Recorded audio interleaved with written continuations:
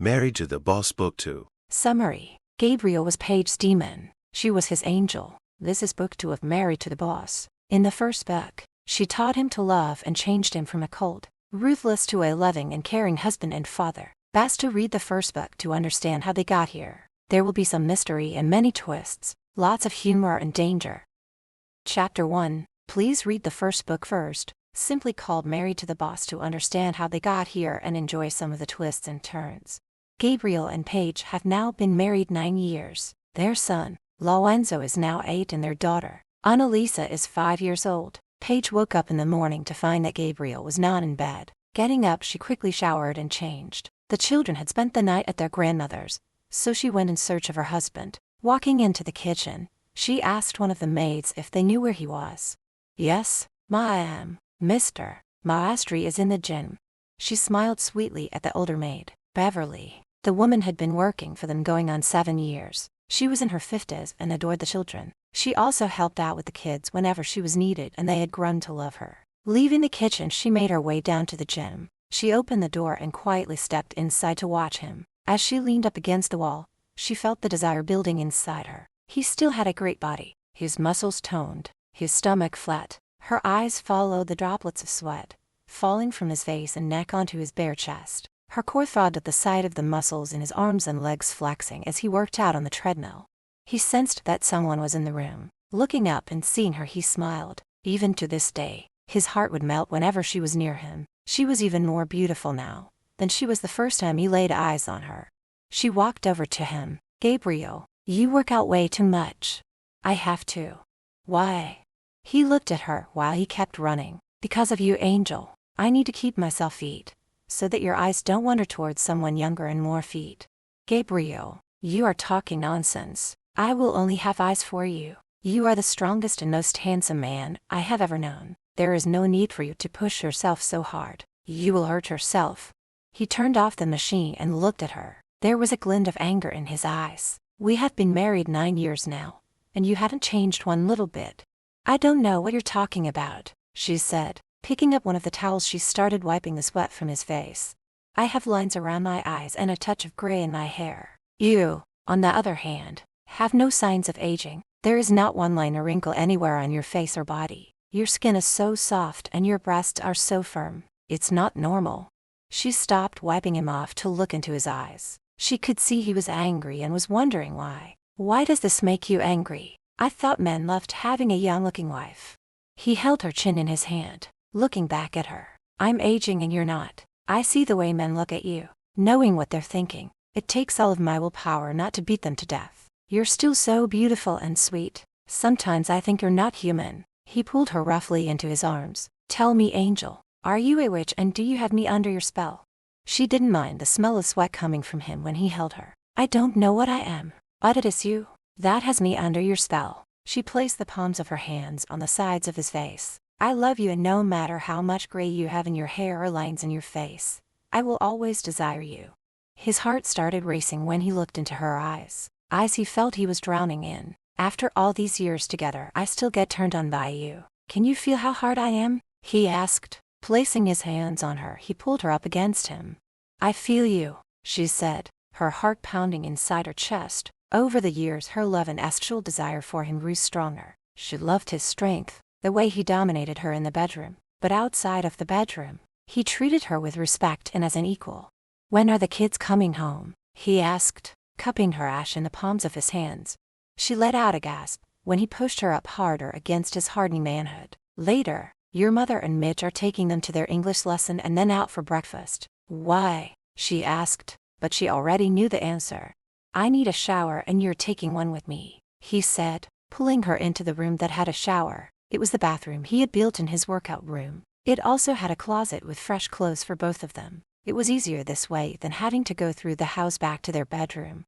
In a blink of an eye, he had her stripped naked and under the water. She shivered a little when the cool towel touched her back when he pushed her up against it. When his lips went to her neck and moved down, she gripped the bars he had installed for this purpose. She arched her back when his mouth got in between her legs, his tongue licking the folds of her heat. A loud moan escaped her mouth when his tongue surged in deeper, hitting the spot that made her legs buckle. A good thing the bars were there for her to hang on to. It felt like a bolt of lightning surging through her body when she released it.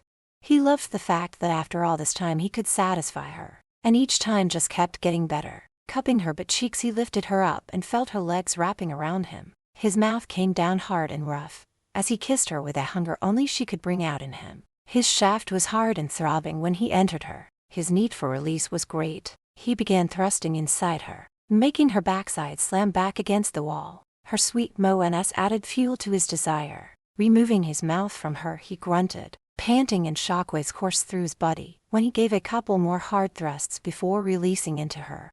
The palms of his hands rested against the shower wall as he tried to catch his breath. Her slender legs were still wrapped around him and her arms were around his neck. After catching their breath, she slid her legs down, placing her feet on the floor. "Angel, I love you so much. You are my life, and without you, I would cease to live." He then kissed her forehead, her nose, and finally her lips. They both stepped out of the shower, grabbed some towels, and dried off. They went through another door that joined the bathroom where some clothes were hanging on hooks and in the dresser. Putting on fresh clothes, she picked up the hairdryer and started drying her hair. Gabriel stood behind her, checking out the few gray hairs on his head. "I think I'll get something to get rid of this gray." Putting the dryer down, she turned to him. "Don't you dare," she said, touching them. "I like it. It makes you look distinguished and really SI. If I get any more, you'll soon be able to call me daddy," he said, scoffing. She gave him a SI smile, tracing his bottom lip with her fingertips. "I could call you daddy in bed if you like." He put his hands on her waist, drawing her closer. His eyes sparkled, a glint of mischief in them. "That sounds hot, a bit kinky, and I like it." As much as he would have liked to ravish her once again, he knew the kids would be home soon. "We should go get something to eat. We have worked up quite an appetite." Walking hand in hand, they went into the dining room, letting the cook know they were ready for their breakfast. He sat there watching Paige eat. It always amazed him how much she could eat and never gain an ounce, whereas he could easily gain weight. Over the years, he had tried to find any family she might have, knowing there had to be someone, a grandparent, an uncle, but every private investigator he hired came up empty-handed. He never did tell her about it, hoping to surprise her. She looked up at him with her mouth full of Belgian waffles, her favorite, and saw him watching her. "Why are you watching me eat?" "I like watching everything you do," he said. Seeing the droplet of syrup on her lip, he leaned over, using his tongue to lick it off her. "Damn woman, if the staff wasn't around, I'd knock everything off the table. Strip you naked and pour syrup over your body and lick it off. You will be the death of me someday." She giggled, and using her finger, she pointed over to where one of the maids was removing the leftover food from the side table. The poor woman's face was beet red. Gabriel glanced over and back at Paige. He leaned over, speaking quietly so that the maid wouldn't hear him. "She's new and will soon get used to us." At least he hoped she would. Over the years, he had scared many away with his open affection for Paige. When they were finished with their breakfast, he went into his office to do some work. Paige went to her special room that he had converted into a pottery studio when she took up pottery. He bought her every piece of equipment she needed for her hobby. She was quite good at it, and he knew she enjoyed making things with her hands. Many of her pieces were placed throughout the house. Some were given away as gifts. One piece, in particular, he liked a lot. It was a colorful vase, which he kept in his office, and every now and then he would sit back in his chair and just stare at it. There was something magical about it. Maybe it was because it was one of the first pieces she made and had given to him as a gift. 2 hours later, she had her studio rearranged the way she wanted it. Looking at the time, she knew the children would be home soon, so she went to get Gabriel. They made it a point of greeting their children together when they had been gone for a while. "Gabriel, would you like to join me in the family room? Our babies will be home soon." He looked up from his desk, smiled at her, and stood up. "I can't wait to see them. It's way too quiet here without them. I miss Annalise's constant chattering and Lorenzo's never-ending questions. Your son is just like you. He needs to know every detail about everything. He looks up to you, and he knows you will always tell him the truth. He wants to be just like you when he grows up." He puts his arm around her when they Saturday down. "He will be a better man than I was." "Don't say that. You are a wonderful man, a great father, and your children love and respect you. My father was a cruel man, never showed love, and taught me to be the same way. If it weren't for you, I would have turned out to be like him, maybe even worse." He cupped her face in his hands and stared into her eyes. "You showed me what love was and how to love. Our children will never have to suffer the way I had." They will never know such cruelty from me. You are nothing like him, nor could you ever be as cruel as him. I'm just thankful that our children can never know him. I still get chills when I think of what he tried to do to us. But your poor mother, what she had to endure all those years. I'm so glad that you both have gotten so close. Me too. I hated her for so many years, and if only I had known the truth early in life, things would have been so different. She sacrificed her happiness and safety to keep me alive, but she is free from that bastard. We all are. Just then they heard the sound of Annalise's voice as she ran down the hallway toward them. Chapter 2. The children ran into the room, jumping into their mother's arms, giving her a kiss, then doing the same to their father. So are you too good for Grandma? He asked, still holding Annalisa in his arms. Yes, Daddy, the little girl said, and chattered on about everything they had done. Lorenzo rolled his eyes at his sister. Paige sat her day back, smiling when she noticed the way Kaya and Mitch kept stealing glances at each other. It wasn't the first time she noticed them doing this and sensed something was going on between them. Over the last few years, Kaya had changed. She went from wearing her hair up in a tight bun to wearing it down. Her clothes went from plain to colorful and very fashionable. She wore makeup and she looked happy. She had always looked so sad and scared before, when Sergio was alive. Children, why don't you go upstairs and play in your room before dinner? Kaya said, looking over at Mitch. When the children were gone, Gabriel looked over at his mother, raising an eyebrow. Why did you send them away? You usually only do that when you have something serious to talk to me about. There is something I need to tell you, she said, looking back over at Mitch, who had gotten to his feet and walked over to her. She took his hand when he held it out to her. Taking a deep breath, she looked back at her son.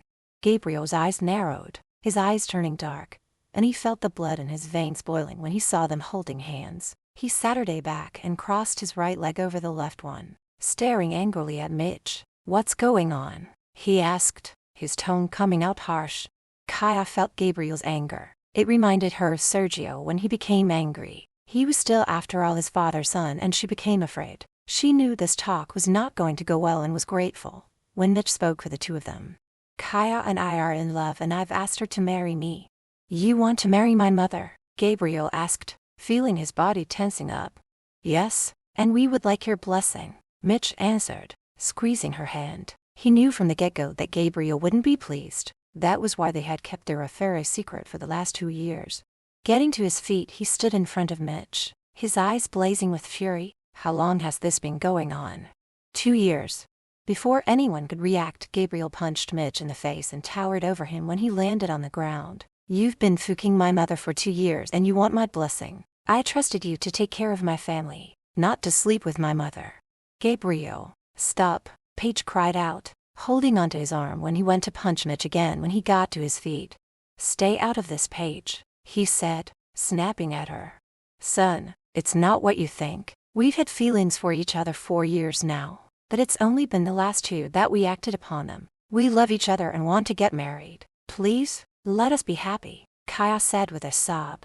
Swatting Paige's hand away, he turned to Mitch. I will never give you my blessing. Now Mitch was a big guy and could flatten his boss in a heartbeat, but he would never hurt him or his family. I've always been loyal and protected you and your family. I love your mother, and if I have to choose between you and her, then I choose her. It would have been nice to get your blessing, but we don't need it. You're fired and I want you out of the guest house by the end of the week. Gabriel, no, you can't do that, Paige said. She hadn't seen her husband this mad in a long time. He turned to her in anger. Stay the hell out of this, Paige, he yelled at her. Don't talk to your wife like that, Mitch barked at him. You don't get to tell me how to talk to my wife. Now get the hell out of my house. Mitch, let's just go, Kaya said, taking a hold of his arm. Paige went over and gave them both a hug. I'm so sorry that Gabriel is behaving this way. Kaya touched Paige's cheek in a motherly gesture. I'll call you later, and he just needs time to cool off. She then turned to Gabriel before leaving. I'm sorry you feel this way. I was hoping you would be happy for us. Mother, he is only using you for your money. No, my son, no he's not. When they were gone, Paige glared angrily at him. How dare you? How dare I what? He snapped. Mitch has been your friend for years. He has protected all of us, and you have the audacity to fire him just because he fell in love with your mother. Gabriel went over and poured himself a shot of whiskey. My mother is a very wealthy woman, and she's almost 10 years older than he is. Clearly, he's just after her for her money. Surely you don't believe that. You know what your problem is, Paige. You're too trusting. You live in a fantasy world where you think everybody is as kind and sweet as you are. When it comes to great wealth, you can't trust anyone, not even your closest friend or relative. She went over and slapped the drink out of his hand. Have you not noticed how they look at each other when they think no one is looking? Gabriel, they are in love. It's not her money he's after. Don't you want your mother to be happy? She deserves happiness and love in her life. You should have embraced what they have together instead of tearing it apart. How can you be so cruel? She said with tears stinging in her eyes. Picking up another glass, he filled it with more whiskey. Don't tell me how to feel or how to behave. You're my wife. You're not the boss of me. She was glad the children were upstairs playing and didn't hear the argument. Gabriel hadn't talked to her in that manner since they first got together, and it hurt her. Right now I wish I weren't your wife, she said, turning to leave. Where are you going? He asked when he saw her leaving. She turned around to look at him. I don't want to be around you when you're like this. I'm going upstairs to our bedroom. She stood there for a moment waiting to see if he would apologize. So you've got nothing to say? When all he did was shrug his shoulders, she threw up her hands in defeat and walked out, leaving him alone. That night during dinner things were tense between the couple. Even the children could tell something was wrong. Annalisa, bless her heart, was not one to keep quiet. Are you and Mommy fighting? Gabriel and Paige looked at one another. They always made a point of never arguing in front of them. No, baby girl, we are not fighting. Then why are you not talking to each other? She asked, looking back at her father. We're just tired. Where's Grandma and Uncle Mitch? Lorenzo asked. They had things to do. Now stop talking and eat your dinner or there will be no dessert for you too, he said, giving them both a smile.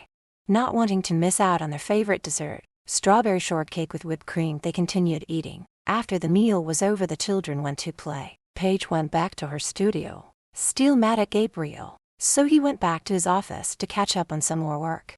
A little later, when she noticed what time it was, she went and gave the kids their bath and got them ready for bed. Once they were in their pajamas, she took them downstairs to say goodnight to their father. His face lit up when he saw them enter his office. Taking Annalisa into his arms, Is it time for your bed already? Yes, Daddy. Will you come up and read us a story? He kissed his daughter's cheek, then looked at Lorenzo. Would you like me to tuck you into bed and read you a story as well? Even though Lorenzo kept saying he was too old to be tucked in and read to Gabriel, knew he still liked it. Dad, I'm too old, but if you want to read to Anna, I guess I could listen. Gabriel got to his feet, still with his daughter in his arms. Does Mommy want to come also? He asked, looking at her, hoping she had gotten over being mad at him. No, you go ahead. I have to finish one of my pieces. She went and gave each of the children a kiss and wished them a good night's sleep. I'll come up later, when I go to bed, and give you both another kiss. Later that night, getting up from behind his desk, he went and poured himself a shot of brandy. He knew she would be in bed by now, and he didn't want them to go to sleep mad at each other. It was something they had agreed on. He hated it when she was upset, and the look on her face when he yelled at her tore at his heartstrings. Putting his glass down, he headed upstairs. Entering the bedroom, he saw she was laying on her side, her back to him. Removing his clothes, he climbed into bed. Laying behind her, he put his arm around her waist. Angel, he said, kissing the side of her neck. Don't touch me. Angel, let's not go to bed angry. You were horrible today. I was angry. I don't agree with my mother and Mitch being together. I am sorry for the way I yelled at you though, and for the things I said to you. You hurt me. I know. I'm sorry. Not good enough. Now leave me alone. No can do, he said, rolling her onto her back and getting on top of her. When she went to shove him away, he grabbed her wrists and pinned them above her head. You know how turned on I get when you're angry. She felt his hardness pressing against her. If you think SX is going to get me to forgive you, you're sadly mistaken. In anger, he let go of her and sat her down on the edge of the bed. I don't know what you want from me. She sat her up. Gabriel, you fired your best friend. Do you not want your mother to find love and be happy? I do. But why Mitch? We can't help who we fall in love with. Mitch is a good man and he loves her, and you know he's not with her for the money. Do you think I'm with you because of your money? He turned to her, frowning. No, I never thought that. She moved closer, putting her arms around his neck. I fell in love with you for so many reasons. Money was not one of them. I think you know deep in your heart that Mitch loves Kaya for herself and not for her money. Won't you please give them your blessing? They are family and we need them in our lives. The children need them. He lowered his eyes. His heart was torn thinking about losing the two people who were important to him. I do want my mother to be happy and have love. When I think of the way my father treated her, my heart breaks for her. Then go to them, give them your blessing. Will that make you happy? And will you forgive me for the way I treated you? It will make me very happy, and I've already forgiven you. She placed her lips lightly against his. I love you. Do you want to have some makeup sex? I'll even let you tie me up and do whatever you want to me.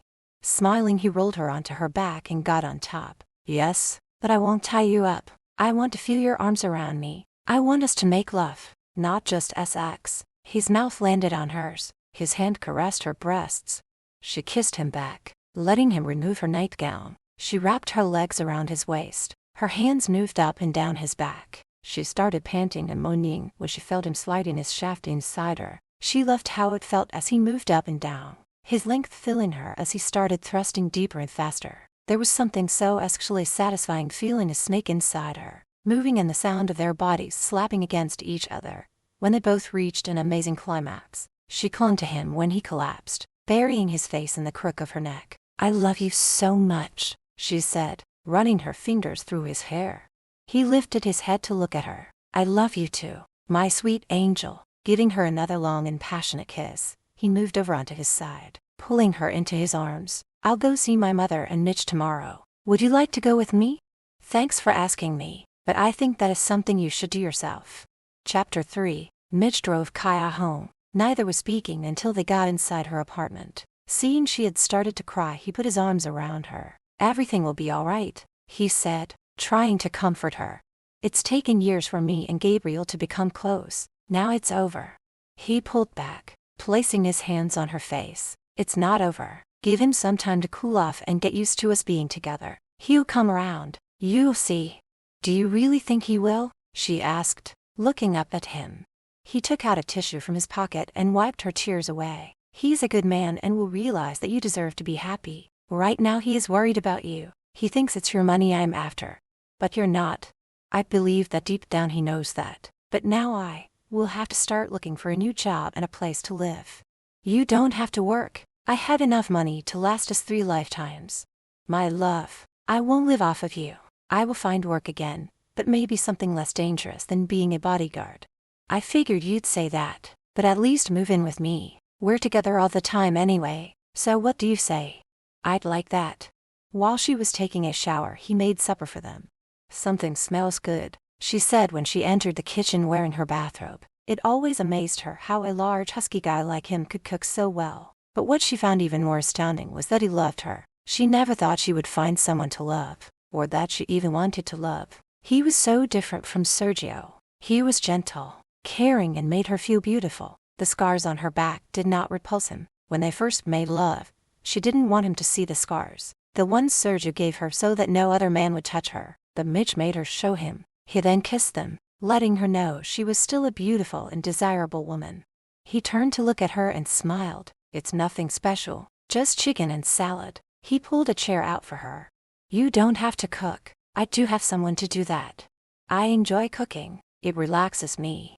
I can't cook to save my life, she said, taking a bite of her chicken. Sergio wouldn't let me learn. He said it was beneath the wealthy to do such things as cooking and cleaning. I'm sorry. I shouldn't keep talking about him.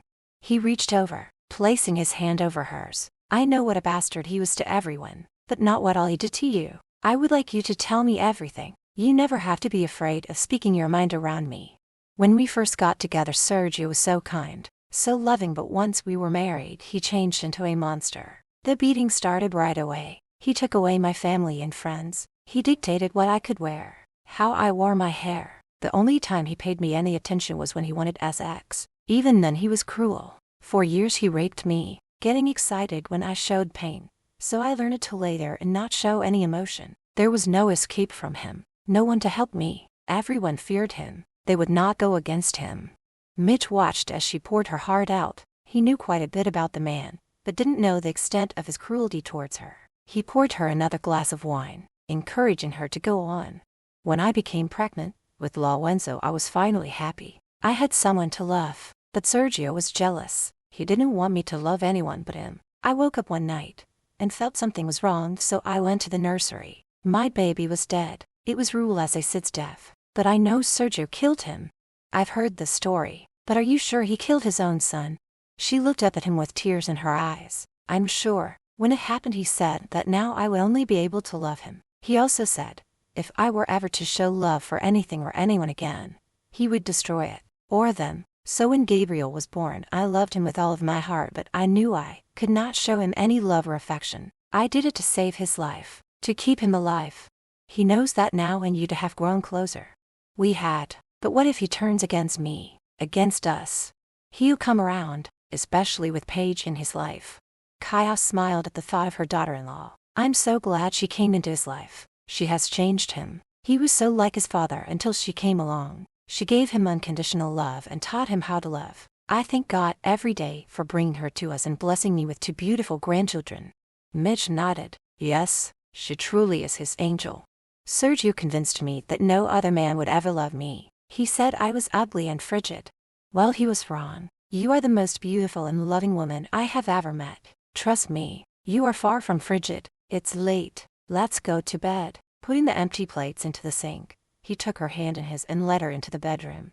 As they lay in bed, he told her how he grew up in a family of killers. My father was in the mob until he was killed. My mother ran off with the man who killed him. I lived on the streets for a while, and soon I became a hitman. That's how I came to work for Sergio. He hired me to do a hit. Then I went to work for him as a bodyguard. That was until I got hurt and he fired me. Gabriel and I became close, and he then hired me himself. I preferred working for your son. He wasn't near as evil as his father. Then when he met Paige, he turned his life around. He became a better man, one less violent to others. He chuckled. Gabriel hasn't had anyone wanting to kill him in years now. She lay in his arms, still finding it hard to believe that he was in love with her. It didn't bother him that she was almost 10 years older than him, but he made her feel like a young girl again. She liked the way he held her, his strong arms wrapped around her. She loved laying her head on his broad chest, her fingers playing with his chest hairs. Closing her eyes, she prayed that Gabriel would come around. There was no way she could choose between them. The next morning, they finished breakfast and were sitting in the living room when there was a knock at the door. I'll get it, Mitch said. Putting his coffee down, he went to answer the door. What are you doing here? He asked when he saw Gabriel. I've come to talk to you and my mother. Are you not going to invite me in? That depends. Are you here to give your mother a hard time? She was very upset after leaving your place. You really care about her, don't you? I love her. I just want to talk to you both. Mitch moved out of the way to let Gabriel enter. When they walked into the living room, Kaya stood up. Her eyes filled with tears when she saw him. Gabriel. Mother, we need to talk. Yes, we do. Would you like some coffee? Yes, please, he said, sitting down on one of the chairs. He took the cup from her hand and noticed her hand was shaking. He waited until she sat her down next to Mitch to speak. I want to apologize for my behavior yesterday. I was wrong. It's your life, and if you are both in love, then I won't stand in your way. Gabriel, do you mean that? Kaya asked, feeling somewhat relieved. You deserve to have love and to be happy after what Sergio put you through. He looked at Mitch. If you ever hurt her, I'll kill you. Mitch stood up and walked over to him. You never have to worry about that. I will love and take care of her for the rest of my life. He held out his hand to shake Gabriel's, who stood up, taking his hand. I would really like it if you stayed working for me. I would be honored, Mitch answered. He gave him a funny look and then smirked. You want to hug me, don't you? He asked, knowing full well that Gabriel never hugged anyone other than his family. No, I don't, he said, scoffing. But before he knew it, the larger man pulled him in close and gave him a big old bear hug before releasing him. They all sat her down and had another coffee and talked. So when are you planning on getting married? Mitch and Kaya smiled at each other. Right away, they both said at the same time. We don't see any point in waiting, not at our age, Kaya answered. Where will you be living? Here, I guess, she said, taking hold of Mitch's hand. Gabriel stared at them and could see how much in love they were. Mitch, you've been with me 4 years and have protected me and my family. I can't see you doing a good job if you move away from my home. If I were to remodel the guest house, expand it, would you both consider living there? What about my apartment? You could sell it or lease it out. Whatever you want. I know Paige and the children would love to have you living close to them. I depend on Mitch to protect my family. The other two looked at each other and smiled. Kaya looked back at Gabriel. We would love to take you up on your offer. Gabriel smiled. Paige and the children will be delighted. Now, since you want to be married right away, I would like to offer my home for your wedding and reception. I know Paige would be thrilled to help you plan the wedding. Kaya couldn't help smiling. Wonderful. I would love to have her help. So tell her I'll be over later to discuss the plans with her. Gabriel, thank you so much. You have made me very happy. He got up and went over to his mother, giving her a big hug. I just want you to be happy. Paige has taught me how important family is. For so many years I hated and resented you. I never knew the hell you went through, but now I've got the mother I've always wanted. I love you. Hearing her son say he loved her filled her heart with joy. I love you too, son. I always have. Gabriel felt a tremor go through him. He wasn't used to such emotional scenes with anyone except his wife. Pulling away from the embrace, he cleared his throat. I will leave the two of you now, but I would like to invite you both over to dinner tomorrow night, and we can discuss the details of the wedding and the remodeling of the guest house. Gabriel, thank you, Kaya said, wiping away a single tear that fell from her eye. It's a Paige you should thank. She's the one that made me see the truth. Will you not be needing me today? Mitch asked when they walked into the door. No, you stay here and enjoy the rest of the day. Maybe take my mother out somewhere nice. I'll do that, he said, putting his arm around Kaya's shoulder.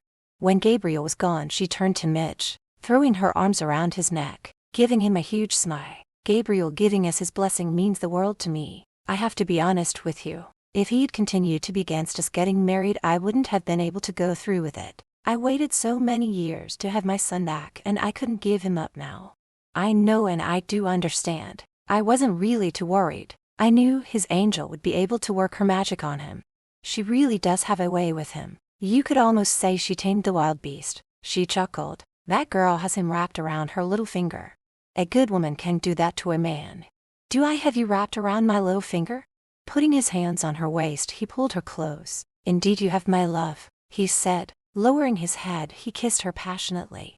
That kiss lit the flame of desire in both of them. Picking her up bridal style, he carried her back to the bedroom and laid her down. He showed her how much he loved her and how beautiful he thought she was. He had never been in love before. He did crushes but never felt this way about another woman. The love he shared with her had slowly developed over the years until he finally told her how he felt and was over the moon when she'd have felt the same way about him. He now had the kind of love he had always dreamed about.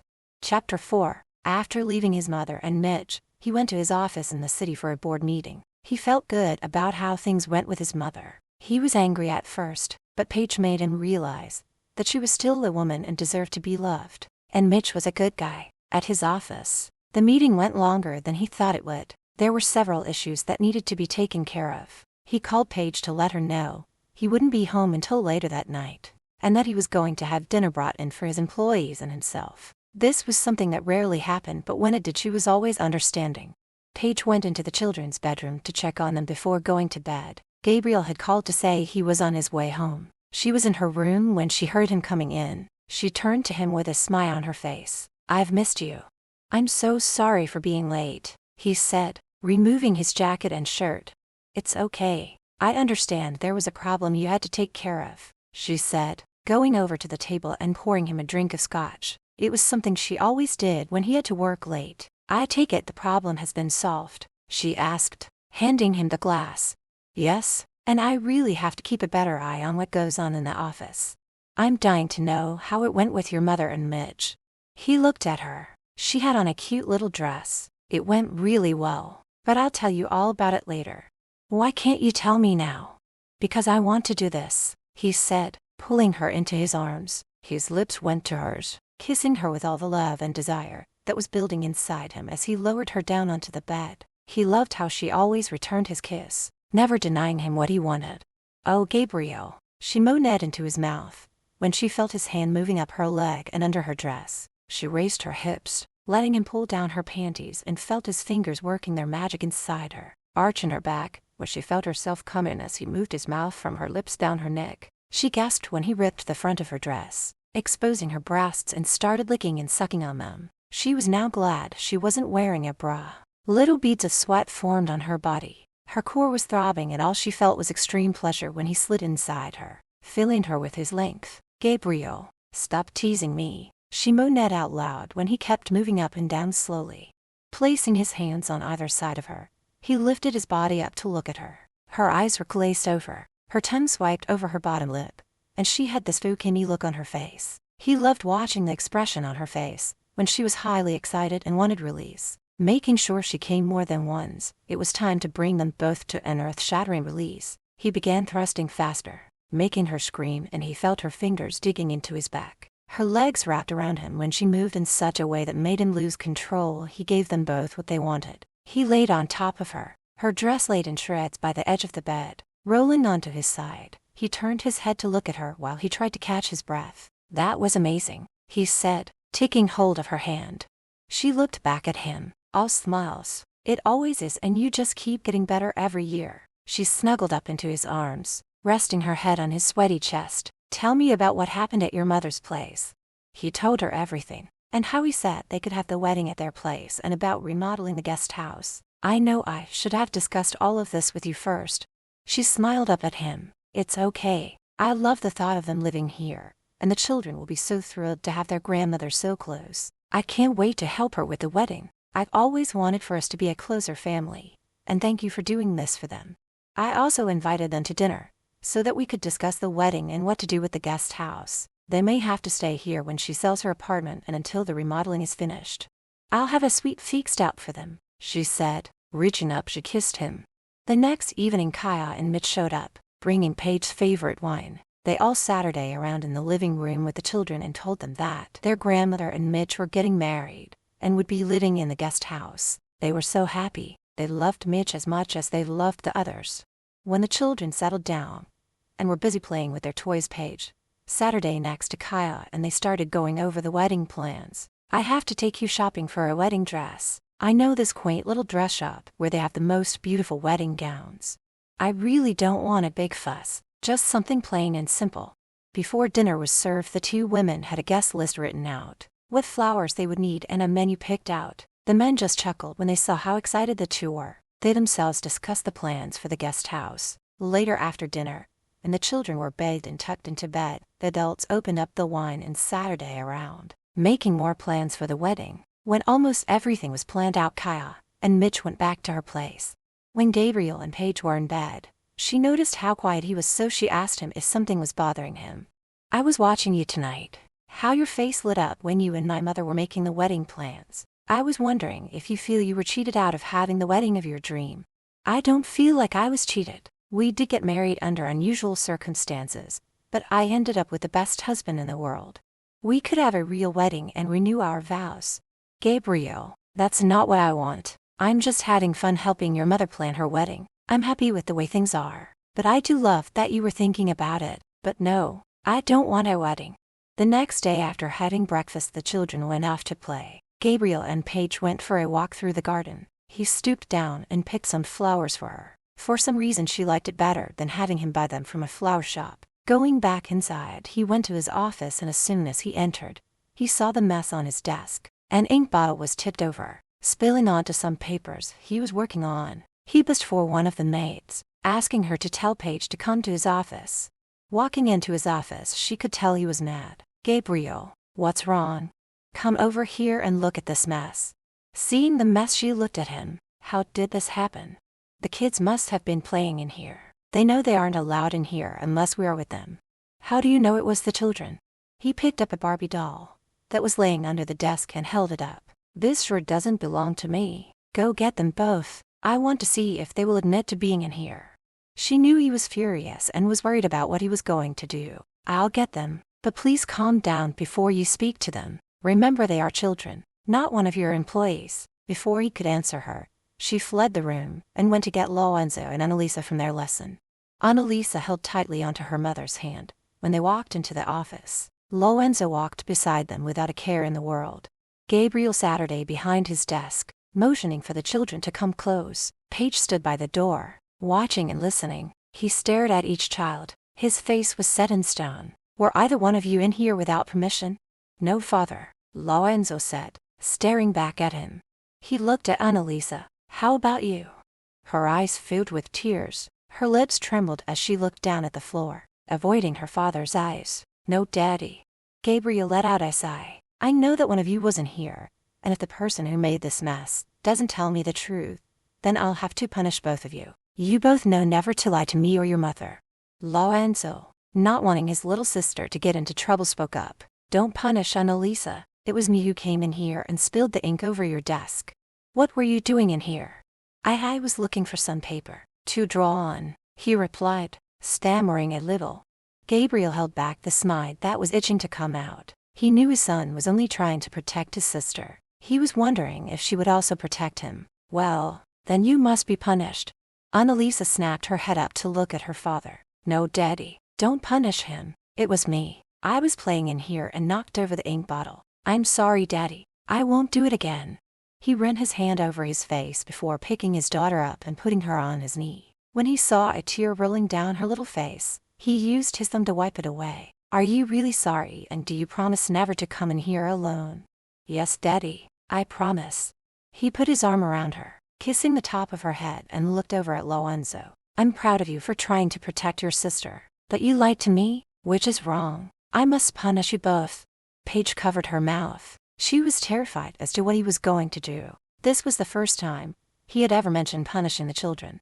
Gabriel looked over at her and saw how worried she was. He turned his attention back to the children. I've heard that the cook is making your favorite dessert tonight. Strawberry cheesecake with homemade whipped cream. He knew how much they both loved it, always asking for seconds. There will be no dessert for either one of you tonight. Now I want you to go to your rooms and think about what you've done, and no more lying. He gave Annalisa a kiss on the cheek before putting her down.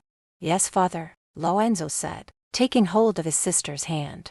Gabriel picked up the doll and handed it to his little girl.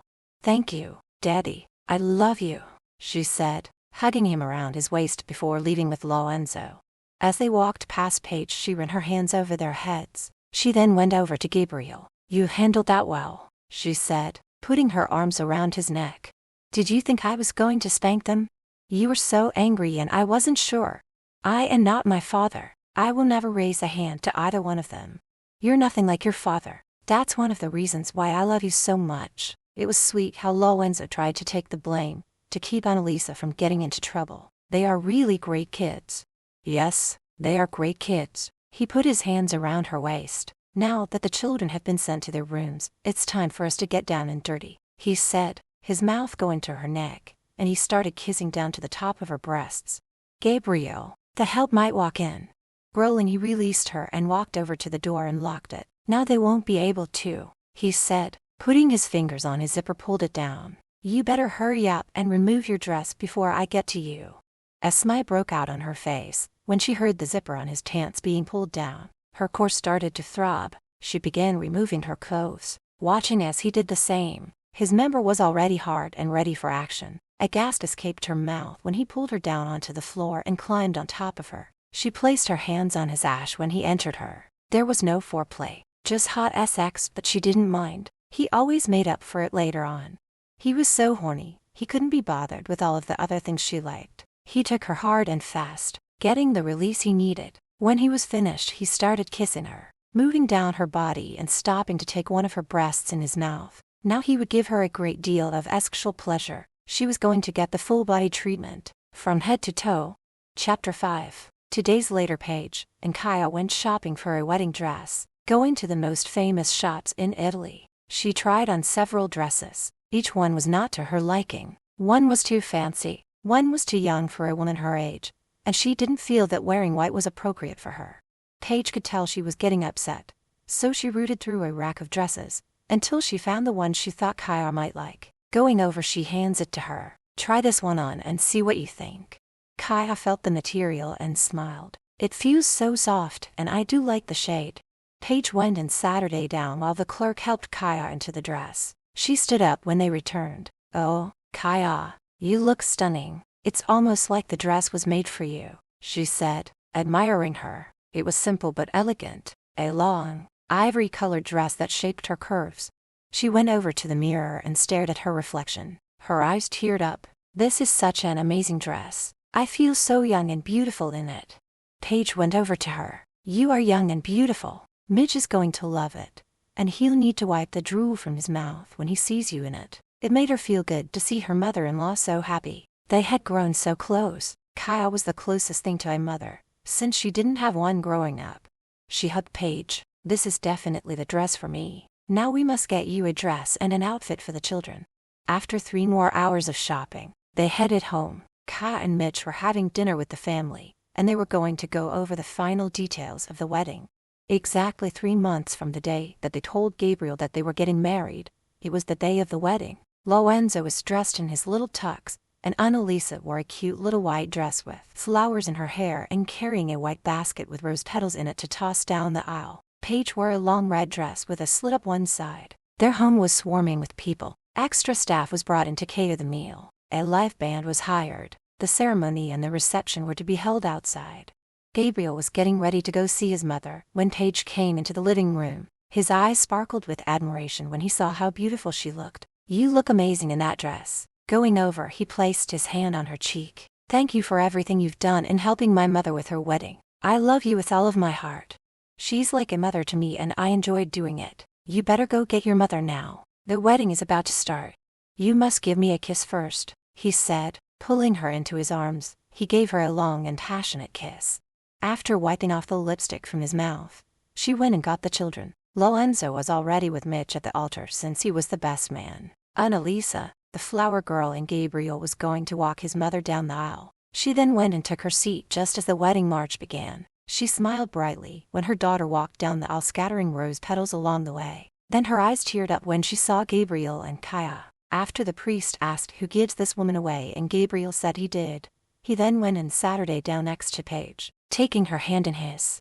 Once they were pronounced man and wife, they kissed. After all of the hugs and kisses and congratulations were given, the staff started handing out glasses of champagne. There were way over 200 guests. Many of them were people Kaya had met when she bought her apartment. Others were friends and business associates of Gabriel and Kaya.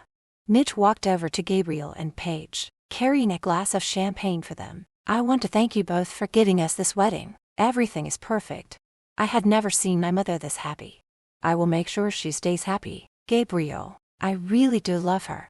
Paige sensed that the two men wanted to talk, so she made up an excuse to leave. "I have to go check on the kids. They're already getting into mischief." When she was gone, Mitch turned to him, reached into his pocket and handed Gabriel a small envelope. "This just arrived for you. I'm not sure what's in it, but I was told that they found someone you might want to check out. It could be a lead or it could also be a dead end." He took what Mitch handed him and stuck it in his pocket, not wanting Paige to see it. "I'll put it in my safe until later. Today we celebrate your marriage. There will be no more talk about business." After an hour of socializing, it was announced that dinner was about to be served. It was a 12-course meal, and began as soon as everyone was seated. Paige was pleased that the evening turned out to be a beautiful night. Over a down-scene staff served the guests, starting with the bride and groom. Later Kaya and Mitch started off the dance. Shortly were joined by the others. Gabriel held Paige close, his arms going around her waist. "I love this dress. I can reach down and slide my hand inside to feel your leg," he said, moving his hand down but got stopped when she grabbed it. "Don't be so naughty in front of the guests," she said, giggling. "We could slip into the bathroom for a few minutes." He placed his lips on the side of her neck and felt himself getting hard. "Gabriel, not now." "Okay, Angel, but later we will." Finishing their dance, she told him she was going to check on the kids, to make sure they were asleep. "The children are fine. Beverly is with them, but if you must then go ahead. But don't take too long coming back or I'll come looking for you. And you know what will happen when I find you." Rolling her eyes at him, she knew full well what he was getting at. "I shall be back before you have a chance to miss me." Giving him a quick kiss, left to go inside. After going to each of the children's rooms, and seeing they were fast asleep, gave them a kiss on their forehead and left to go back outside. Walking down the stairs, and just when she turned the corner, Gordon Pavey, one of Kaya's friends, stepped out in front of her. "Mr. Pavey, what are you doing in this part of the house? It's off limits to the guests. I saw you come in, so I followed you and waited for you to come down." "Why?" she asked, not liking the way he was looking at her and seeing he was drunk. I wanted some time alone with you, to get to know you better. Your husband is a very lucky man, to have such a young and beautiful wife. He is also very possessive, and will not take kindly to the way you are looking and talking to me. You are drunk, so I think you better go back to the others and have some coffee to sober up. She said and walked away only to be grabbed and pushed up against the wall. Now where do you think you're going? I'm not done with you yet, he said. Grabbing her arms he pinned them down and tried to kiss her. Let go of me, she yelled, turning her head to prevent him from kissing her on the mouth. She was about to scream out for help when she felt Gordon being pulled away from her. She covered her mouth to stifle her scream when she saw Gabriel punch the man, making him fall to the floor. Gabriel, stop, she cried out when he got down and continued beating him. One of the servers, who witnessed what was going on, rushed outside and over to Mitch, letting him know what was going on. Excusing himself from the gentleman, he was talking to, rushed inside where he found Gabriel on top of Gordon, punching him in the face. He got behind him, pulling him up and off of the man. Gabriel, that's enough. You're going to kill him. His eyes were dark as he stared into Gordon's eyes. You are a guest in my home, and you had the nerve to attack my wife. No one touches her and gets away with it. Just then Kaya and Gordon's wife entered the room, seeing her husband on the floor, ran to him and got down on her knees beside him, looking up at Gabriel. What have you done to my husband? He attacked my wife and he's lucky that all he got was a beating. Now take your drunken fool of a husband and get out of my home. She got to her feet and looked down at her husband still laying on the ground. Gordon, how can you do this again? She looked over at Gabriel. I'm so sorry. We will leave right away. After seeing that Paige was all right, Kaya walked Gordon's wife out. She liked Havana. They had become quite good friends even though she never did like him. Havana, he has done this to you before. He is a cheater and a drunk. Leave him. Divorce him before he really hurts you or someone else. Meanwhile, Gabriel went over to Paige, touching her cheek tenderly. Did he hurt you? She shook her head. No, he didn't. Gabriel looked back over at Mitch. Go back and enjoy the party. We'll be out shortly. When he was gone, she lifted Gabriel's hand up to look at it. You have blood on your hand. Come with me into the kitchen, and we'll wash it off before we go back outside. He followed quietly behind her. He wasn't sure if she was angry with him for what he had done to Gordon or not. No one was in the kitchen when they got there, and he waited while she got a damp towel and started cleaning off his hand. Angel, are you angry with me? No, I am not angry. I was a little scared when you kept hitting him. You could have killed him if Mitch hadn't stopped you. His eyes stared into hers. You know I will kill any man who touches or hurts you. Killing is not the answer. It will only land you in jail, and then what would I do without you? Please, do not do anything that will take you away from me and the children.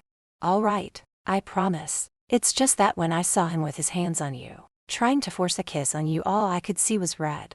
Placing the towel down, she takes his face in her hands. I love how possessive and protective of me you are, but you must control your temper. Violence does not solve anything. It only creates more drama. He looked into her eyes that could turn him into mush. Kiss me. She looked at him, narrowing her eyes. What? I said, kiss me, he said in a demanding tone.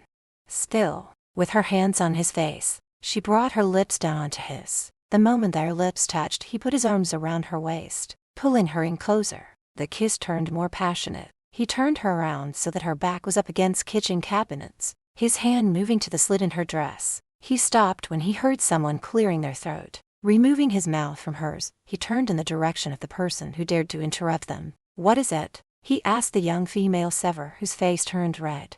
I was told to come to get you and Mrs. Monastery. The newlyweds are leaving on their honeymoon and wish to speak with you. Paige could tell that Gabriel was making the young woman nervous, so she gave her a warm smile. Thank you. Will you be right out? Yes, ma'am, the woman said and left the room. Gabriel, must you be so gruff with the servers? She interrupted us, and just when I was about to cop a feel. Rolling her eyes, she takes his hand. Let's go say goodbye to your mother and Mitch before they leave for Tahiti. Gabriel hugged his mother and then shook Mitch's hand. Have a great honeymoon and we'll see you in 3 weeks. Just so you know, I will not be calling you father, he said, chuckling. Once the limousine took off with the happy couple, he turned to Paige. The guests have all left, so let's go to bed and leave the staff to clean up, he said. Taking her hand, he led her toward the house.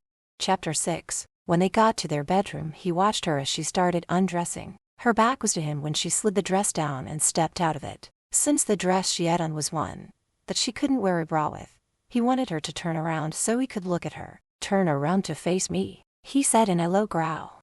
She knew that sound. That raspy growl coming from deep in his throat meant he was extremely turned on. It was going to be a very long night of heated passion. When he was this aroused, he was usually a bit rough. His lovemaking intense and wild. She loved the rough sex. It was never too rough that it caused her pain, only great pleasure. Turning around to face him, she found he was already naked, his manhood hard and ready for action. Her nipples grew hard. Her core started to throb and she could feel her panties getting wet. His eyes traveled down her body and back up again. He took a deep breath, his hand going and wrapping around his snake. "Lay down on the bed and I'll take care of the rest." Seeing how horny he was, she wanted to tease him. Cupping her breasts in her hands, she began caressing them, running her thumbs over the nipples. "Why should I lay down? What is it you plan on doing to me?" His heart started beating faster. Beads of sweat formed on his forehead when he saw her playing with herself. "Angel, don't tease me or you'll be sorry." With a naughty smile on her face, she stuck one finger in her mouth. Getting it wet, she then put her hand inside her panties. Using the wet fingers, she began playing with herself. It turned her on to see how excited he was getting. His hand began moving up and down his shaft. He was actually playing with himself while watching her. "Save some for me," she said in a sigh voice. She let out a loud squeal when he charged at her, pushing her down onto the bed and hovered over top of her. "Do you think you can get away with teasing me?" "Am I teasing you?" she asked, innocently. "You know damn well you are. Now put me out of my misery and open up those beautiful long legs of yours." She did as he asked. Her panties were ripped off of her. "I love how you feel inside me," she said when he surged inside her without any warning. She clung to him, her nails scraping down his back, her teeth sinking into the flesh on his shoulder. When he started pumping faster and deeper inside her, she cried out in pleasure when his body kept slamming into her. His snake fell in her to the core, sending her into a tailspin of an exotic and mind-blowing release. One after another, the sound of her moans and feel of her teeth biting into his skin threw him into a new height of fulfillment. He hoped he hadn't hurt her delicate body when he pounded inside her, releasing everything he had. Rolling off her, he drew her into his arms. She was a very sexual being and enjoyed sex as much, if not more than he did. He worried at times if he'd be able to keep up with her when he got older. In the years that they have been married, he knew he had slowed down a little. "What's on your mind?" she asked when he turned quiet. "How much you enjoy sex." "That's because you are an amazing lover and know how to satisfy me. I'm getting older, and what happens when I can no longer satisfy you? A younger man could keep you happy longer than I can, but then I'd have to kill him and anyone who tries." She pushed him down and climbed on top, pinning his hands above his head. "You listen up, mister. You are the only man who will ever be able to satisfy me.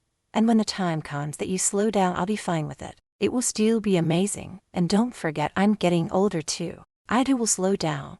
So I'll hear no more of this kind of talk from you. Is that understood?" He smiled up at her. He liked this bossy side of her and found it hot. "When did you get so tough?" "I learned it from you. Now, I want you to fuck me, but this time I want it harder and faster. No holding back." He placed his hands on her waist and flung her over onto her back. "Oh, I'm going to give it to you real hard. So hard you won't be able to get out of bed in the morning." The next morning, he had to laugh to himself when she was too tired to get out of bed. He gave her a night of passion that he knew she would never forget. Making sure the kids were being looked after, he headed to his office to read over the papers Mitch had given him and to make some calls. He took the papers out of the desk drawer and read through them. What he read seemed too far-fetched and didn't put much stock into it, but still, he figured it was worth checking further into. So picking up his phone, he made a call to the private investigator he had hired a long time ago. "Frank, I have some new information I'm going to fax you. I want you to check it out. Don't leave any stone unturned. Keep me informed as soon as you find out anything, no matter how small." He then made a call to New York, to the hotel he owned. He spoke to the new manager. "My wife and I are coming for a visit next month. Make sure our suite is ready, and that the surprise I have for her is finished before we arrive." He hung up when Paige entered his office. She walked over to him and sat her day on his lap, putting her arms around his neck. "I'm sorry I missed breakfast with you and the children." He had a smirk on his face when he answered her. "Well, You were pretty worn out from last night. I'm actually surprised that you can even walk this morning. I managed, she said, letting out a small laugh. Now did I hear you mention something about New York? You weren't supposed to hear that. It was going to be a surprise. You might as well tell me now, she said, nibbling on his ear. He could never resist her when she nibbled on his ear. I'm taking you to New York for a couple of weeks. I have some business to attend to there, so I figured we might as well take a mini vacation. We'll stay at our hotel while we're there. When are we going? We'll wait until my mother and Mitch are back from their honeymoon and they get settled in here. Will the children be coming with us? Angel, not this time. I'd like for it to be just us. Time away from family and business. I know they will be disappointed, but we always take them on our trips. Besides, they have school and their English lessons. It will be nice going back to the place where we first met, she said, resting her head on his shoulder. I also have arranged for a special surprise for you when we arrive at the hotel. She lifted her head up. Her eyes twinkled with excitement. Surprise? What surprise? Oh, Gabriel, you know I can't wait a month to find out what it is. He slid his hand slowly up her leg. Now, my sweet angel, I will not tell you until we arrive at the hotel. He watched as she batted her eyes at him, giving him one of her seductive smiles as she swiped her tongue over her bottom lip. You can stop now. This time I will not give in. She jumped off his lap, crossed her arms and gave him the stink eye. Mr. Maestri, you are at times so damn stubborn. Perhaps a few days of no sex might loosen up that tongue of yours. He let out a laugh. My sweet baby, you love sex as much as I do, so you won't be able to hold out that long. He laughed again when she stomped out of the room in a huff. He knew that she knew all he had to do was kiss and touch her and she would give in. 3 weeks had passed and Kaya and Mitch were due to arrive home at any moment. The children made a banner welcoming them home. Paige made sure their suite was ready in the East Wing, one that would give them some privacy until the guest house was completed. The children raced out of the house when the car pulled up into the driveway and the newlyweds stepped out. Grandma, Mitch, they both shouted as they jumped up into their arms. They brought back tons of gifts for the 2 children. You are spoiling them, Paige said, shaking her head. Kaya smiled back at her. That's a grandmother's job, to spoil their grandchildren. After talking for a while, Gabriel asked Mitch to join him in his office. Once there, he poured them both a shot of brandy. I take it the honeymoon went well. Yes, we had a wonderful time. I'm glad to hear it. I asked you in here to let you know I'm taking Paige to New York for a couple of weeks. So you want me to go with you? No, I want you to stay here and take care of my children. Make sure they are safe. Does going to New York have anything to do with the papers I gave you the night Kaya and I got married? Partly, but mainly it's just to get away. Just the 2 of us. I want to check out the hotel, see how it's going there, since I haven't been back there in a couple of years. Also, I have a surprise for Paige. So do you not think the lead you were given is going to pan out? I'm not sure. I'm having my guy check it out again. If this woman is who I think she could be, then we have found Paige's grandmother. Are you going to tell her? No, not until I know for sure. I'm waiting to find out more about the woman, and then I'll go visit her to see for myself before I tell Paige. I don't want to get her hopes up if this woman is not related to her. Do you know anything about this woman? Mitch asked, scratching his chin. Gabriel laughed. Not really, just that she lives alone somewhere deep in the woods. The report said she's crazy, claiming she's a witch. I personally think she's some crazy old bat and not related to my wife. Regardless, I'll go meet with her if my guy finds more evidence. Are you sure you don't want me to go with you? I need you to stay here. I've already hired Gary and Todd. They will be in New York by the time I get there and will be ready when I need them. I think we better get back to the ladies before they come looking for us. I've had the cook prepare your favorite meal. When they walked into the dining room, everyone was seated, waiting for them. I hear you and Paige are taking a trip, Kaya said, lifting her glass of wine and taking a sip. Yes, Mother. I hope you don't mind keeping an eye on the children for us. Gabriel, you know it will be my pleasure. She looked over at the children and smiled. I am looking forward to having some alone time with them. I plan on spoiling them rotten. We will go to the zoo, take a picnic in the park and visit some museums. The one with the dinosaurs, Annalisa squealed in delight. Yes, my sweetheart, she said, giving the girl a loving smile. She knew that both of the children loved dinosaurs, and were always bugging their parents to take them to the museums just to look at them. Later that night, when they were getting ready for bed, she asked what he and Mitch were talking about when they disappeared just before dinner. "We were just having a drink, and I was welcoming him to my family. Now get into bed and on your back and open those legs for me." He climbed in, getting on top of her and rubbing his snake over her cat. "Angel, are you up for me?" "Find out for yourself," she said, grinding up against him. His hand moved down between her legs, his fingers feeling her wetness. He smiled. "I can't decide if your tits or your cat is more delicious. Maybe I better taste both to find out." She closed her eyes and started moaning when he started making a meal out of her body. Chapter 7. The day came when Gabriel and Paige were leaving for their trip. He had booked them in first class. His business associates always teased him about not having his own plane. He could have bought one. Hell, he could have bought a fleet of them, but he never saw the reason for it. Anywhere he wanted to go, he could without the hassle or cost of owning one. Just because he was wealthy didn't mean he had to flaunt it. Paige taught him that. He also enjoyed the simple life, but still required the best. After giving the children hugs and kisses, Mitch drove them to the airport. Paige could never get enough of flying. She always sat by the window, looking out at the big fluffy clouds. She felt like she was in heaven. To her, it was the most beautiful sight she had ever seen. "I'll never understand what you find so fascinating about clouds," he said when he saw her staring out the window. "They're beautiful. I wish I could reach out and touch one. If you use your imagination, you make out all kinds of different things. Faces, animals and people. I keep seeing the face of a woman. She's smiling at me. It's so magical." She turned to look at him. "Have you never as a child laid down on your back and looked up at the clouds and seen different shapes?"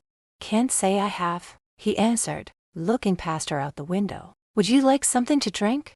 "I'd love a glass of wine." He waved the flight attendant down and asked her to bring over 2 glasses of white wine. He ignored the woman when she placed her hand on his arm, obviously flirting with him. The moment he got together with Paige, he never looked at another woman. Finishing her wine, she rested her head on his shoulder, snuggling up to him. He smiled down at her when he saw she had fallen asleep. They had made good time. Arriving 8 hours later in New York City, there was a limousine waiting for them when they landed and departed the plane. The driver was one of the men that he had hired to be their bodyguard, though he didn't tell her. Not wanting her to worry, as they neared the hotel, he told her to close her eyes. "Why?" she asked, curious as to why he wanted her to close her eyes, wondering what he was up to. "Angel, just do as I ask and do not open them until I tell you to." "Oh, all right," she said, closing them. When the limousine pulled up to the hotel, he told her to wait until he came around to help her out, stressing for her to keep her eyes closed. When he went around, the driver had already opened the door, so he took her hand and helped her out. "Keep them closed," he said, standing behind her with his hands on her shoulders, told her she could now open her eyes. She slowly opened her eyes and was in awe at what she saw before her. Instead of the words Maestri Hotel, it was replaced with Maestri Angel Hotel, and in front was a statue of an angel. With her mouth wide open, she turned to look at him. "Gabriel, what have you done?" "This is where I met my angel. I wanted it named after you. Do you not like it?" he asked, fearing she didn't. "I think this is the most romantic thing anyone could have done. I love it. It's amazing, but do you not think the statue is a bit risque? I mean, it's quite revealing, and what with children around to see it. It's nothing compared to the statues that you see in parks or in museums, but if you don't like it, I'll have it removed." He had spent a fortune on it, but her happiness was worth so much more to him. "You're right, and I do love it, and you for doing this. This was such a wonderful surprise. Thank you." Pulling her into his arms, he didn't care if the driver could hear them or not. "You can thank me later when you are laying naked beneath me," he said, giving her a sweet and loving kiss. They then went inside the hotel. Going up to the desk to check in, they were greeted with smiles by the desk clerk, who welcomed them and told them that their suite was ready as he requested. When they reached the elevator, Gabriel noticed how Paige kept looking around nervously. "What's wrong?" he asked when the door to the elevator closed. "I'm not sure. It's just I got this weird feeling that someone was watching me. We are known by the staff. It's probably just them," he said, giving her hand a light squeeze. "There is something I should tell you once we get inside our room." He figured he better tell her after all about the 2 guards he hired. Once they were inside the room, she turned to him. "So what is it you need to tell me? I hope it's not that you're going to be busy with meetings every day and leaving me on my own. No, it's not that. Well, I do have a couple of meetings, but not ones that will keep me away for long. I hired a couple of guards to keep an eye on you when I'm not around, just to be on the safe side. But why? It's been years since you felt the need for protection. Is there something you're not telling me? Are you in some kind of danger? No, it's nothing like that. I just thought it would be a good idea, and I do have to leave for a few hours tomorrow and want to take one of them with me. Before you ask, it's just business. Nothing for you to worry about. Why does my gut tell me there's more to what you're not telling me? There isn't. Trust me, I'm going downstairs to talk to the manager about setting up a staff meeting. You're a terrible liar, but I'm too tired to argue with you. While you're gone, I'm going to take a nice, long, relaxing bubble bath. He gave her a kiss before she walked away, but called out to her, "When you're done with your bath, you'll find a little something I had ordered for you hanging in the closet. I hope you like it and would love to see you in it. I won't be long. I love you," he said. Then he walked out. She went and enjoyed a long bath. Feeling refreshed, getting out of the tub, she wrapped a towel around her and walked into the bedroom. Going to the closet, opening it, she gasped when she saw what was hanging there. It was a nightgown. Not just any nightgown, but one of 100% pure silk. She had seen it in a magazine and fell in love with it, but it cost close to $1,000, American dollars. She couldn't believe he had bought it for her, much less remembered her admiring it. She slipped it over her head after dropping the towel and marveled at how soft and silky it felt against her skin. Gabriel stood in the elevator, tapping his fingers on the wall. He had been gone longer than he thought and was anxious to see Paige, hoping she hadn't gone to sleep. He also hoped she was wearing the nightgown he had bought her. It was one he had seen her drooling over. Even though she never said she wanted it, he knew by the way she was looking at it. As soon as he entered the room, he called out her name. She appeared just as he was taking off his jacket and tie. She had her arms crossed, looking a little ticked off. "Back soon, you said? It's been over 3 hours. Had I ever told you how sigh you look when you're angry?" he asked, admiring how she looked in her nightgown. "By the way, that looks really nice on you." She had always been petty in his arms when he gave her one of his smiles and could never stay mad at him. "It's beautiful and I love it, but you shouldn't have spent so much money on it, and don't you even think about ripping it off of me."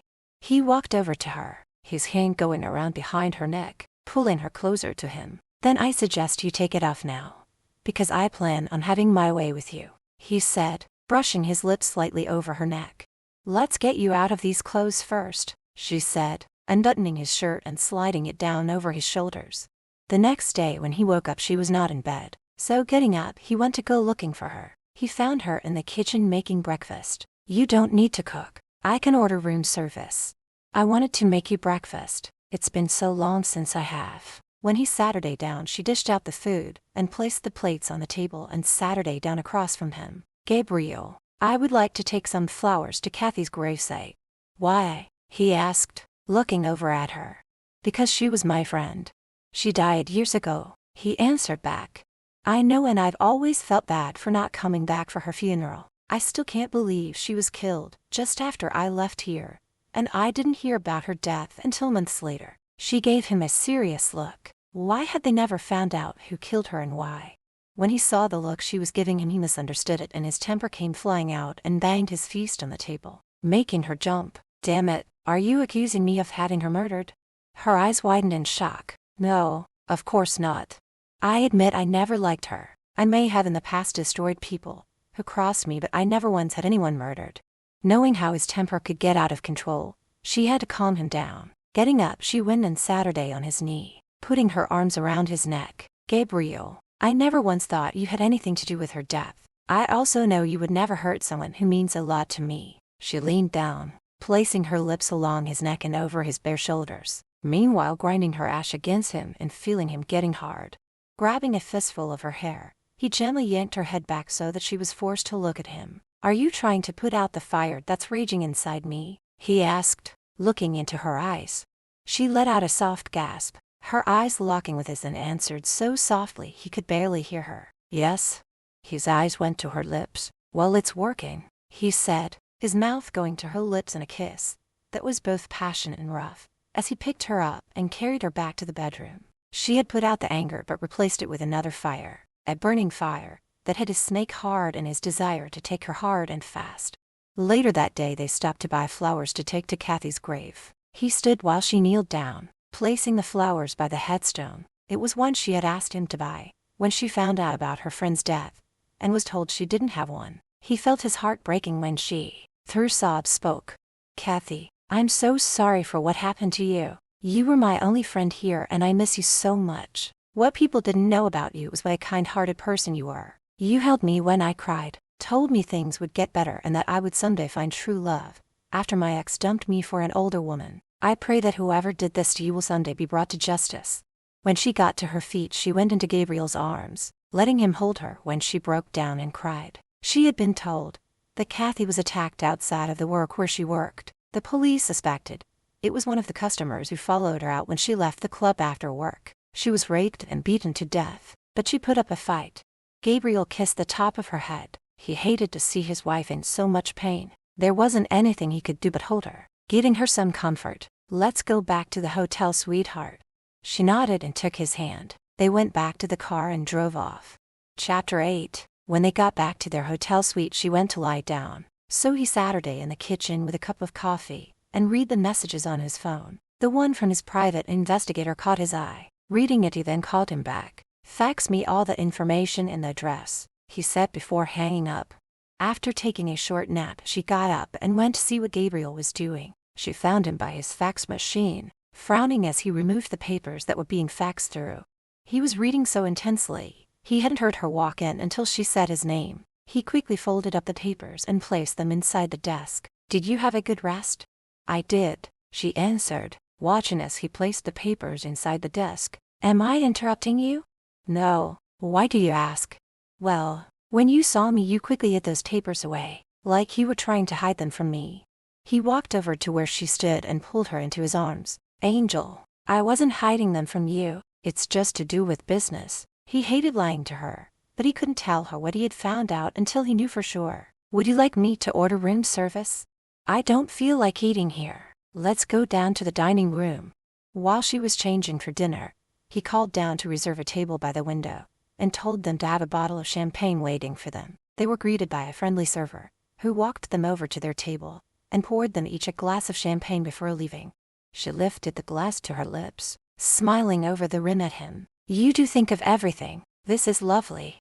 I'm glad you like it, and I hope you don't mind that I called ahead and had the chef make us something special. Prosciutto wrapped chicken, one of your favorites. I haven't had that in quite some time. Thank you." He reached over and held her hand. "I want you to have everything your heart desires, and it's my job to make sure you get it. It was here at this hotel where I first laid eyes on you." Our eyes locked briefly when I got on the elevator and my heart skipped a beat. That moment I kept thinking of a way to get you into my bed. So the only way to do that was to blackmail me into sleeping with you. Could you not have just asked me out on a date? His eyes sparkled and a smile crept upon his lips. "I was a different man back then. I thought it was just sex I wanted from you. When I left the next morning, all I could think about was you, so that's why I came back a day early. I was shocked to find out you were pregnant." The smile on her face disappeared when she looked at him. "You offered me $1 million to get rid of the baby."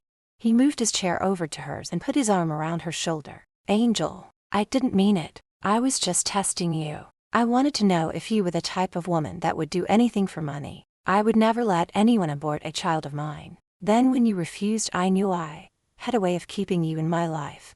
So I more or less forced you to marry me. I was in love with you the moment I saw you. I just didn't know it was love." She smiled sweetly at him. "I always knew you were in love with me. It all worked out. We have two beautiful children and an amazing life together." He moved his chair when the meal arrived. When the meal was finished, the server brought over the chocolate souffle Gabriel had ordered ahead of time. He knew this was also one of her favorite desserts, and loved it when he saw her eyes light up. Wiping the chocolate from her lips, she excused herself to use the ladies' room. When she came back, Gabriel was standing up, talking to a woman. She was tall and slender, and very beautiful. Her hands were on his chest. In a hush she went over, sliding her arm through his. "I hope I'm not interrupting anything important," she said, glaring angrily at the woman. "Not at all," he replied, placing his hand over hers. "Sweetheart, this is an old friend of mine, Marguerite Lorenzo. Now who is this lovely creature?" Marguerite asked, giving her a look of indifference. I'm his wife, she answered for him. Now I'll thank you to remove your hands from my husband. The woman dropped her hands from his chest. Gabriel and I are old friends. I meant no disrespect. She looked at him. It was really nice seeing you again after all these years. We really should get together and talk about old times. He knew Paige was jealous, so before she could speak he did. I'm very busy these days. What with business and a family, I'm afraid I won't have the time. But it was nice seeing you again. Goodbye, Marguerite. Paige Saturday down when he did. Can we not go anywhere without running into one of your old lovers? You know I have been with others before I met you. You have no reason to be jealous. Oh really? Yet no man is allowed to so much as shake my hand without you freaking out and thinking they want to get into my pants. That's because they do. At least I don't let them kiss me. What are you talking about? He asked, squinting his eyes. Grabbing her napkin she stood up and threw it in his face and yelled at him. Wipe that hideous lipstick off your face, she said, and then stormed away. She could feel the heat rising in her body. She was furious, and yes, it was because she was jealous. When she stepped into the elevator, she saw Gabriel rushing towards her, calling out for her to hold the door open for him. She deliberately let the doors close before he could get to her. The look on his face when the door closed was one of anger. She knew they were in for a fight once they got inside their suite. He never liked it when she caused a scene in front of others. It embarrassed him. Entering the suite, he slammed the door shut and walked over to the sofa, where she was sitting, and stood in front of her. That was quite a scene you made in front of everyone. It wasn't me who kissed someone else, she said, snapping back at him. I didn't kiss that woman. She kissed me. She got to her feet and got in his face. You should have stopped her. It happened so quickly that I didn't have time to react. What would you have done if a man kissed me? I would have killed him with my bare hands. Precisely. So don't go getting all high and mighty on me for feeling the same way. I'm going to bed, she said, pushing him out of her way. I'll come with you. No, I don't want to be around you right now. He figured he'd better give her time to cool down. So he went and poured himself a shot of brandy. His anger had left him. She was right after all. She had as much right to be jealous as he was. But he still thought she overreacted. Finishing his drink, he went into the bedroom. She was reading a book, so he stripped down and got into bed. Angel, let's not fight. You know how much I love you, and that I have never kissed another woman besides you. I do know, but I'm still angry. You might have trouble concentrating on that book, he said, smiling at her. Why is that? Because my tongue will be circling your clit, he said, and before she could answer he went under the covers and got between her legs. He loved the fact that she never wore panties to bed at night, which made it so much easier for him to enjoy what she had to offer. She gasped loudly when his mouth went over her cat. Dropping the book, she began moaning when she felt his tongue inside her, making her squirm and forgetting how pissed off she was. After making her come, he kicked off the covers and moved up her body. He placed his mouth over hers, kissing her passionately as he guided his manhood inside her. A feeling of power surged inside him, knowing he could get her to forget about being angry at him. Her legs wrapped around him as she raised her hips for him to go deeper, her fingers intertwined in his hair, yanking on it when she had an release. Later, as she lay in his arms, she apologized to him for the scene she made in the restaurant. I am sorry, but seeing that woman's hands on you and no lipstick on your face, I lost it. Are we ever going to stop being jealous? He held her tighter in his arms. We are much better now than we were before. She let out a small laugh. Wait, you have always been way worse than me, and you still are. I can't help it. I've always been this way with you, and I probably always will be. Would you like to take a shower before we go to sleep? Yes, she answered, slowly getting out of bed and taking his hand. He woke up sometime during the middle of the night to her sobbing in her sleep. He gently caressed her cheek. Angel, wake up, sweetheart. You're having a bad dream. This threw him for a loop. She had never done this before. She opened her eyes to see Gabriel looking down at her with concern in his eyes. Sitting up, she threw her arms around his neck, hugging him tightly to her. I had the most horrible dream ever. I was locked inside a wet and cold dungeon. I kept calling for you, but you couldn't find me. Then everything went dark. He held her tightly against his chest. It was only a dream, but it felt so real, she said, resting her head on his shoulder. She was afraid to tell him the rest of the dream, how she saw the two of them laying on the ground covered in blood. Something told her she was witnessing their death, and she felt afraid. afraid she would never see her children again.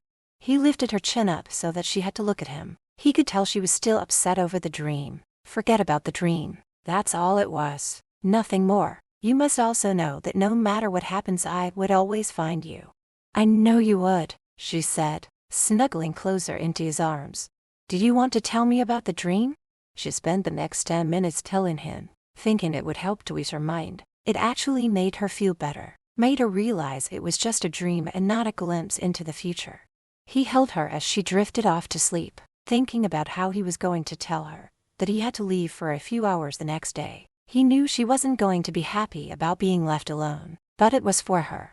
She woke up feeling better about things, forgetting all about the woman that kissed him in her bad dream. Looking over at him, she smiled. Even asleep, he was gorgeous, and she decided to wake him up in a special way. Moving the covers off them, she placed her lips on his chest, moving down to his manhood that was already standing at attention and putting him inside her mouth. Hearing him moan, "Oh, what a wonderful way of waking up," he said when she finished. "Now it's my turn to give you a special morning wake up," he said, pushing her down onto her back. After they showered and had something to eat, she went and sat her day on his lap. "So what are we going to do today?" she asked, running her fingers through his hair. "I was thinking we could go boating or visit some museums." This was it. He was about to tell her he was going somewhere, and without her, he swallowed hard, knowing she was going to be pissed off. Chapter 9, Cabin in the Woods. About today. I'm afraid I will be busy this afternoon. There's something I have to do, but I promise that after today, I'm all yours and we'll spend every day together. Her lips pressed together in anger and she jumped off of his lap. "I don't believe this. Why did you bring me if we weren't going to be together? We should have brought the children. Then I wouldn't have to be alone." "Angel, it's only one day. Please don't be mad. This better not have anything to do with that woman from last night." He ran his hand over his face and let out a sigh. "I swear on my life it has nothing to do with her." He got up and went over to her, putting his hands on each one of her cheeks. "You know you can trust me. I'm going to see someone and I'll be taking Gary with me." "Gary?" she asked. "He's one of the guards I hired to go with me." "One of the guards? There's more." "Yes, one more, and his name is Todd. I asked him to stay here to keep an eye on you while I'm away." "What's going on that you need guards? You haven't had any for a few years now except for Mitch. Are we in some kind of danger? If so, I have a right to know." He still had his hands on her face. "No, sweetheart, it's nothing like that. It's just some business I have to take care of. I will just feel better knowing there's someone watching over you. Since we're in New York." He leaned down and kissed her. "I don't have to leave for a couple of hours. Let's go for a swim before I leave. You can wear that red bikini I bought you." "All right, but that woman better not be there or I'll have to drown her." He chuckled. "Still so jealous, I see. Go on, slip into your suit," he said, giving her a slap when she walked away. After enjoying a couple of hours in the pool, they had lunch before he got ready to leave. "Do you know when you'll be back?" she asked, her arms going around his neck. "I really don't know, but I will be back as soon as I can. Why don't you do some shopping, buy whatever you want?" "I guess I could, and maybe I'll get a massage from one of the young, hunky guys that work here in the hotel," she said, watching his expression. "You'll get one from a woman. I'll leave word with the staff. Don't get so worked up, my demon. I'm only joking." He pulled her closer, crushing her against him. "Teasing me will only get you into trouble, and I will have to punish you. I did bring the handcuffs and blindfold. Have a good day. I'll call you later to let you know when I'll be returning." He kissed her, making her moan, and when he knew she was getting excited, he pulled away. "You kiss me like that and then stop," she said. Her core was throbbing, and she felt the wetness pooling between her legs. He let out a hearty laugh. "You are not the only one who can tease. See you soon, my angel. I love you." When he stepped into the elevator with Gary, he was still chuckling from the look on her face when he left her wanting more. "What's so funny, boss?" Gary asked when he saw him laughing. "It's a private joke." Once inside the car, they drove off, taking the 2-hour drive to their destination. Gary drove while Gabriel read over the information on Margaret Bell. She lived alone in a secluded woodsy area away from civilization, and was believed to be in her late 80s. She rarely went into town, and when she did, it was on foot to pick up supplies. People believed she was a witch. She acted and looked like what one would think a witch to be like. Only a brave few had gone into the woods to get a glimpse of her home, only to return scared and tail-looking. They claimed her home was spooky and warned people not to go near it. Gabriel scoffed when he read it. He didn't believe in witches or anything to do with the supernatural. If he couldn't see, taste or touch it, then it wasn't real. Is something wrong, boss? Not really. I just can't get over how ridiculous some people are believing in witches. Such nonsense in this day and age. I wish there was an up-to-date picture of the old woman, but my guy couldn't find any. It took years to find this much out. Why so long? Gary asked, glancing over at Gabriel. Not knowing my wife's birth name or anything about her, we had no way of finding any of her relatives. But these days with the technology, he was able to use a picture of Paige and find someone that resembled her. The thing is, it took the last 4 years to find just one match. I just hope that if she's Paige's grandmother, that she's not some crazy old bat who has lost her mind. I could use a coffee and I need to use the bathroom, Gary said as he looked for a spot to go pee. I think there's a small town up ahead. We can stop there, Gabriel answered while reading the papers over again. Maybe I'll pick up some flowers for the old gal, soften her up a little.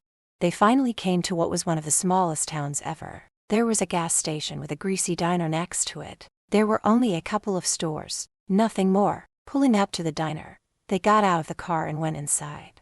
We might as well grab a bite to eat while we're here, and maybe see if these people can tell us anything about Margaret Bell, Gabriel said, looking around for a clean place to sit. The waitress came over to take their order. She was an older woman and not too friendly looking. What can I get you? 2 coffees and 2 of the house specials, Gabriel said, and then he placed the menu down on the table. Do you know a woman by the name of Margaret Bell? Everyone knows her. Why are you asking about her? We're on our way to see her. What can you tell me about her? The woman let out a chuckle. Good luck with that. She never allows anyone on her property. She comes into town once a month for supplies but never talks to anyone. People around here think she's a witch. Now why would they think that? Gabriel asked, motioning for her to sit down. The waitress sat her down across from him. She's really creepy. Has this black cat that follows her everywhere and she talks to it. She makes all of these weird potions. Gabriel sat her back and crossed his arms. What kind of potions? I don't exactly know. She just brings them into town once in a while and tries to sell them, but no one will. She claims they can cure ailments, that sort of thing. One time a couple of kids decided to go into the woods to see where she lived. It was morning, but when they got close to her house it turned dark. There is no electricity out there, but according to the kid, bright lights were coming from inside the cabin. When they heard the hissing of cats, they took off running out of the woods and never went back. Surely you don't believe in witches? Gabriel asked her. I don't know what to believe. I've only heard stories from my grandmother about witches being in this area. Who's to say what is real and what is not? I have to get back to work now. Your lunch will be ready shortly. I for one don't believe in witches, Gary said, taking a sip of his coffee. Gabriel shook his head. This is a small town with poor people living in it. They all seem a little backward, and probably do believe that Margaret is a witch, but there is no such thing. Once the waitress brought their food over and left. The 2 men looked at the food. It did not look appetizing. Grease was dripping from the burger and the fries were overcooked. They ate very little of it. Finishing their coffee, they got up and Gabriel threw money down on the table. As they were walking out the door, the waitress called out to them, If I were you, I'd stay clear of that place. You just might not ever be seen again. This town gives me the creeps, Gary said when he noticed everyone staring at them. It's just a town. Let's go into the store and see if I can get some flowers.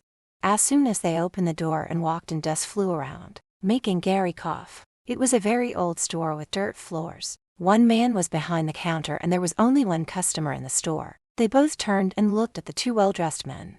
I don't suppose you sell flowers? Gabriel asked, looking around when he spoke to the clerk. Both the clerk and the male customer laughed. Nope, we don't get any calls for flowers around here. So you're going to visit Mrs. Bell, I hear. How did you know? Gabriel asked, looking at the clerk.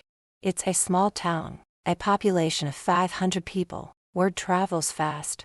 What can you tell me about the woman? Some say she's a witch, but she's just a harmless old woman, a little strange but has never hurt anyone. She's lived here her whole life. I should warn you, she doesn't like having any company around. Were you wanting flowers for her? Yes. If you were brave enough to go through those what's good for you, you might want to take her some chocolates. Whenever she does come to town, she buys a box of these, he said, holding up a box of chocolate-covered cherries. Gabriel pulled out his wallet and paid, thanked the guy and went to walk out but stopped when a clerk called out to him. "Is that your fancy car?" "Yes. Why do you ask?" "It's really nice, but you won't be able to drive it through the woods. You'll have to leave it on the road and walk to her place." "How far is it from the road?" Gary asked, not liking the thought of walking too far. "It'll take you about 20 minutes to reach the cabin. Be careful of the wild animals. You might want to take a flashlight. It gets dark in the woods. I sell them here if you want to buy one." Gabriel looked at Gary and back at the clerk. "All right, I'll take one," he said, once again pulling out his wallet. He was wondering if the guy only wanted to make another sale. After paying, they left and got into the car. They drove off. "Boss, I don't know about you, but the people in this town seem a bit strange to me. Did you notice how they all kept staring at us? It gave me the creeps.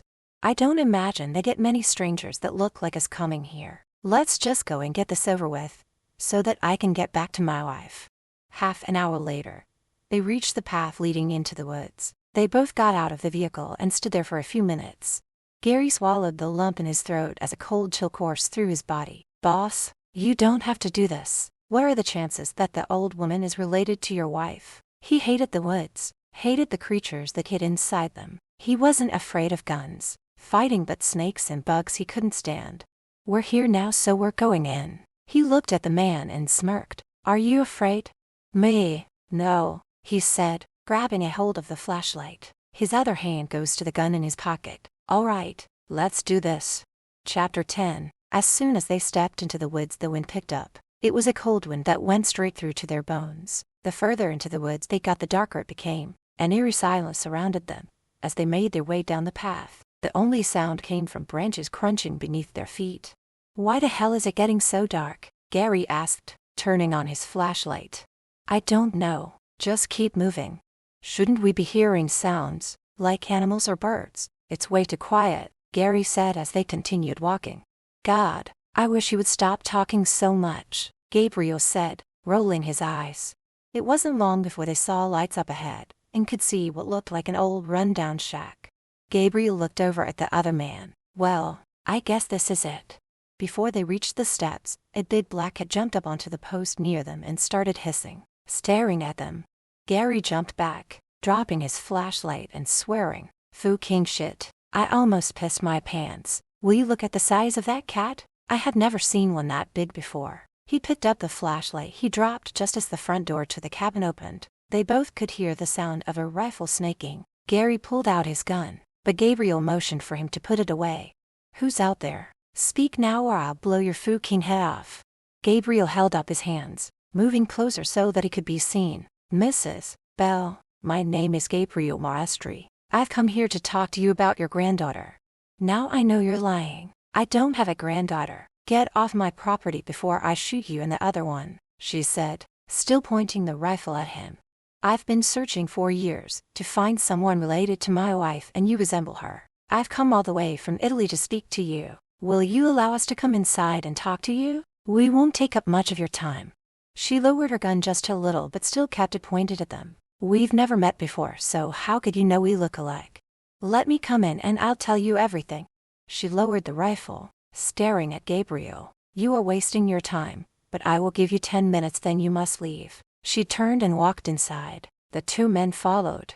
Neither man could tell what the old woman looked like as she wore a long black coat with a hood that covered most of her face. They looked around the room. It consisted of a table, several old chairs, and an old sofa that had seen better days. The cabin was very old. There were oil lanterns lighting up the place. There was a fireplace, with a big old black pot hanging over it from a hook. The place did look spooky, even to Gabriel. There were several small bottles sitting on the counter, with some weird-looking liquid inside. He didn't even want to guess what it was. "Sit," the old woman instructed. As soon as they were seated, the black cat came in from outside, jumped up on the sofa closest to Gary and started hissing at him. "Cyrus, stop," she said as she removed her coat. Gabriel's eyes widened when he saw her. She really did resemble Paige, but she didn't look to be in her 80s. When Margaret saw him staring at her, she snapped at him. "Boy, what are you looking at? Have you never seen an old woman before?" she asked as she sat her down. "I'm sorry for staring, but you do strike a remarkable resemblance to my wife. Your granddaughter. I told you I don't have a granddaughter. I had a daughter once, but she died many years ago. Your time is running out. Get talking. May I show you a picture of my wife? Go ahead, she said, watching him take something out of his pocket. What you got there? She asked, wondering what the black thing was. This is a phone, a cell phone. It has pictures on it. He clicked on the photos and brought up one of Paige and handed her the phone. When she was hesitant, he realized that she had never seen one before and wouldn't know what it was. It's okay. It won't hurt you. Here, take a look at the picture. She took the phone and looked at it. Her hand began to shake. Tears filled her eyes. Oh my good God. She looks just like my daughter, Claire. She placed her finger on the screen, and when she went to trace over the face, it disappeared and another picture popped up. Dropping the phone on the sofa, she pointed her bony finger at Gabriel. What kind of witchery is this? Gabriel shook his head and tried to calm her down. It's not. It's just a phone that takes pictures and stores them so we can look at them whenever we want. Please? You said she looks just like your daughter. My wife must be your granddaughter. He picked up the phone and going over Saturday beside her, flipping through the photos, he came to the one with Loanza and Annalisa and held it up so she could see them. These are our children, your great-grandchildren. She stared at the picture and a tear trickled down her face. I didn't even know my daughter had a child. How could you not know? Gabriel asked, flipping through the photos so that she could see more pictures.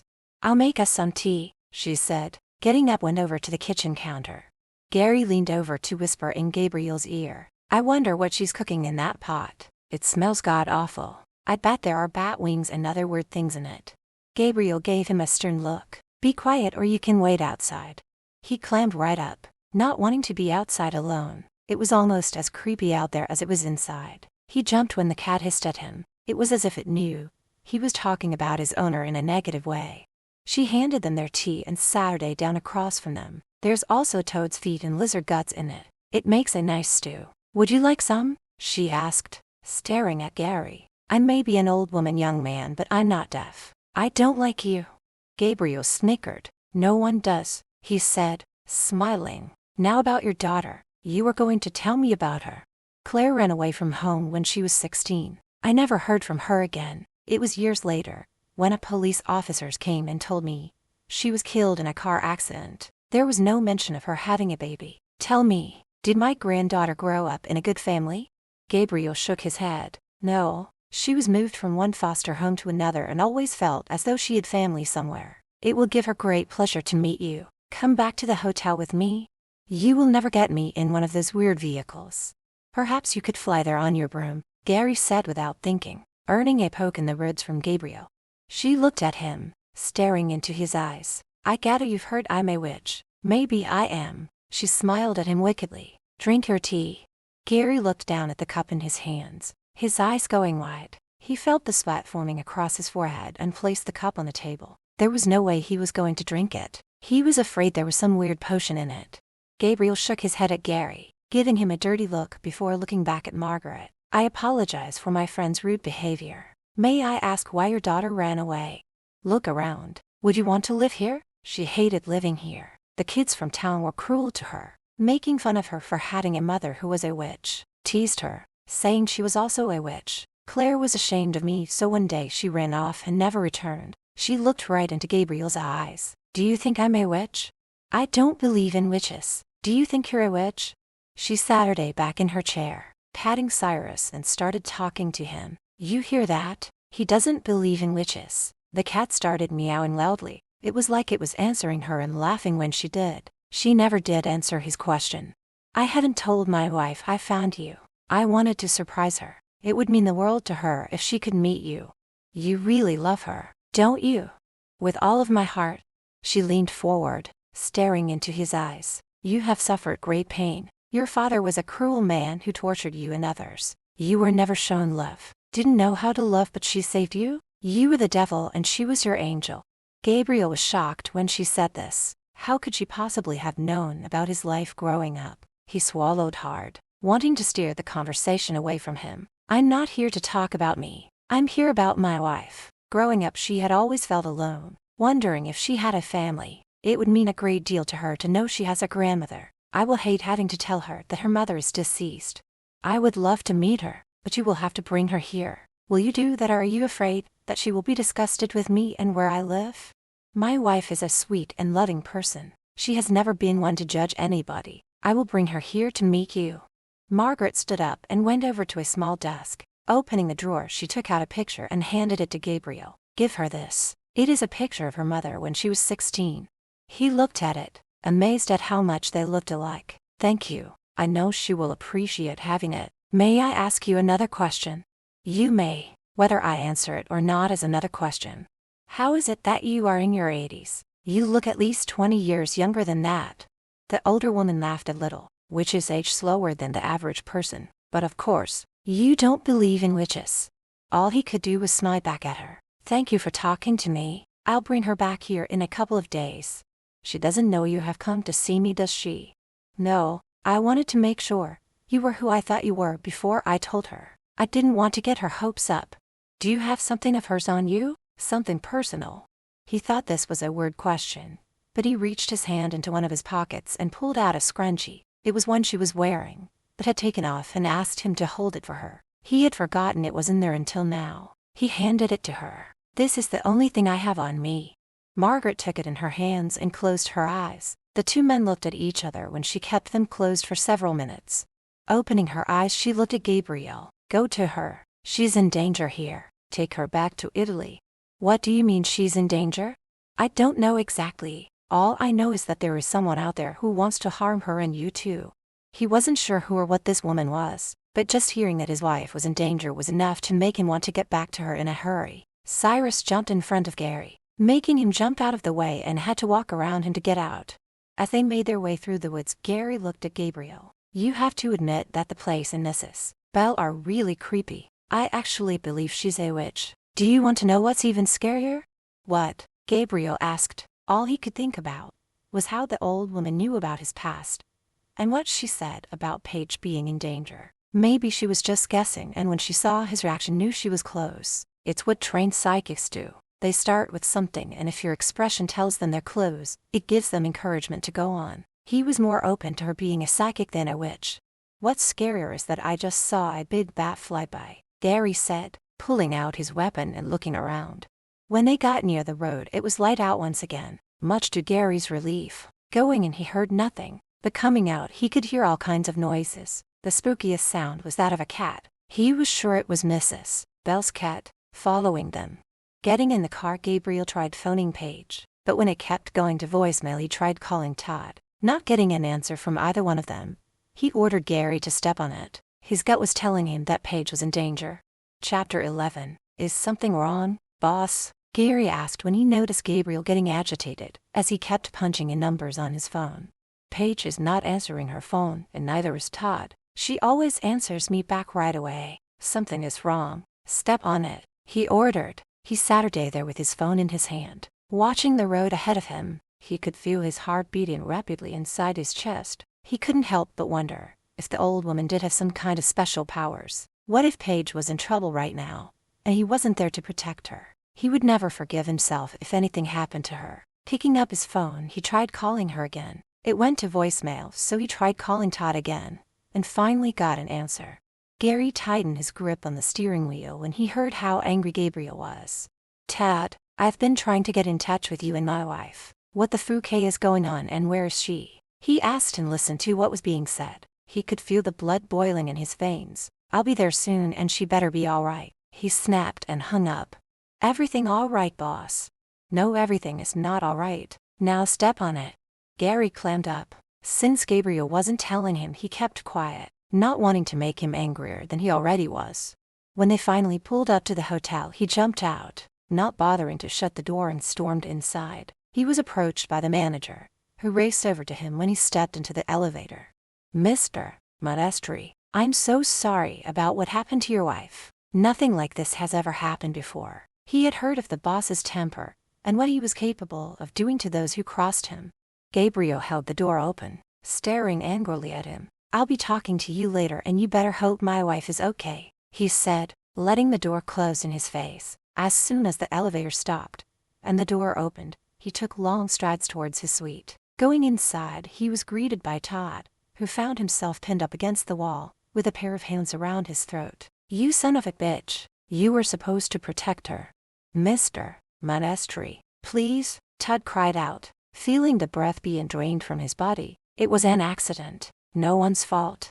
Gabriel released him and stepped back. Tell me exactly what happened, he said and looked around the room for her.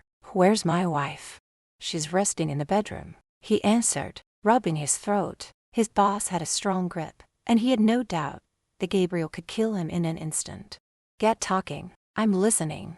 I drove Mrs. Monastery around to some of the shops. She wanted to go shopping. We came back here, and she went to have a massage, then later decided to go into the sauna. He swallowed the lump in his throat, finding Gabriel to be a very intimidating man who frightened him.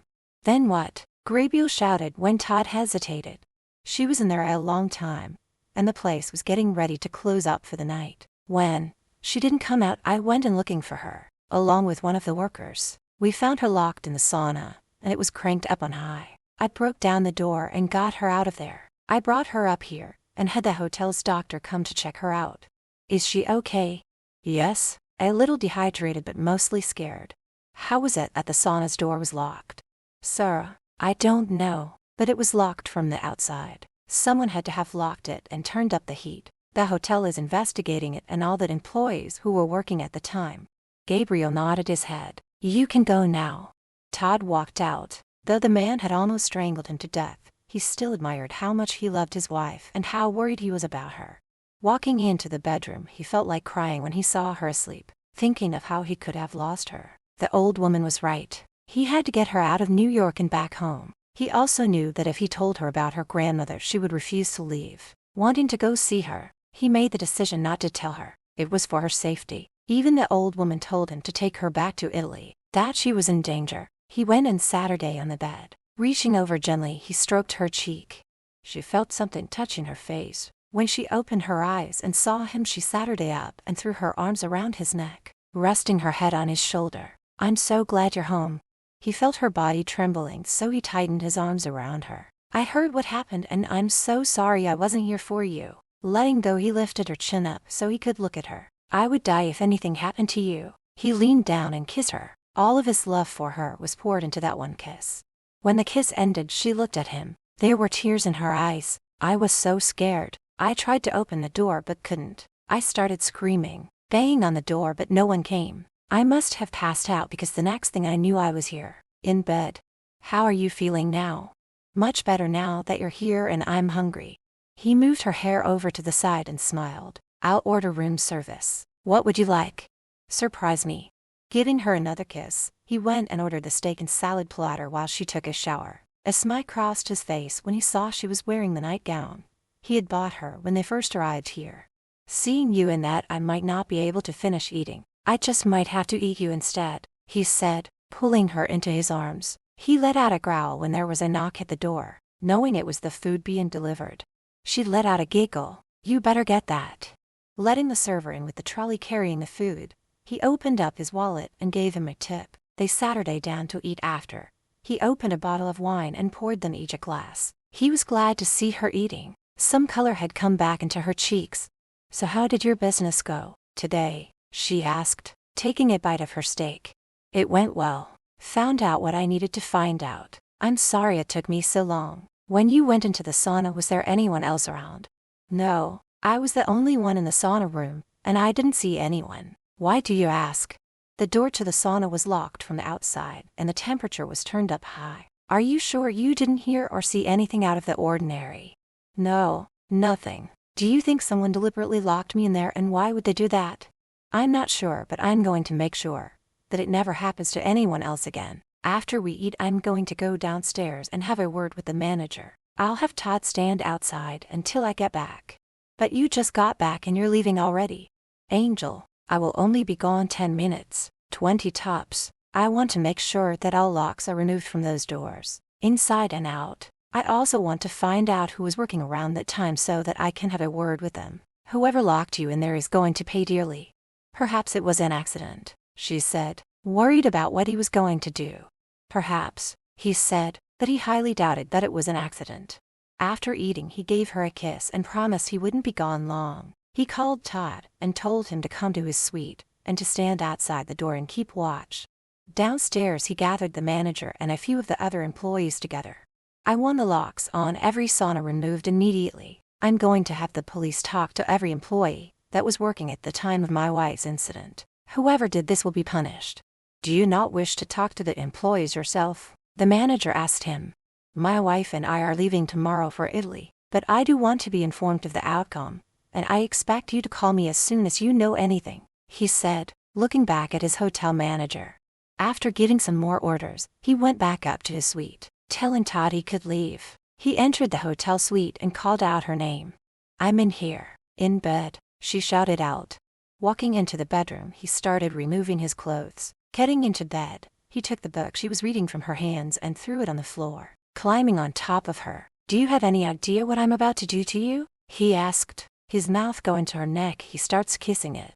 She could feel his hardness pressing into her. I'm pretty sure I know what you're going to do, she said, panting when his hand slid up her leg. She opened her legs for him, letting him pleasure her, bringing her to and release with just a touch of his fingers. She barely had time to recover from the release when he entered her and began thrusting deep inside her. Later they fell asleep in each other's arms. The sheets were a tangled mess, but they didn't care. In the morning when they woke up, she snuggled up to him. So what should we do today? I was thinking we should go home. She raised herself up to look at him. But why? We've only been here for 3 days and I thought we were going to spend 2 weeks here. He didn't have the heart to tell her about what her grandmother said about them being in danger, and that they should leave New York, so he made up something else, which was partly true. I'm missing the kids, aren't you? Yes, I miss them, but we talk to them every day on the phone. Can't we stay just a little bit longer? He put his arms around her, kissing the top of her forehead. I promise we'll come back again another time, and we will stay longer, but right now I really want to go home. She let out a sigh, feeling a little disappointed. Okay, if you really want to go home so badly, then we will go. Thanks for understanding. They got up and took a shower and had some breakfast. Their flight wasn't due to leave until that afternoon. Seeing his jacket laying over the arm of the chair, she went and picked it up. Gabriel, you really should hang this up instead of throwing it over a chair. I forgot, he replied. Then his mouth dropped open in shock when the picture of her mother fell out on his jacket. She bent down and picked up the photo and looked at it. Then she turned to look at him. Who is this? She looks just like me. He was at a loss for words. All he could do was stare at her with his mouth open. Gabriel, who is this woman? Does she have anything to do with you having to go away yesterday, and why does she look like me? Angel, can we talk about this when we get home? He knew that she was not going to drop it. If only he had remembered to hide that damn picture, they wouldn't be standing here right now, and he would not have to explain how he found her grandmother. She looked at the picture again. Her eyes glistened. She was close to tears. There was no doubt in her mind that this picture had something to do with her. She walked over to him, still holding the picture. Gabriel, please tell me the truth. Tell me what you are hiding from me. Is the woman in this picture my sister? My mother? Tell me the truth. He placed the palms of his hands on either side of her face. Seeing the pain in her eyes, there was no way he could not tell her the truth. Chapter 12. Gabriel, please tell me the truth, she begged, looking at him with tears in her eyes. She placed her hand on his chest, feeling how fast his heart was beating, and knew he wanted to.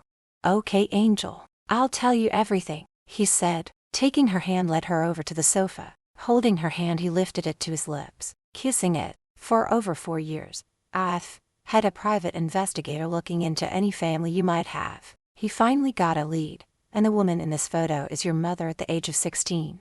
Her eyes lit up with excitement. My mother's alive and you found her. He ran his thumb over her fingers. I'm sorry, Angel. She died many years ago, in a car accident. It broke his heart to see the devastated look that crossed her face when hearing the news. He then told her the rest, about her grandmother, where she lives, her age, and how everyone in the nearby town thought she was a witch. She felt a glimmer of hope hearing her grandmother was alive and living nearby. Why didn't you bring her back with you? I tried, but she refused, said she would never travel in a moving vehicle. Her words, not mine. Then you will take me to her. No, we're leaving for home this afternoon. You must take me. He could feel his anger rising and rose to his feet. Damn it, Paige, didn't you hear what I said? Even your grandmother said for me to take you home. That you're in danger? He ran his fingers through his hair, knowing she was going to try and talk him into taking her.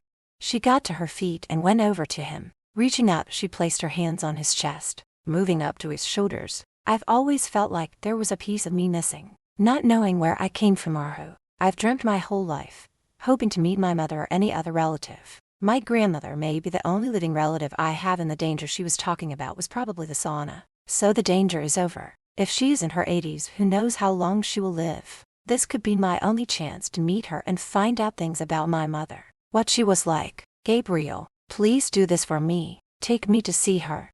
He stared back at her. What if you're still in danger? The person who did this to you has not been caught. They are still out there, waiting to try again.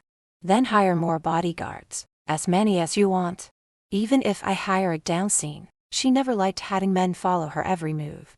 And to hear her say he could hire as many men as he wanted came as a surprise to him. It showed him she was willing to do anything for the opportunity to meet her grandmother. Yes, more if you want, she said, wrapping her arms around his neck. But I know that the only one who can protect me is you. She gently placed her lips on his neck and started kissing. Feeling his reaction, his body pressed against hers, his breathing becoming raspy and his manhood getting hard. She never liked using her sex to get what she wanted from him, but she was desperate. The moment he picked her up roughly and carried her to the bedroom, she knew she had won. She also knew he was angry about giving in. It showed in the way he made love to her. It was intense, rough and passionate. Drenched in sweat, he lowered his head and kissed her before rolling over onto his side. Each time they made love, it just kept getting better. Turning his head to look at her, he took her hand in his. Bringing it to his lips, he kissed her fingers. I love you. I love you too, she said, smiling back at him. So will you take me to see my grandmother? He let out a deep sigh before answering. You knew I would the moment I brought you in here. Today, she asked excitedly. Tomorrow, he said, pulling her into his arms. I will have to let the hotel know that we're staying. And then I will have to hire a couple more guys to watch over us. As much as she wanted to go right away, she knew better than to push him. She got up when he did and followed him into the bathroom, so that they could take a shower together. They had just stepped out of the shower when the phone rang. Wrapping a towel around his waist, he went to answer it. After listening to the man on the other end of the phone, he hung up. Who was that? She asked when she heard him saying he'd be right down. The manager. He said the police are here with the surveillance tapes and want to speak with me. He then went and got some clothes to put on. He grabbed a pair of dress pants and a black t-shirt. Shouldn't I go with you? I mean, it was me that was locked in the sauna, and if those tapes showed somebody, then I might be able to identify them. Yes, you're right. Let's get dressed and go down. When they got downstairs and walked toward the check-in counter, they saw two police officers talking to the manager. He put his arm around her waist, keeping her close to him. Mr. Monastery, I'm Officer Moon and this is Officer Benson. Gabriel shook both of their hands. Have you found anything? Is there somewhere we can talk privately? Officer Moon asked. We can go into my office, the manager said as he led the way. Officer Benson took out his notebook and did the talking. We dusted for fingerprints but couldn't find any. Whoever it was must have been wearing gloves. We questioned every employee that was working around the time your wife was there. What about the surveillance tapes? Gabriel asked, taking hold of her hand. There was one person who we believe was responsible. We couldn't identify him. He never showed much of his face. Officer Moon replied, but we have the tape with us and want to show it to both of you. Maybe you might recognize him. As they watched the tape, Gabriel became agitated. He's obviously also using a disguise, he said, watching as the person locked the door to the sauna, and then went over to the thermostat and set it on high. What makes you think that? You can't see his face clearly, Officer Benson asked him with curiosity. This man walks like a young man, yet his hair is gray like that of an old man. Though we can't see his face clearly, you can see that he's wearing a mustache and beard and dark-rimmed glasses. It's definitely a disguise. He doesn't look like anyone who works here, the manager said as he stared at the screen. How could somebody just walk in there without anyone noticing? Gabriel snapped at him. It was close to closing time. That's when the cleaners come in to do the cleaning, and I guess the staff never really noticed him, since it was the normal routine for that time of day. Officer Moon opened his notepad and started making more notes as he asked them questions. Do you have any enemies that might want to harm either one of you? Officer Moon, one does not become as wealthy as me without making enemies. I admit that in the past I could be very ruthless when dealing with people, but for those who I have wronged, I've made amends with them. Well, most of them, but there is always someone who holds a grudge. I'll need a list of the people you think might be a threat to you and your wife. I'll make out a list and have it sent to you, Gabriel said. Getting up, he shook the officer's hand when they went to leave. If we come up with anything, we'll let you know, the one officer said as he walked out. The manager, Mr. Reed, looked at Gabriel. Will you be needing a car to drive you to the airport, and if so, what time? My wife and I will be staying after all. Have you taken care of those locks as I asked you? I will not have this happen to anyone else. The guests are to feel safe during their stay here, and from now on I want more cameras installed and a security guard in every area of the hotel. Do I make myself clear? Yes, sir. It's been taken care of, and I'll start interviewing for more security guards. Is there anything else I can do for you? No, he said, practically barking at the manager. Paige turned to Gabriel and placed her hand on his chest, preventing him from leaving. Darling, don't you want to thank Mr. Reed for doing a good job running the hotel, and for how quickly he took care of what was asked of him? He looked at her and gave his head a little shake, letting her know she was naughty for making him do this. He then turned to face Mr. Reed. I want you to know you've been doing a great job running this hotel, and I do thank you for fixing the problem so quickly. Thank you, Sarah. Paige gave him a nudge in the rib and looked at him, raising her eyebrows. Gabriel again turned to him. I also think it's time you got a raise. It'll be on your next paycheck. He shook the manager's hand when he reached out his, and then they left. That was so nice of you to give him a raise. I only did it because it's what you wanted. But he does deserve it. He has done an amazing job over the last 5 years. Kept the place up, and mostly he's honest. The last manager you had was ripping you off left and right. The hotel is doing better than ever, so you might want to consider giving all the employees a raise. He chuckled. She was always on him about paying his help more money. We'll see. Now, would you like to eat in the dining room or order room service? Let's order in, she said, draping her arm through his. We should take my grandmother some flowers when we go see her. No, she likes chocolates, chocolate-covered cherries. When they got in the elevator, he put her up against the wall. I could take you right here if I wanted to. What about the cameras? She asked, pointing above them.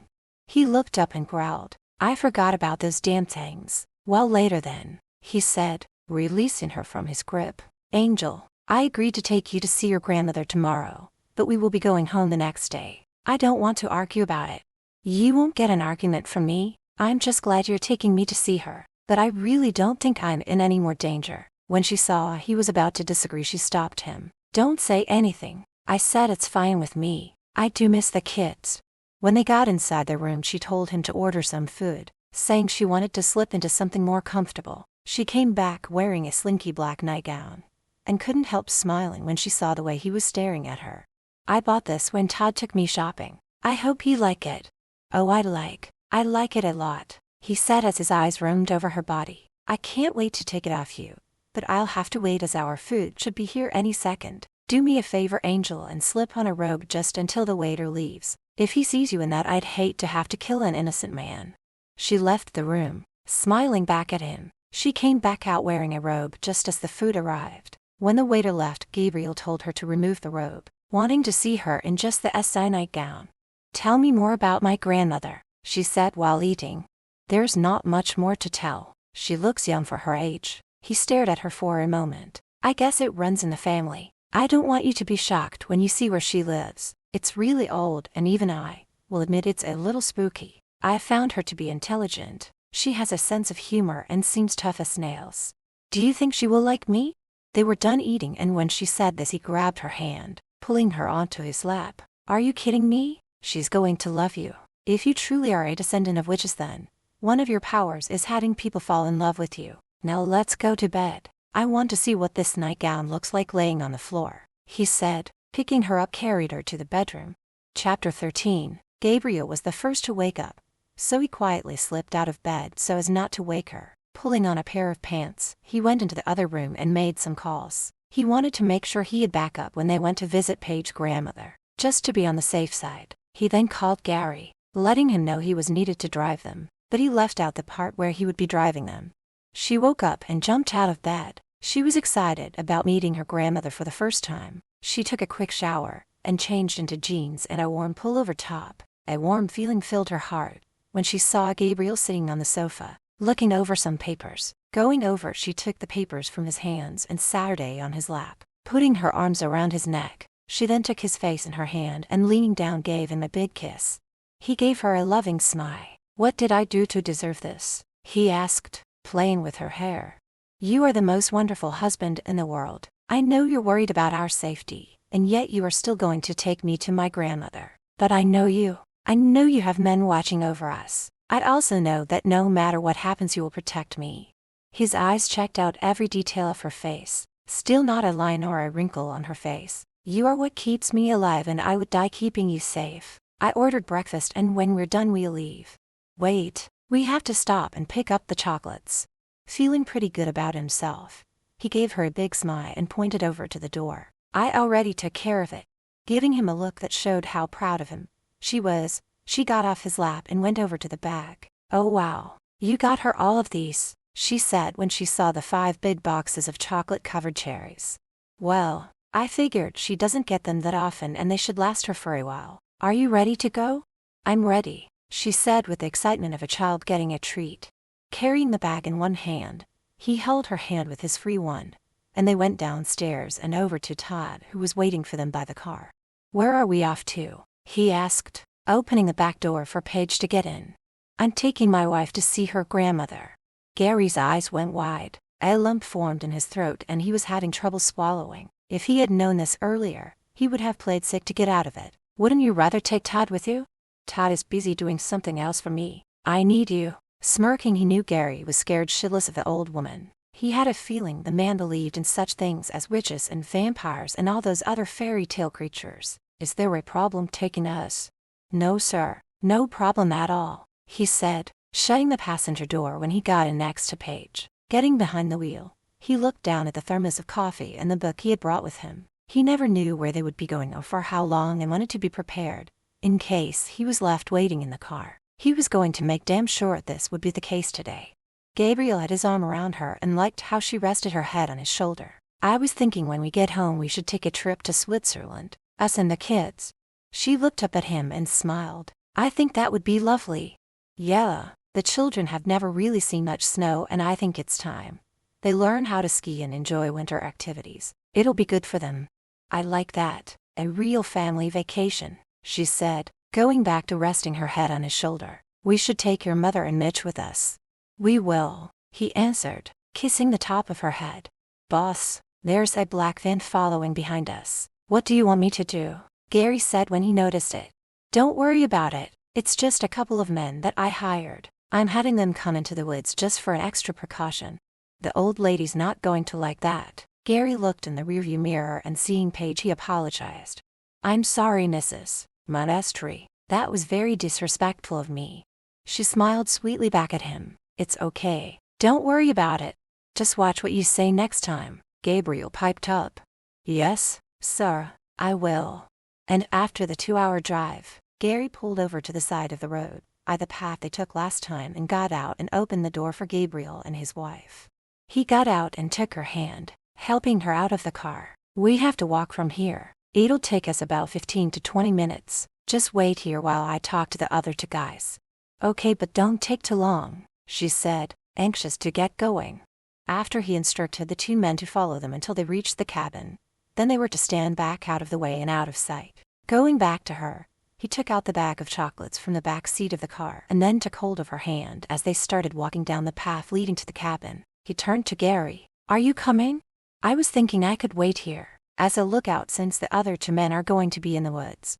"We're going to be quite a while," Gabriel said, knowing that he was too scared to go back to the old woman's cabin. He knew Gary was the best shooter around and one hell of a fighter, so he found it funny that he was afraid of an old woman and her cat. "That's okay, boss. Take as long as you want." 5 minutes into the walk, Gabriel looked around. "This is really strange." "What's strange?" she asked, glancing up at him. "When Gary and I came here, and as soon as we got into the woods, it turned dark. This is the same time as before, but now it's light out. Maybe there was a storm passing by and that made it appear dark." He shrugged his shoulders. There was no explanation for it that he could think of, so he just dropped it. When they were almost at the cabin, he stopped and turned to her. "Now remember, I warned you. about how your grandmother's home would look like, so don't be shocked." "I won't," she said, then pointed up ahead. "Is that it?" "Yes. Are you ready?" She nodded. Holding his hand, they walked toward the steps leading into the house. Before they could walk up, the door opened and a woman, hidden under a dark cloak, appeared, aiming a rifle. "Who's there?" she asked, snaking her rifle.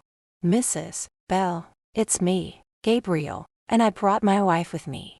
Paige's heart was racing, but not from having a rifle pointed at them, but from meeting a grandmother she never knew she had. She watched as the woman lowered her rifle and slowly pulled her hood down from her face. There stood a woman who looked much younger than her years. Her hair and complexion were the same as hers. She couldn't believe how similar they looked to each other. Margaret put her weapon down, leaning it up against the door, and made her way slowly down the steps. Stopping in front of Paige, she reached her hands up, placing them on Paige's face as she stared deeply into her eyes. Tears filled her eyes. One tear trickled down her cheek. "You look just like your mother. You have her eyes." "Grandmother," she said, throwing her arms around her in a big hug. She couldn't stop crying when she felt arms going around her, returning the hug. When they pulled apart, Margaret wiped Paige's tears away. "I told your husband to take you back to Italy, but I am glad you are here. Come inside. I'll make us some tea and we'll have a nice long talk." As they walked up the stairs, she looked back at Gabriel. "I see the other one is not with you." He decided to wait by the car. "I see, but the other two are hiding in the woods, watching us," she said, and turned her back to him. He stood there for a moment in shock, wondering how in the world she knew about the men. He then followed the two women inside. Meanwhile, back to Gary. Gary was so relieved when his boss didn't insist he go with them. He knew they would probably be a few hours and was glad he came prepared. As no one was around, he decided to take a piss. Walking over to some trees, he pulled down his zipper and took out his love machine, as he liked to call it, and started peeing. As he was shaking it dry, he could hear the sound of a cat. It sounded close. A shiver ran down his spine. So he quickly did up his pants and hurried back over to the car. With his hand on the door handle, he stopped to look around at his surroundings. All was quiet. No sound of what he thought was a cat, and thinking it was just his imagination, got back into the vehicle. Rolling down his window, he reached for his book. Well, it was really a Playboy magazine. After checking it out with a grin on his face, he grabbed his thermos, opened it, and poured some into the cap, which served as a cup. As he was looking at the pictures and sipping on his coffee, he jumped when something landed hard on the hood. "What the fuck?" he yelled when he dropped the cup, coffee spilling all over his crotch. He looked up and almost pissed his pants when he saw a large black cat looking in at him through the window. Hissing, his eyes practically bulged as he stared back at the beast. He rolled up the window, shouting at it, "Go on, get the fuck out of here." He gave the cat the middle finger and chuckled. "Ah, you can't get to me in here. Go back to the witch." He then honked the horn, hoping it would get scared and run off, but instead, the cat laid down, his face still staring into the car. Every few seconds it would hiss at Gary. "Fuck, this cat is the reincarnation of Kuyo."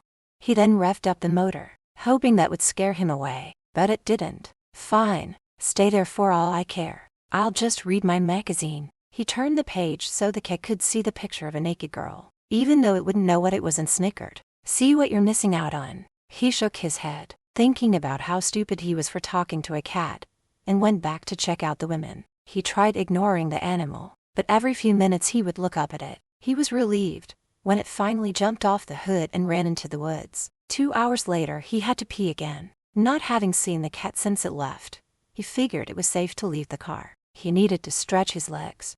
Standing by the tree, and as he was peeing, he heard a noise. It sounded like an animal in distress. At first, he ignored it and started heading back towards the car, but stopped halfway. He was in no way an animal lover, but he couldn't just leave without checking it out. Pulling his gun, he walked into the forest, ready to shoot if he had to. He came across what looked like a cage of some kind, one used to capture small creatures. He went around and took a peek inside. He chuckled when he saw it was the witch's cat. "Well, look who's not so brave now. This is where you belong. Enjoy your new home," he said, and turned to walk away. He stopped when the animal started meowing loudly. A sad, scared meow. Shaking his head, he bent down to look at the beast who had terrorized him. "Damn it. All right, I'll let you out, but if you try to attack me, I will shoot you," he said, holding onto his gun. He slowly lifted the lid and stepped back, aiming his gun.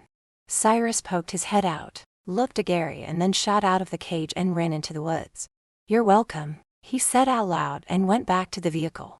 Chapter 14. Gabriel followed behind the two women. He felt bad when she started crying, and instead of being the one to comfort her, he let Margaret be the one. He was wondering what his wife would think of the place. Would she be disgusted? No, she wasn't. But then again, she always saw the beauty in everything. "Make yourselves comfortable while I make the tea." Paige sat on the sofa next to Gabriel and looked around the small room. Though it was old and run down, it was clean and she felt a sense of peace. It was cozy. She waited patiently for her grandmother to come and sit down. She had so many questions to ask her. When the old woman came back over to them and handed out the tea, she sat down in her overstuffed chair across from them. She noticed the bag sitting on the floor next to Gabriel. "I see you brought me some more chocolates." He smiled, picked the bag up and handed it to her. "I know how much you like them. By the way, where is your cat? I haven't seen him." "Cyrus is probably out looking for trouble," she snickered. "Perhaps he's gone to keep the young man company." She then turned her attention to Paige. "I'm sorry to hear how you grew up in foster homes. If I had known about you, I would have come for you. You look so much like her, and you have a pure heart. Tell me about my mother, and do you know who my father is?" She was like a ray of sunlight, so happy when she was young. That was until she got a bit older and the town kids would tease her, saying her mother was a witch and that she must be one too. Since the age of 10, she would tell me how much she hated living here, her life, and swore she would one day run away. Your mother was smart, book smart, read everything she could get her hands on. She was never happy here, so it didn't surprise me when she ran away. Her father died before she was born and it broke my heart when she left. I tried everything I could to find her, called the sheriff, hung up flyers. After 10 years, the police stopped looking for her. Paige felt her heart sinking. She would never know what her life was like or who her father was. "So you have no idea who my father was?" "I'm sorry," Margaret said. Seeing how sad her granddaughter looked broke her heart. "Wait right here." When Paige and Gabriel were alone, she looked at him with sadness. "I was hoping to learn more about my mother. I was also hoping to find out who my father was." He stroked her cheek in a loving gesture. "My guy couldn't find out anything about him. Without DNA, we'll never know. I'm sorry, baby. I tried to find out more, but this was all that he could find out." "I know, and at least you found my grandmother. That means a lot to me." She stopped talking when Margaret came back carrying what looked like a photo album. "It's not much, but here are some pictures of your mother growing up," she said, handing them to her. Paige and Gabriel looked through the album together. There weren't many. A few from when she was a baby up until she left home at the age of 16. She looked happy when she was little, but in the later pictures she doesn't, Paige said. Her heart began to ache for the woman she would never know. "When you're young, you don't realize what you're missing, like a beautiful home, nice clothes and friends." It hurt her to see the nicer things the children in the town had. Not that they had much, but it was more than what we had. She began to resent me in this place, and she got teased a lot about having a mother who was a witch. "Are you a witch?" she asked, looking at her and seeing the smile that crossed her face. "People don't believe in witches anymore. There was a time when they did, and they feared them. Many years ago, women who were thought to be witches were murdered. Books and movies portray them as evil, as devil worshippers who put spells on people. It's the opposite, really. Witches are basically good. They each have special powers." "What kind of powers?" Paige asked, getting excited. "Some can see the future when they hold something personal belonging to someone. It's not clear, but they can feel when that person is in danger. Some have the power to make light when there is darkness, and vice versa." She glanced over at Gabriel, and a small smile appeared at the corner of her mouth. "Each witch has some kind of special power." "So you're saying you are a witch?" Gabriel asked, looking back at her. "I am a descendant of witches, yes. Contrary to what the young man said, I do not ride on a broom. You can let him know I said that." "So does that make me one too?" Margaret placed the palm of her hand under Paige's chin. "Yes, my darling. You have the power of love in your heart. You were able to take a man who possessed a cold heart, one who couldn't love or show kindness towards another human being. You showed him love and how to love. You melted his heart. That, my darling, is your power. That and the power of aging slowly." Gabriel bit his tongue. He didn't believe in witches and didn't like that Margaret was encouraging his wife to believe that she was one. He did, however, believe that some people had psychic abilities. Just then Cyrus came into the room and jumped onto Paige's lap. "Be careful, Angel. He's not very friendly." She looked down at the cat in her lap and started stroking it. "What are you talking about? He's sweet and adorable," she said when it started to purr. "You must be Cyrus. It's a pleasure to meet you." "Say, she has the power to tame all kinds of wild beasts," Margaret said, looking at Gabriel. After talking for a while and having another cup of tea, it was getting time for them to leave. "Grandma, come back to Italy with us. We have a really big house with lots of room. You could live with us and be near your great-grandchildren. It's a beautiful place to live and I know you'd love it." "That is so sweet of you, my dear, but this is my home. But it's old and run down. There's no electricity or running water. With us you would be taken care of. You wouldn't have to cook or clean. I was born in this house. I grew up here and I had your mother here. I've lived here all of my life. It's where I was born and it's where I want to die. Besides, there is no way you will get me in one of those flying machines." She could feel the tears starting to form in her eyes. She had just met her grandmother and was about to leave her and didn't know when she would see her again. It was breaking her heart to leave her here in a place like this. So she looked to Gabriel for some help. He could see how much pain she was in and knew why she was looking at him. "Mrs. Bell, we would love to have you come live with us. You can have your own wing in the house, and you would be free to come and go as you please. It would give my wife a great deal of pleasure if you would accept our invitation. Seems to me you have powers of your own." "What?" he asked, wondering what the heck she was talking about.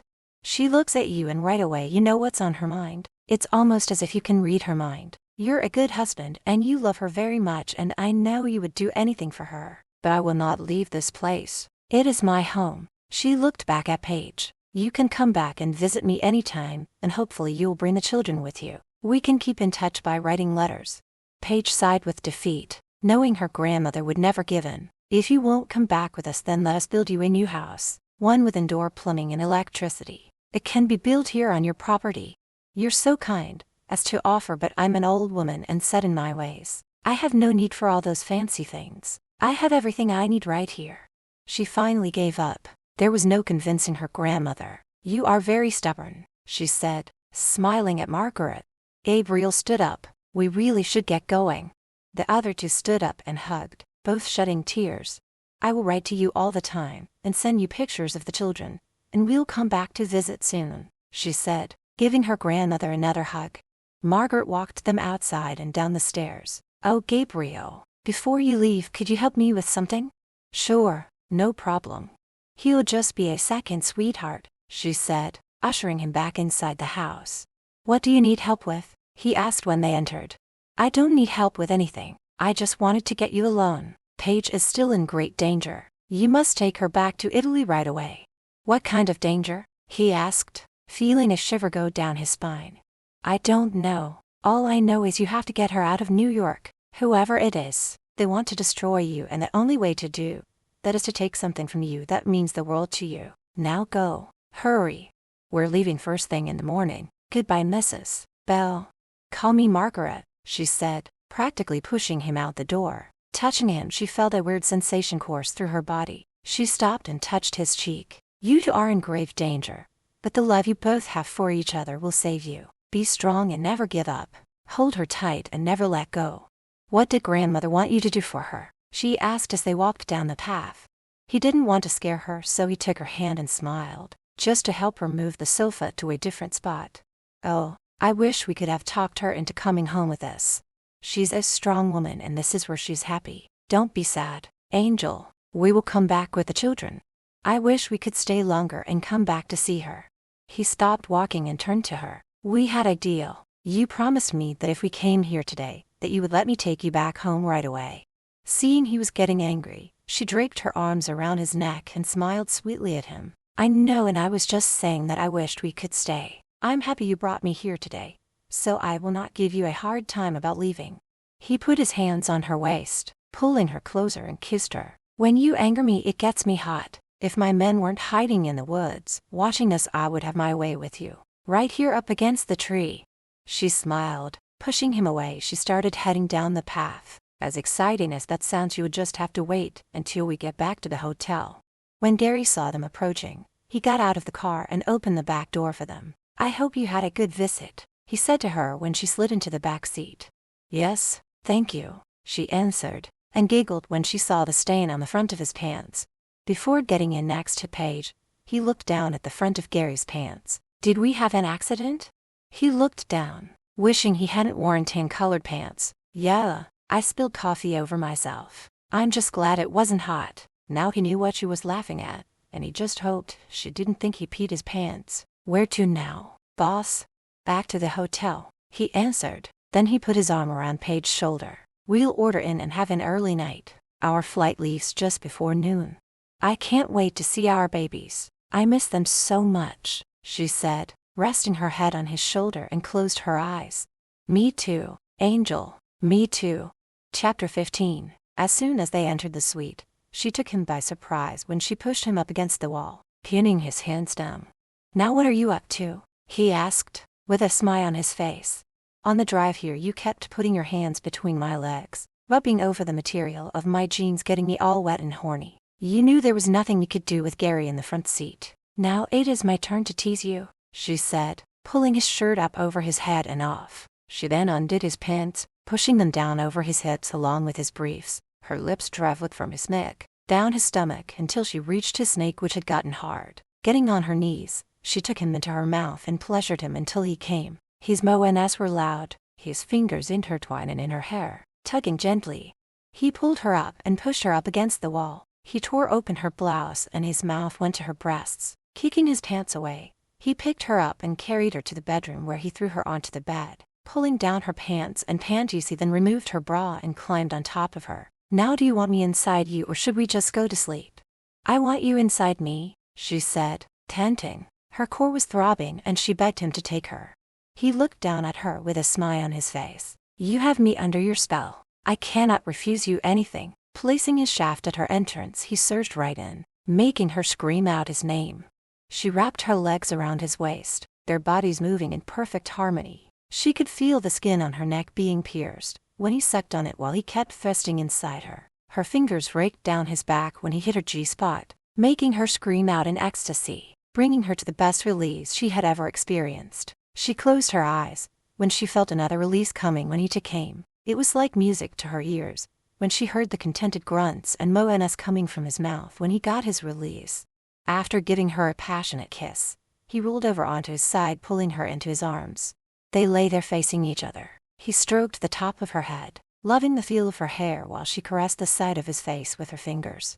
Gabriel, I want you to know how much I love you. I love your looks. I love how strong you are, and how you dominate me in bed, and yet outside of the bedroom you treat me as your equal. I was never truly alive until I met you. You once told me you were evil, that you were a demon. That was so far from the truth. You are kind, loving, and a good man. I love you with every fiber of my being. Don't ever leave me. If you do, I will die. I am that way because of you. You changed me. You made me the man I am today. I will never leave you, because without you I am nothing but an empty shell of a man. He pushed her back down onto her back and got on top, hovering over her. I love everything about you. Your kind heart, your beautiful soul. The thing that I really like about you is this sweet, firm, slender body of yours beneath me. His mouth came crashing down on hers, his kiss rough and passionate as he entered her once again, and brought them both to another release. They both woke up the next morning with smiles on their faces. Good morning, my gorgeous husband, she said, rolling over on top of him. He wrapped his arms around her, enjoying the feel of her body on top of him. Morning, beautiful. Are you hungry for some Italian sausage? She giggled. It always sounded funny to her when he called his manhood that name. I'm still full from last night. I thought we could have a shower together and then order breakfast before we head to the airport. I can give it to you in there just as well as in here, he said. Taking her hand, they walked towards the bathroom. An hour later, there was a knock at the door. It was room service bringing their breakfast. I'm starving and this smells really good, she said, lifting the lids. They both sat down and started to eat, enjoying their French toast, bacon, and fresh fruit. Would you like me to pour you some coffee? She asked, lifting up the small coffee pot. I'd love some, he said, holding up his cup. He took a sip and made a face. This tastes a bit bitter.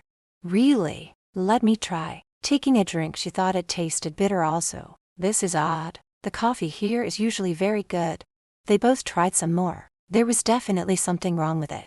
I'll call downstairs and have them bring up a fresh pot, he said and went to stand up. The room started to spin. Everything became hazy and he knew right away that something was terribly wrong. He tried to focus. Looking across from him, he couldn't see her. Angel, he called out to her. The next thing he knew, he was laying on the floor. The last thing he saw before he blacked out was his angel on the ground. Her eyes were closed.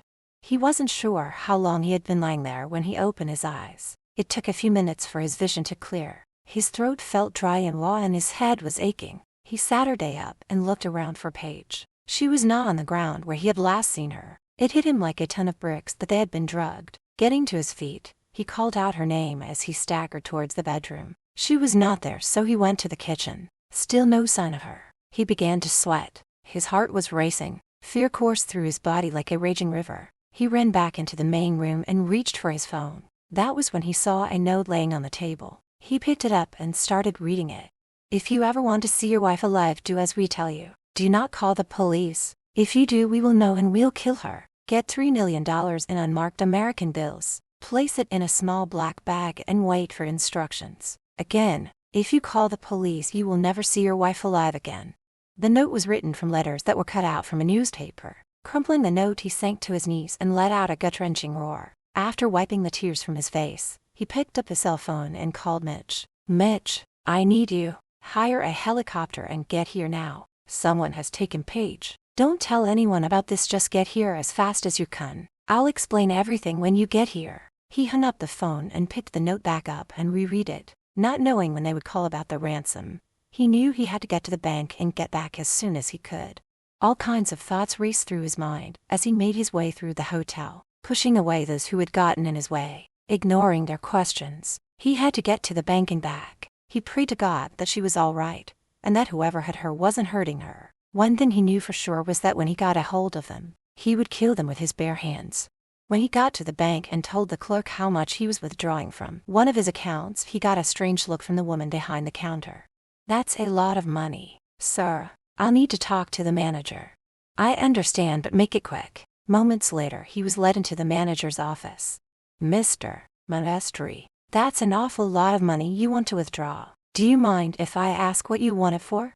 Gabriel was not in the mood for this bullshit. He leaned over the desk and stared the manager in the face. I do mind, and it's none of your business. It's my money, and if I want to withdraw it, you don't need to know why. Don't piss me off or I will buy this place, and you will be out on your ass without a job. Do I make myself clear? He yelled at the frying manager. He knew all about Gabriel and his reputation. He was the last man he would want to piss off. I'll have a cashier's check made out for you. No, I want it in cash. Unmarked bills. He placed the black bag on the desk in front of the manager. Have it put in here and make it quick. The man swallowed hard and tried to avoid looking into Gabriel's eyes. Yes, sir. It will take a little while. Can I get you a coffee while you're waiting?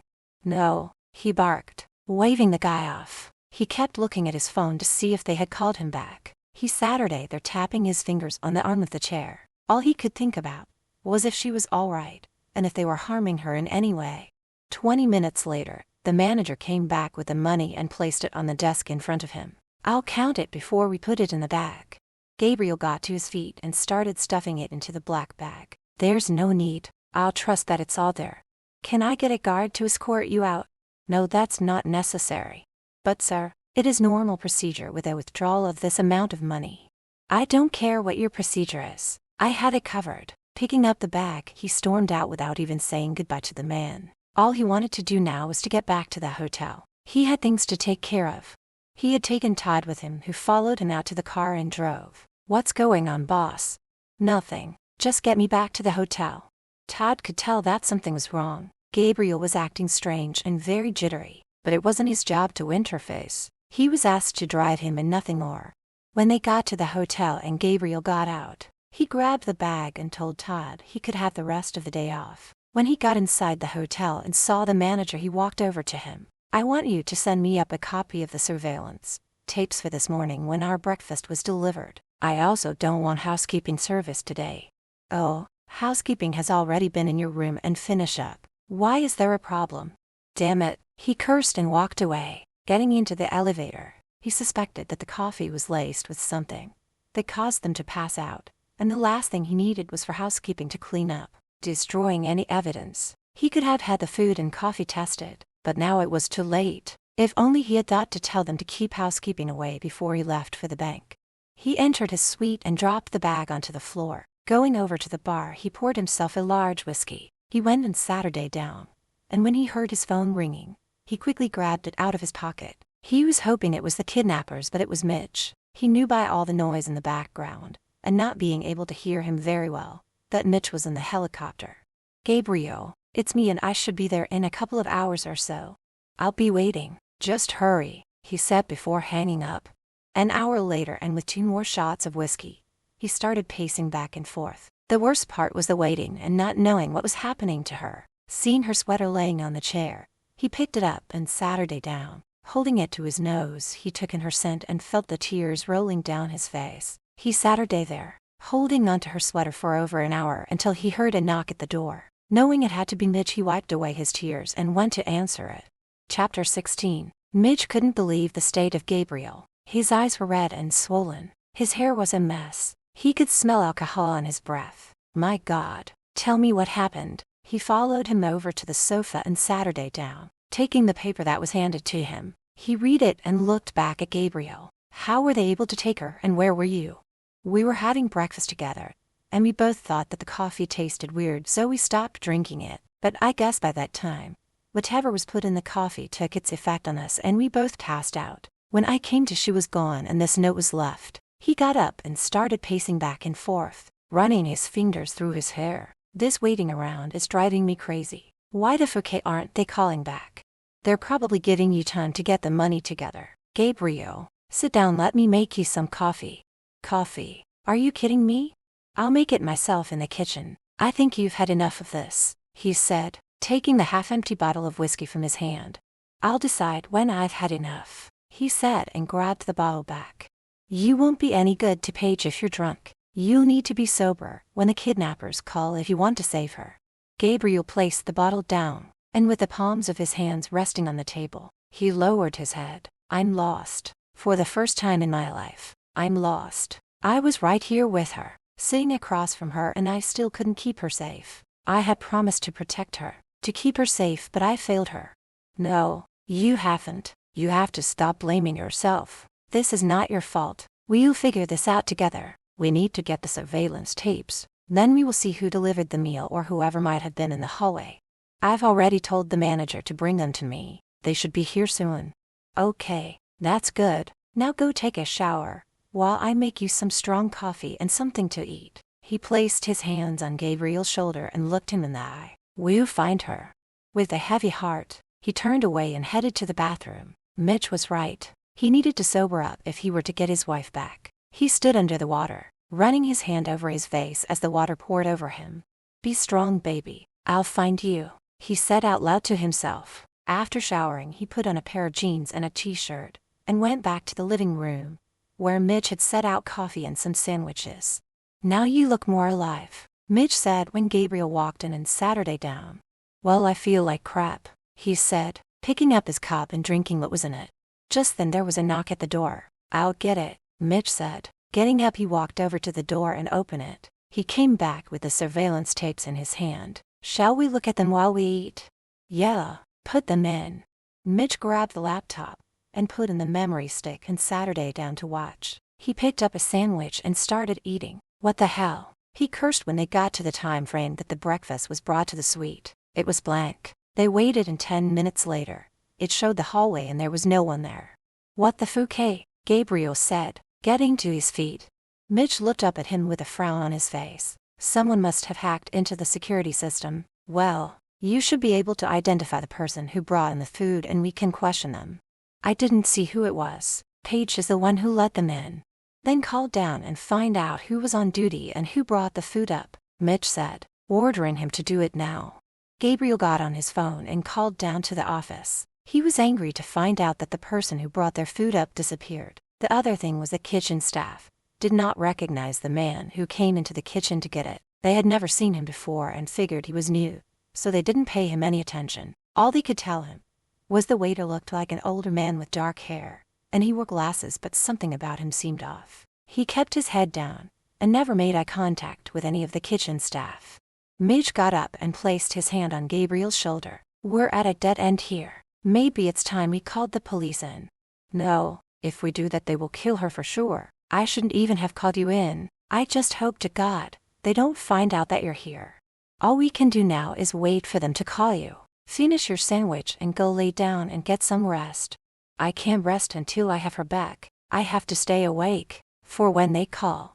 "At least lay down and close your eyes. I'll be here, and if the phone rings and you're asleep, I will wake you up right away. Lay down here on the couch if you don't want to go into the bedroom." He went into the bedroom and grabbed a pillow, handing it to Gabriel. "Lay down and close your eyes." Taking the pillow, he growled at him. "You're getting as bossy as Paige." He laid down and stretched out, closing his eyes. He wasn't sure how long he had been sleeping when Mitch shook him awake. "Gabriel, wake up. Your phone is ringing." He jumped up, grabbed his phone. "Gabriel here," he said, and listened to the person on the other end. After being told where to go and what time to be there, he growled into the phone. "I'll give you whatever you want, but if you've harmed her in any way, I will kill you." "What did they say, and did you recognize the voice?" Mitch asked, trying to get his attention. "No, they were using one of those gadgets that distort your voice. I have to meet them in 3 hours." He looked over at Mitch. "I never should have asked you to come here or told you what was happening. I have to go alone." "You can't come with me." He was not about to tell him where he was going. He was warned to go alone and that people would be watching him. If they saw anyone with him, they would kill Paige. "I'm not letting you go alone." "Mitch, I'm your boss and you will do as I say. I'm also your friend and a member of your family." Gabriel put his hands behind the man's thick neck, drawing him closer. "You are family, but you cannot help me this time. I must go alone and save her. I will not risk her life by taking you." Letting him go, he stepped back. "I'm going to change and get my gun, call down and have them bring my car around." With that being said, he headed towards the bedroom.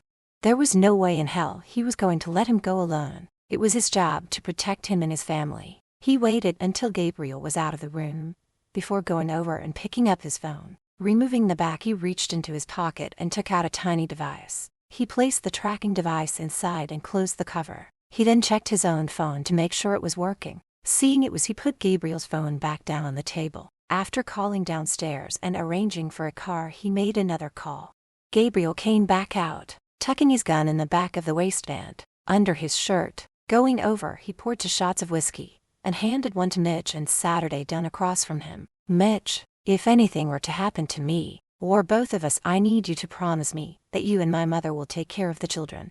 "You know we will, but nothing is going to happen to either one of you. I won't let it." Gabriel looked back at him. He knew right then that Mitch was going to follow him, and that would put Paige in danger. He wasn't about to let that happen. Swallowing the last of his whiskey, he stood up and held out his hand to shake Mitch's. "I'll see you soon, old friend, and I'm so sorry." Mitch squinted his eyes. "Sorry for what?" Gabriel had learned several ways to render a man unconscious. One was to apply pressure to a certain spot on his neck. Without warning, he reached over, placing his hand on Mitch's throat and putting pressure on just the right point.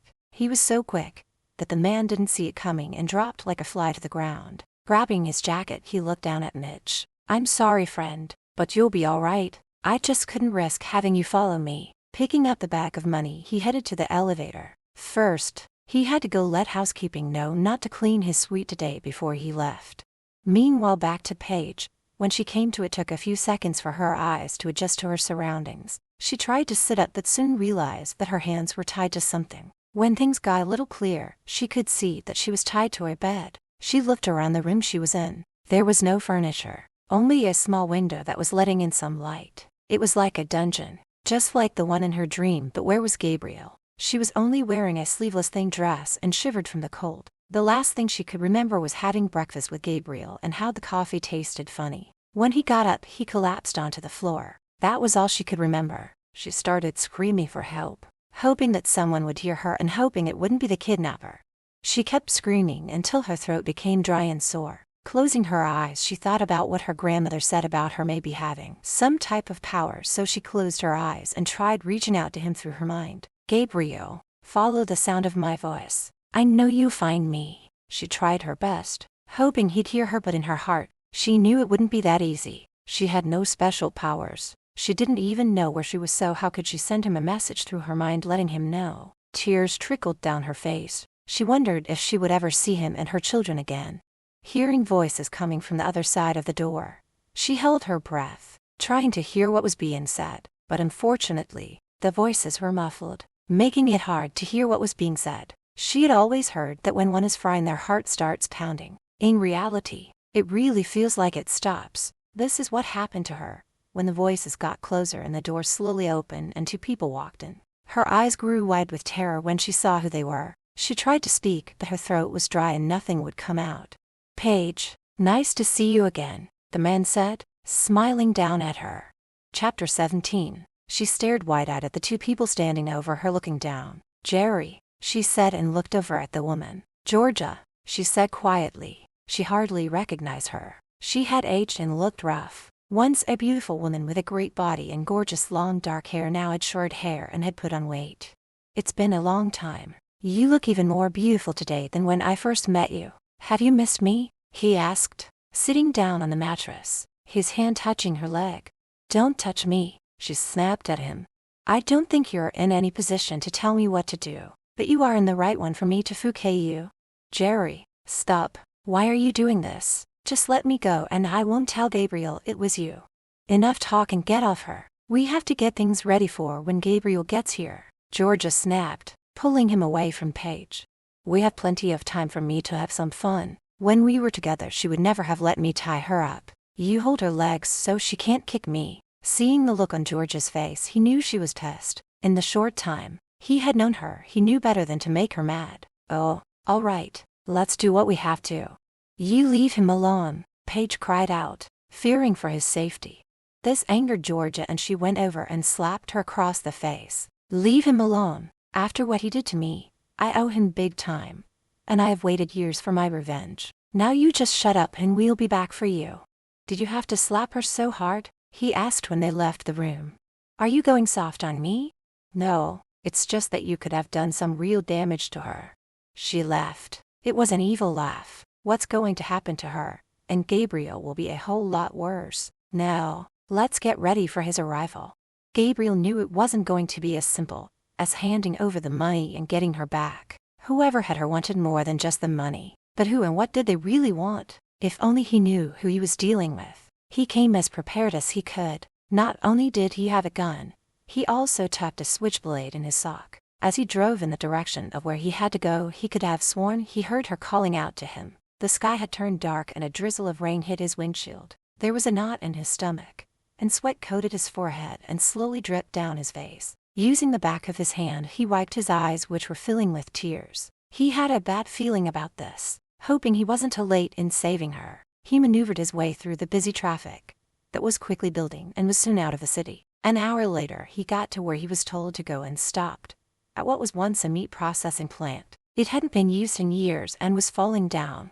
He sat there in his car, checking to see if there were any men with guns. He was sure there would be a few around. Taking a deep breath, he stepped out and started walking towards the building. Reaching around behind him, he took out his gun. With a bag of money in his free hand, he made his way over to a door that was left open. Going inside, he had to wait until his eyes adjusted to the dark. He had no idea where to go. The kidnapper only told him to keep walking until he came to the stairs leading to the upper level. The place was damp and cold. It had the stench of old rotted meat in the air. He moved slowly, listening for voices or footsteps that might be nearby. Gun raised, he kept walking. He then noticed a shadow up ahead. Leaning up against the wall, peeked his head around the corner and shouted out, "I don't want to kill you. Just tell me where my wife is." He received no answer but heard a soft laugh as the shadow disappeared. It sounded like a woman's laugh, but he couldn't be sure. He went to follow it and found himself in a hallway that had stairs heading in all different directions. Not knowing which way the shadow had gone, he took the stairs closest to him. When he reached the top, he jumped, turned and raised his gun, ready to fire when he saw it was a pigeon that flew in the window from outside. "Fucking bird," he cursed out loud. As he moved down the hallway, he tripped over something and felt a searing pain go through his leg, just above his right ankle. Landing on his ash, he lifted up his pant leg and saw blood. He then saw barbed wire strung low from one end of the room to the other. It hurt like hell, but was glad it was only his one leg and not both. This was a booby trap that told him he was going the right way. Ignoring the blood and pain, he moved forward, watching for more traps. "Be strong, Angel. I'll find you," he said quietly so that no one else could hear him. He stopped dead in his tracks when he heard a voice. It spoke so quietly he wasn't sure if it was just in his head or not. "Careful, my demon. There are traps ahead." It was the voice of his angel talking to him through their minds. She really did have some hidden powers that neither one of them knew about. He continued walking and was taken by surprise when a man jumped out in front of him and punched him in the face, knocking him to the ground. The gun was knocked out of his hand, out of reach. The man hovering over him was a giant of a man who placed his foot on his chest, preventing him from getting up. "You're not as tough as the others said you were," he said, laughing down at Gabriel. "I don't know who you are and I don't want to kill you, so why don't you help me get my wife back? I can make it worth your while." "Oh," the man barked. "I'll give you all of this money if you help me free her. I'm already being paid, and as a bonus, they said I could forget her while you watched before we kill you both."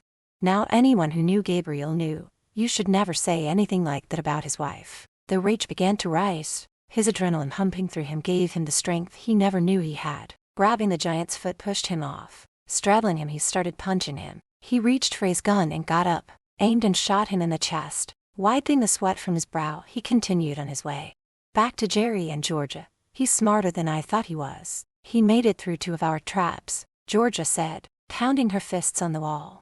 "How the hell did he beat that giant?" Jerry asked. He couldn't believe it. The man was known for his strength, and no one had ever been able to put him down. "Maybe we made a mistake. Let's just let her go and then Gabriel might let us live." In a fit of anger, she pushed him up against the wall. "Are you fucking stupid? He'll never let us live after what we've done. Now stop being a wussy and let's get this done. He'll be here soon. Have you got everything in place?" Jerry started to sweat. This broad scared the shit out of him. "Yes, but once we push the button we'll only have 20 minutes to get out before this whole place blows up." "Good boy," she said, giving his face a couple of taps with her hand. "Go get the girl and bring her in here." Jerry entered the room where she was and walked over to her. A part of him was feeling guilty and yet another part was looking forward to Paige and Gabriel getting what they deserved for what they had done to him all those years ago. He had waited a long time for his revenge, and when Georgia approached him with a plan he was all for it. Paige lay there watching him as he approached her. "Jerry, you don't want to do this. You may be a liar and a cheater, but you are not a killer." "Shut the fuck up," he snapped as he untied her and forced her up. "You and that prick you married brought this on yourselves. Because of you two, I was blackballed from every decent hotel in the world. My wife divorced me, leaving me penniless. No other woman would have anything to do with me when they found out about me. My ex made sure they all knew." "Where are you taking me?" "Into the other room. We have to get you ready for Gabriel."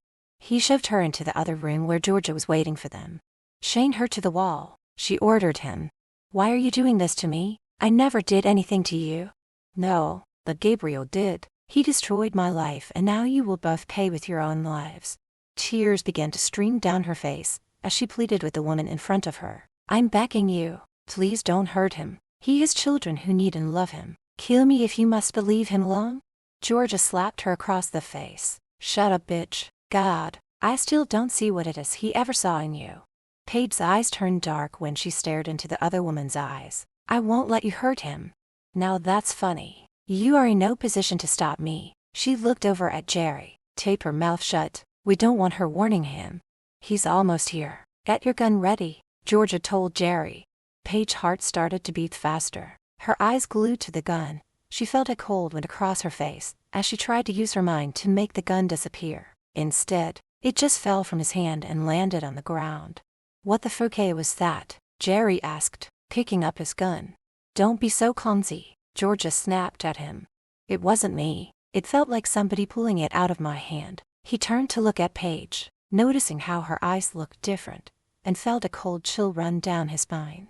"Come on, let's get out of here and hide before he gets here," Georgia said, grabbing his arm and pulling him out of the room. Gabriel finally got to the top of the building. All was quiet. Way too quiet, he thought. He had to overcome a couple more traps, but nothing he couldn't handle. He knew they were just ones meant to slow him down. Whatever the reason was for that, he would probably never know the answer. Coming to one door, he kicked it open with his foot and aimed his gun. Seeing there was nobody there, he left and went to the next door, doing the same to it. Still, No one was inside. Reaching the end of the hallway and the last door, he swallowed the lump in his throat, knowing she had to be in there but wondering if someone else was with her. He called out her name but got no response back. Taking a deep breath, he aimed his gun and with his left foot kicked the door open. He could feel the color draining from his face, and it felt as though his heart had stopped beating when he saw what he did.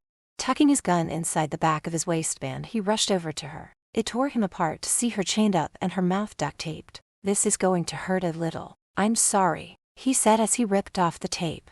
"Gabriel," she cried out. He placed the palms of his hands on her face. "I'm going to get you out of here," he said, giving her a quick kiss on the lips. She looked over his shoulder and yelled out, "Gabriel, behind you." Before he had the chance to turn around, he was struck in the back of the head. He felt a searing pain before he blacked out. Chapter 18. When he came to, his head was hurting like a son of a bitch, and he was in a chair with his hands tied behind him. He looked up and saw that Paige was still chained to the wall. "Angel, are you all right, baby?" he asked, trying to free his hands from the rope. She couldn't help crying after seeing how Jerry struck Gabriel in the back of his head and tied him to the chair. "I'm okay, but they'll be back soon." "Ew?" he asked, still struggling with the rope. "Jerry Spooner and that woman Georgia. But we haven't seen or heard from them in years," he said, never guessing it would be them, and wondered how they even knew each other. "I'll get you out of this, I promise." "Gabriel, what if we don't get out of this? What will happen to our children?" "Listen to me. We will get out of this alive." He could see the doubt clouding her eyes. "If anything does happen, my mother and Mitch will take care of them."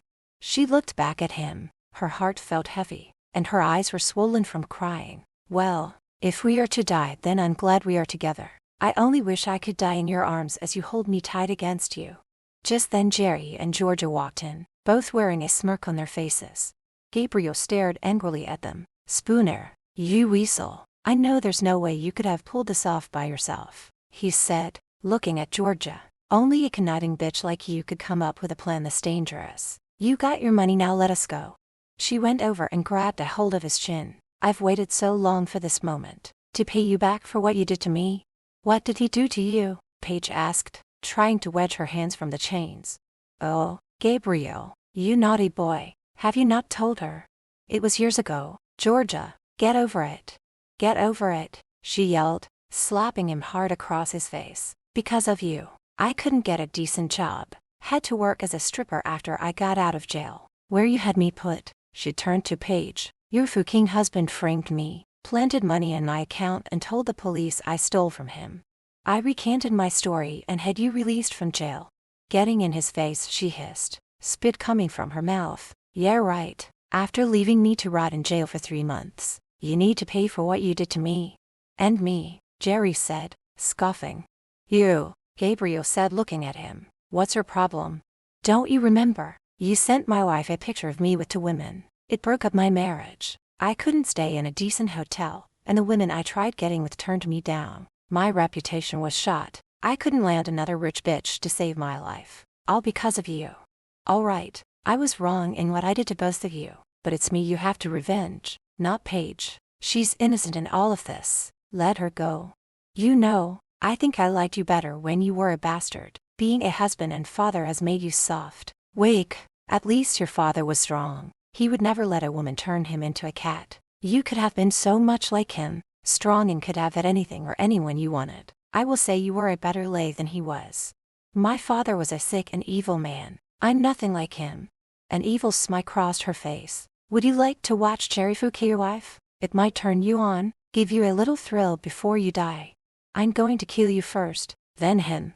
"Go ahead, Jerry. Whip it out and bang her. But make it quick," she said, still smiling at Gabriel. Jerry felt his snake swelling. The thought of doing it was turning him on. He turned to Paige. Moving closer, he put his hands on her dress and started pulling it up, and when he went to pull down her panties, he could hear Gabriel swearing at him. This only got him hornier, and when he went to pull down her panties, he felt an electrical shock go through his fingers, and he was thrown backwards, landing on his ass. "What the fuck, eh?" he cried out in pain.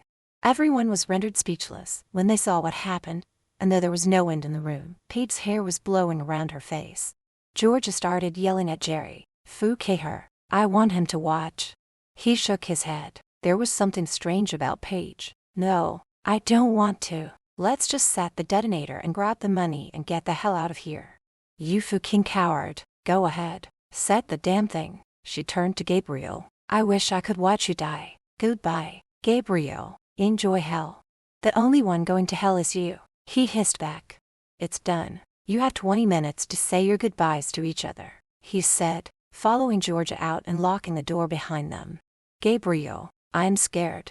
I know you are, Angel. Just hang in. I've almost got these ropes loosened. He felt his wrists getting raw and bloody as he kept twisting and turning them. Then all of a sudden he was loose. It was like magic and he wondered if she had anything to do with it. With his hands free he then untied his feet and rushed over to her. I've got to get these chains off of you, he said. Reaching down he took out the switchblade and tried unlocking the chains. Damn, it's not working, he cursed.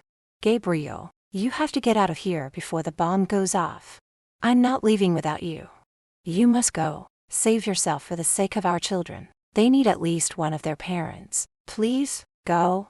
Grabbing a hold of her face he stared into her eyes. I'm not leaving without you, he said, giving her a quick kiss. Angel, if your grandmother was right and you have some powers, now is the time to use them. I don't have any powers, she said sadly. I think you do. You did something when Jerry tried to rig you. Think about what you did then and try something now. I don't know how that happened, but I'll try, she said, closing her eyes and concentrating on breaking the chains that held her prisoner. It's not working, she cried out. Gabriel, leave now while you can. He looked around, walking over to the bomb. I'll throw the bomb out the window and pray to God we survive the blast. If I can throw it far enough, it might save us. Gabriel, no. I heard Georgia tell Jerry that if anyone picks it up, it'll go off right away. He was starting to give up hope. Looking at the bomb, he knew they only had 15 minutes left. I'm sorry, Angel. Going back over, he placed his hands on her face. I love you, he said, giving her a kiss as he held on to her. They both jumped and looked towards the door when they heard a gun going off and the door was kicked open. Mitch, they both shouted at the same time. Damn, you're a sight for sore eyes, he said, looking at Mitch. Help me get these chains off her. Hurry. With no key, I'm going to have to shoot them off. Wait, Gabriel said, standing in front of her. Will you trust him? I will, she said, nodding her head. He reached up and covered her ears with his hands. Okay, Mitch, do it now. He aimed his gun. Even though he was the best shooter around, he was still a little nervous about taking the shots. It took 2 shots to break the chain on her left wrist and 3 for the other. He wiped the sweat from his forehead when she was released and fell into Gabriel's arms. Thank you, Gabriel said, turning to him. There's a bomb set to go off. We have to get out of here now. Mitch went and looked at it, seeing they only had 10 minutes left. He wasn't sure if they could make it down all the stairs and outside in time. Take Paige and get out of here, he barked at Gabriel. What are you talking about? Gabriel asked, still holding on to her. I've seen this type of bomb before. It should be easy to disable. Now go before it's too late. I'll be right behind you. No, you're coming with us, Paige screamed. Mitch looked at Gabriel. Take her now. If you can't disable it in 2 minutes, leave it and get out, he said as he dragged her out, kicking and screaming for Mitch to come with them. As she was being forced down the stairs, she started crying. We can't just leave him. You should have forced him to come with us. I can't force him to do anything, but I believe he'll make it out in one piece. His heart was torn in bits. He didn't believe what he was saying. He had to tell her that in order to get her moving faster, it's not that he wanted to leave him there, but he had to get his wife out before the place blew up. His eyes watered up. He loved Mitch and knew this would destroy his mother, but he would always be grateful to him for everything he had done for him and his family, and for knowing he had given his life to save them. When they reached the bottom of the steps, there were 2 men with guns and a body was lying on the floor. It was Georgia, her blood running from a gunshot to the chest. Gabriel shoved Paige behind him. He didn't know who these guys were, or if they worked for Georgia and Jerry, and he had dropped his knife upstairs. Mr. Maestri, it's okay. We're with Mitch, the one said when he saw the look on his face. There's a bomb. We've got to get out of here, he shouted, covering her eyes so she wouldn't have to see the dead body. With his arm around her waist, he pulled her closer and they ran out the door. He knew there were only 5 minutes left before it went off, and he got her as far from the building as he could and they squatted behind a tree. The two men helped him to shield her from the blast they were sure was coming. "Just so you know, sir, we had no choice but to shoot that woman. She pulled a gun on us." "What about the man, Jerry Spooner?" "He's tied up in the back of our car. He sang like a bird, told us everything." He looked at his watch and at Gabriel. "Only 1 minute left. Where the fuck is Mitch?" She looked up at him, tears streaming down her face. "Gabriel, we should have made him come with us. This is all my fault. If only we went back home when you said he wouldn't be in there. He'd be safe and sound with Kaya." He cupped her chin in his hand. "You stop that right now. This is not your fault. It's the fault of two people bent on revenge. Mitch will make it out. He has to," he said, holding her head against his chest as he started stroking her hair. There was less than a minute to go and still no sign of him. His body was drenched in sweat. His heart and head were pounding. It had to have been the longest minute in history. As they all stared toward the building, each one silently chanted for Mitch to appear. Back to Mitch. His hands were shaking. Sweat dripped down his face, and seeing there were only 4 minutes left, he knew he wouldn't be able to disarm the bomb. Kaya's face appeared in his mind. They had only just begun their lives together, and his love for her ran deep. She was the only woman who made him feel loved, and he would die for her and her family. He turned and ran as fast as his heavy-set body would allow him to and raced down the stairs. He knew he wouldn't make it in time, but he had to try. Time was up. Not hearing an explosion, Gabriel and the others thought Mitch had succeeded in stopping the bomb from going off. But to their horror, they heard a big bang and saw the building exploding. Paige started screaming Mitch's name and tried to get up, but Gabriel held onto her tightly, not letting her run toward the building. He pulled her close to his chest and held. Chapter 19. He pulled her down onto the ground, wrapping his arms tightly around her to stop her from running towards the burning building. He felt a great sense of grief and loss, knowing his friend gave his life to save theirs. "Gabriel, why?" she asked, sobbing into his chest. "I don't know, Angel. I don't know." He didn't know what to say to her. He still couldn't believe Mitch was gone. They stayed where they were, sitting on the ground holding each other. He looked up when someone came over and dropped the bag with the money in it next to him. "I believe this belongs to you." "Thank you," he said, but he didn't give a damn about the money. No amount of money was worth losing his best friend over. He felt her shivering and knew she was cold. Not having a jacket on him, he asked the man to take off his jacket. Reaching for it, he wrapped it around her. She had stopped crying but had a blank look on her face. Soon the police and fire trucks showed up. The police questioned the men that Mitch had hired to come with him. Then they went and talked with Gabriel. They wanted to talk to Paige, but she was too upset, so they said they would talk to her the following day. He helped her up, placing his hands on her face, his thumb lightly rubbing the bruise on her cheek. "I'm taking you back to the hotel." She shook her head. "No, we have to wait for Mitch. Angel, he's gone." Shaking her head, she started pounding him in the chest with her fists as she yelled at him through sobs. "No, he's not. Don't lie to me." Her eyes filled with tears and her chest was heaving rapidly up and down. Grabbing her fists, he held them, his forehead resting on hers. "I'm sorry, Angel. I don't want to believe it either, but we have to face the fact that he's dead." After she settled down, he put his arm around her waist and headed towards the car that was waiting to take them back to the hotel. They were almost to the vehicle when she felt a weird sensation going through her body. Stopping, she turned to look back at the building. "Mitch," she cried out. Letting the coat fall from her shoulders, she started running towards the figure that was covered in dirt and ashes. He walked with a limp, covered in blood, but she knew it was him, and he was alive. She jumped into his arms and started sobbing again. Not knowing how he survived the explosion, and not caring she hugged him so tightly he started groaning. "Paige, be careful. I'm in a little bit of pain here." She released him when Gabriel walked over. "Don't you ever scare me like that again or I'll kill you myself." "I won't, I promise," he said, then looked at Gabriel. Gabriel fought to hold back the tears that were threatening to come. "Thank God you're alive," he said, giving him a hug. He waved over the paramedics. "This man needs immediate attention. He's hurt." "No, I'm fine."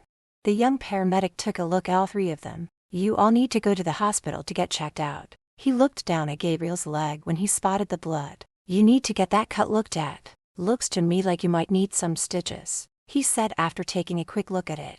They all rode to the hospital together. All three were taken into different rooms to be examined. Except for the bruise on her cheek, Paige was told that there was nothing wrong with her, so she went into the room where Gabriel was.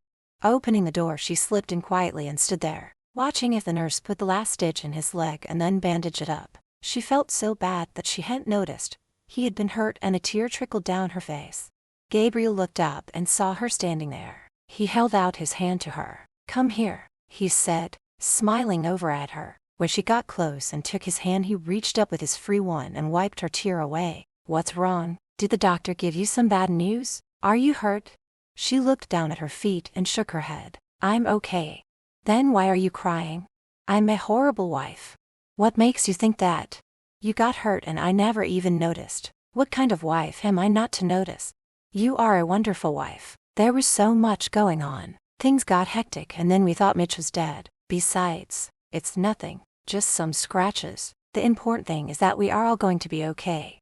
She looked at him with sadness in her eyes. "I was so scared that I knew you would come and rescue me. It was Mitch that rescued us. I'm going to have to ask him how he managed to do that when I didn't tell him where I was going." "Have you got any word on how he's doing?" she asked. Standing between his legs, she placed her arms around his neck. "No, let's go and see if we can find out," he said, taking her hand, led her out of the room and over to the nurse's station. He cleared his throat to get their attention as their backs were to him. The nurse that was there when all three were brought in turned to face them with a smile on her face. "Can I help you with something?" "We were wondering about our friend, Mitch Black, how he's doing," Gabriel said, returning the smile. "The doctor's with him and they should be finished by now. I'm sure it will be okay if you wanted to go in and see him." After thanking her, he and Paige walked down the hall to the room where Mitch was. A nurse was wrapping up his ribs. "How's our man doing?" Gabriel asked when they got closer to him. Mitch gave them both a big smile. "I'm all right, just some cracked ribs, sprained ankle, cuts and bruises, but I'll live." He held her hand, noticing the bruise on her cheek. "How are you, sweetheart? I'm glad Gabriel got you out in time." "I'm alive and well thanks to you and your bravery." "So is Gabriel. How can we ever thank you?" "It's my job to protect you and Gabriel, also your family." "Just how were you able to find us?" "I knocked you out, remember?"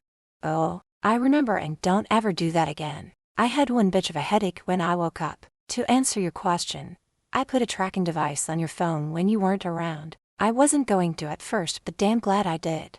"Me too, old friend." "Me too," he said, giving Mitch another hug. He chuckled when Gabriel hugged him. "Damn, man, this is the most you've hugged me in all the years I've known you. You know, if you want to pay me back for helping you out, you could buy me a steak dinner with all the trimmings. I'm starving."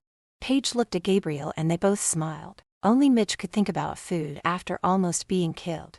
"Okay, buddy, we'll go back to the hotel and order room service. After we've showered and changed, you can stay in the spare bedroom until you're feeling better." "Sounds good to me," Mitch said, putting on his dirty shirt. "Let's get out of here. I hate hospitals." Paige was curious about something, so before leaving she stood in front of Mitch. "How did you get out of the building before it exploded?" "I couldn't disarm the bomb, and I was down to about 10 minutes. So I took off running down the stairs. I knew I wasn't going to make it down all the way, so I jumped out a window. I figured some broken bones were better than being blown up." Leaving the hospital, Todd was waiting to give them all a ride back to the hotel. He was glad to find out they were all right. Mitch Saturday in the front with him, while the other two Saturday in the back.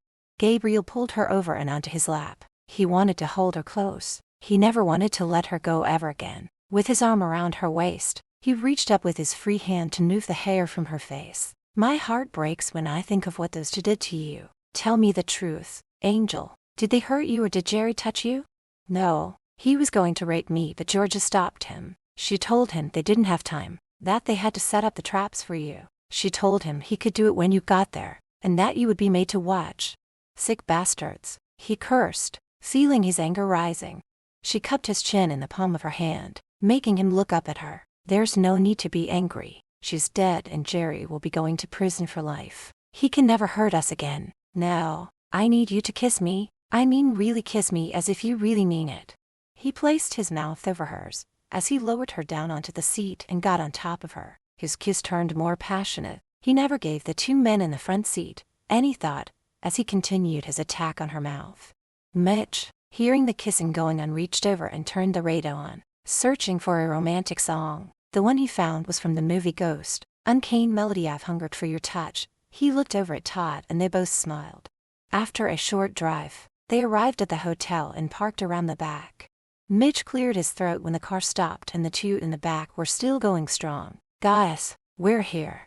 He didn't want to stop kissing her, but knowing the others were waiting, he pulled away, smiling down at her. "We'll continue this later. I love you more than you can imagine." Getting up, he helped her up and out of the car. Todd handed Gabriel the bag with the money and told them how happy he was that they were okay. They ended up going through the back way and took the server's elevator so that no one would see them. They were all too tired and sore to answer a bunch of questions from the hotel staff. Inside the suite, Gabriel, with his arm around her waist, turned to Mitch. "Make yourself at home. We're going to take a shower and change, and then we'll order room service." "Yeah, I'm going to clean up too," he said. Picking up his suitcase, he headed towards the spare bedroom, while Gabriel and Paige went to their room. Chapter 20. They walked into their bedroom and Gabriel took off his shirt. He knew she was still upset about the horrible ordeal they went through and pulled her into his arms. "It's okay, Angel. We're safe now and I'll make sure nothing like this ever happens again." She rested her head on his shoulder. "For a while there I was so scared I'd never see you again. I thought I'd never feel your lips on mine or the touch of your hands on my body as you made love to me." With his fingers, he lifted her face up so that he could look into her eyes. "Chase your fears away. I'm here and nothing or anyone can tear us apart. You and I are one. From the first moment we met, it wasn't SXOLS that drew us together. It was destiny. We were meant to be. Kiss me," she said, wrapping her arms around his neck and lifting her head up. The force of his kiss left her gasping as he lowered her down onto the bed. Her fingers moved through his hair, pulling his head closer as she kissed him back, their hearts pounding against each other. Needing air, he broke the kiss that had them both wanting more. "Let's take this into the shower. I want to feel your wet skin against mine when I make love to you," he said. Pulling her up, he carried her into the bathroom. He turned the water on, and they stripped out of their clothes and stepped into the shower. The warm water felt so good as it flowed down their bodies, washing the dirt and grime off of them. After soaping down and rinsing off, she put her arms around his neck, pressing her body up against his. He knew what she wanted. It was the same thing he wanted. "Angel, are you sure this is what you want now?" Her eyelashes fluttered. One hand moved down to his chest. "I've never been more sure of anything in my life. I need to feel you inside me, to feel alive." He knew exactly what she meant. After the danger they went through, they needed that assurance that they were alive and had each other. He lowered his head. His mouth came crashing down on hers, his hands cupping her but cheeks lifted her up and she wrapped her legs around his waist. With her back up against the wall, their lips locked in a passionate embrace. He guided himself inside her, loving how wet she was for him. She clung to him, her face buried in the crook of his neck as he started thrusting faster inside her. It felt so good having him inside her, making her forget the horror of the last few hours. All that mattered now was the love they were sharing. She moaned in ecstasy, and she felt not one but two releases and the feel of a snake inside her pulsating, knowing he was about to come also. He set her down onto her feet, cupping her face in his hands. "I love you. I love you too," she said, staring back into his eyes. "I think we should get dressed and go have something to eat. I'm sure Mitch is waiting. He has probably already ordered the food," he said, turning off the water and reaching for a couple of towels. Mitch looked up and smiled when he saw them entering the room. He had just let room service in and had the trolley, pushing it towards the kitchen. "I was just about to come and get you guys. I hope you don't mind that I went ahead and ordered for us."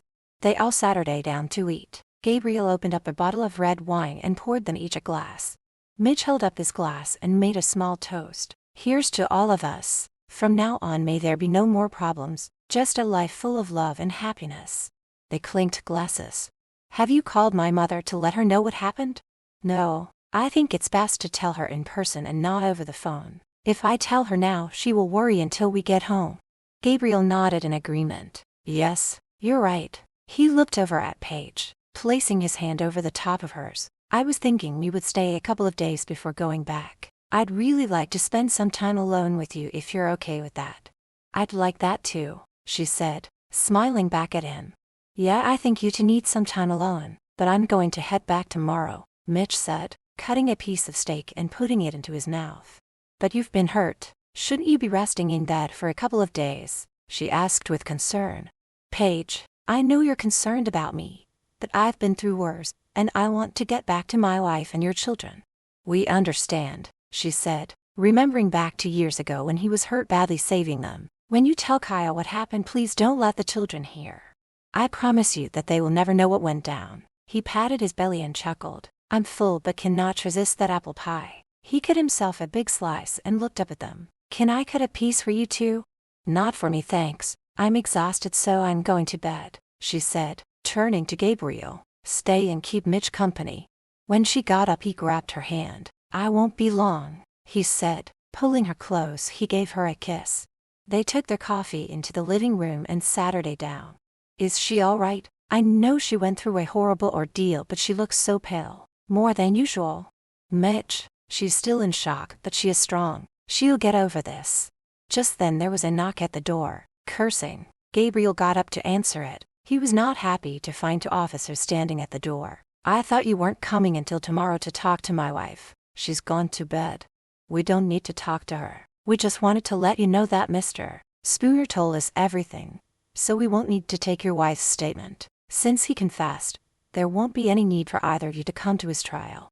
"Well, that's a relief."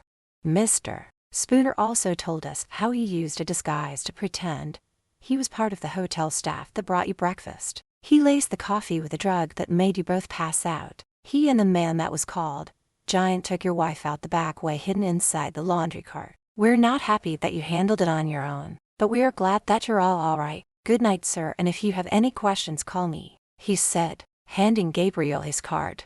"That's good. At least Paige won't have to relive what she went through," Mitch said, knowing she would have been devastated.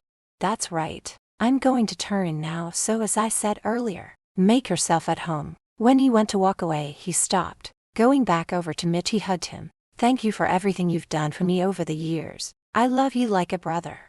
"Well, technically I'm your stepfather." "Don't push it," he answered. Smirking, he turned and walked towards his bedroom. Going into the bedroom, he saw she was asleep on her side. Removing his clothes, he climbed in beside her. Laying up against her, he wrapped his arm over her waist. He smiled to himself when she made a soft purring sound and placed her hand on his arm. Feeling contented, he soon fell asleep. Waking up with the sun shining through the window, he saw she wasn't in bed. He could hear her in the bathroom, and it sounded like she was throwing up. Jumping out of bed, he rushed to her, finding her with her head over the toilet. "Baby, oh God, what's wrong?" he asked, holding her hair back as she continued throwing up. Wiping her mouth with the back of her hand, she turned her head to look at him. "I think I ate too much and too fast last night. Let's get you back to bed," he said, helping her up. "Wait, let me tidy up and rinse out my mouth." He waited while she washed her face and brushed her teeth. When she was done and seeing how pale and weak she was, he picked her up and carried her back to bed. "I'll have the hotel doctor come up and take a look at you," he said after covering her up with a blanket. "No, you don't have to do that. I hadn't eaten since that morning. They took me and I ate my food, barely chewing." "Don't tell me you didn't notice how I was wolfing my food down," she said, giggling. "Well, I didn't want to say anything," he answered and chuckled. "I was almost afraid to reach for a dinner roll. I was worried you might bite my hand." She gave his arm a light slap. "Oh, you're terrible. Stay in bed and get some rest. I'll make you something to eat. That'll make you feel better.